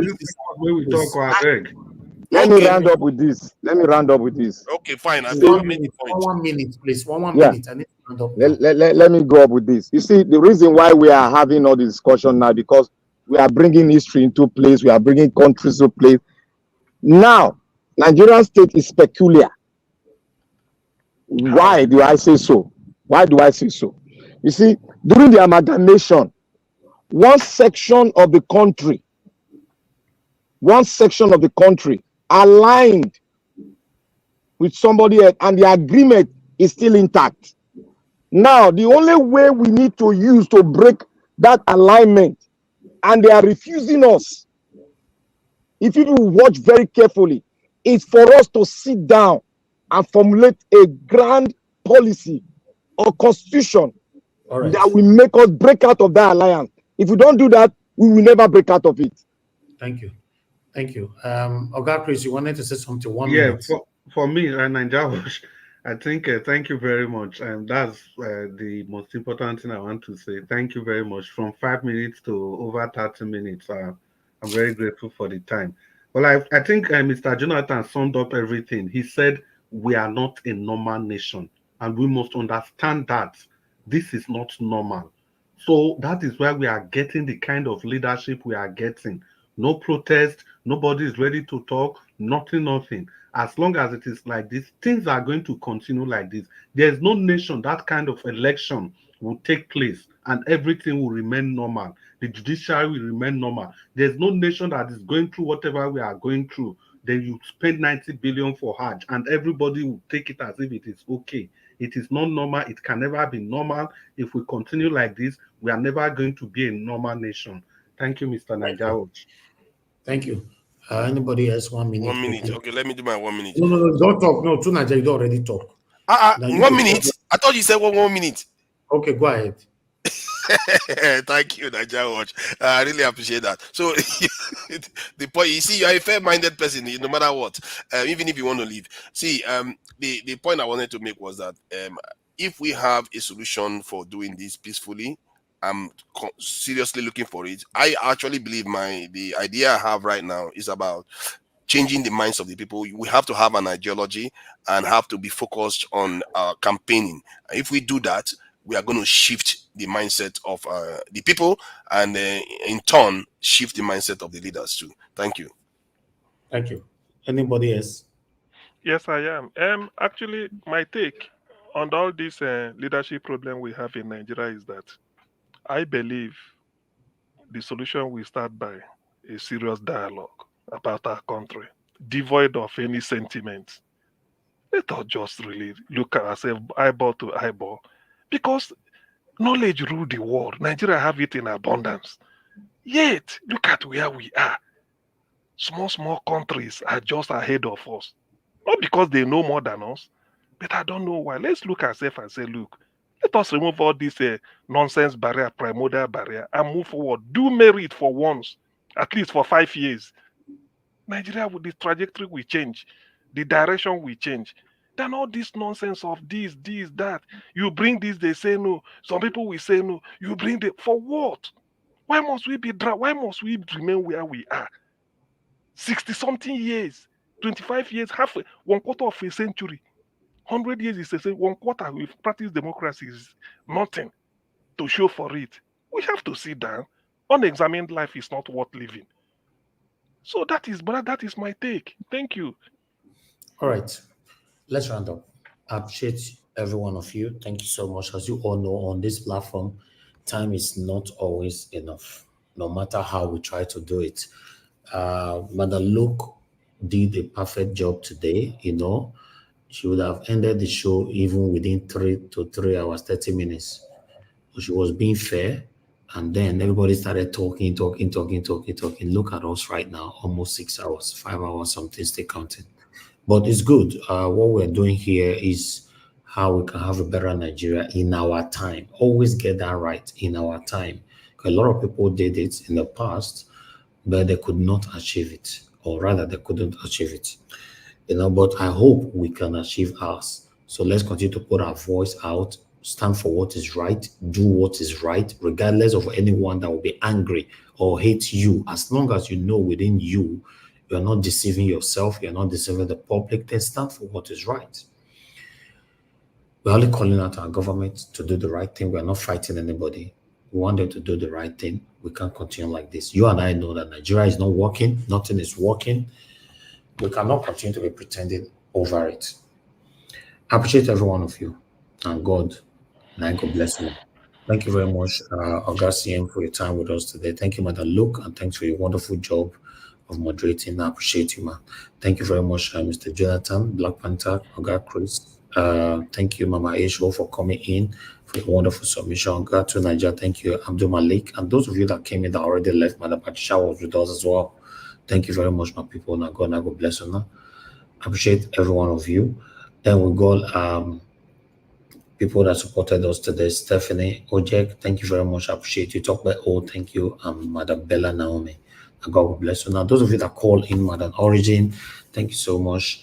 Oga Shimize, Mr. Ben, Oga Efe, and many others that call in. Thank you. God bless you all. Then, where is Madam Law of God is my strength? We miss her. You know, I believe for a week now, if I'm not mistaken, we've not heard from her. We miss her. Then, many others that we've not heard from. If you are listening to us, even though we didn't mention your name, please always come back. You know, I'm just a human being. I'm not a robot that can remember everybody's names. But I want you to know that I appreciate you.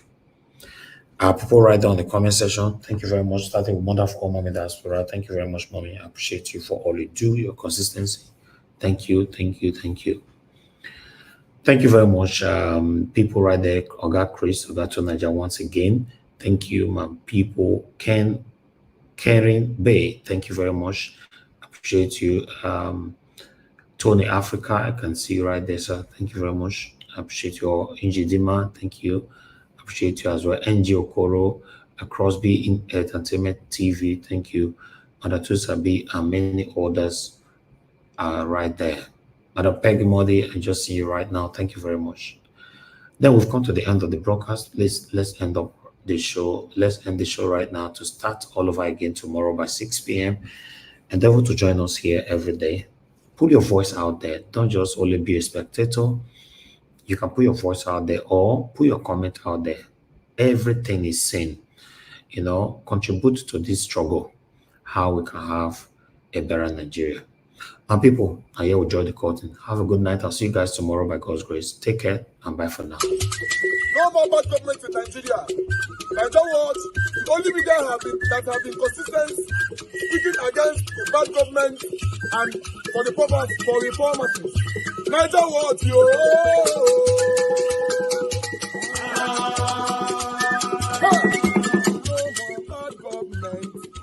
No more bad government. Nigeria what? No more bad government. Nigeria what? No more bad government. The only media that have been speaking. No more bad government. The voice of the voiceless. No more bad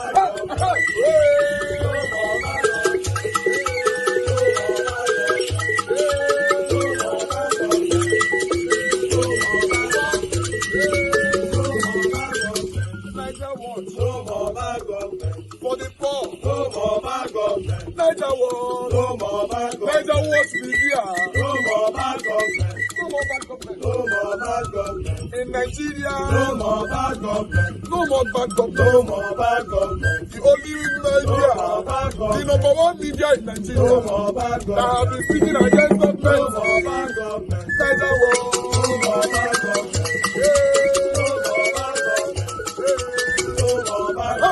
Nigeria what you? The voice of the voiceless. The voice of the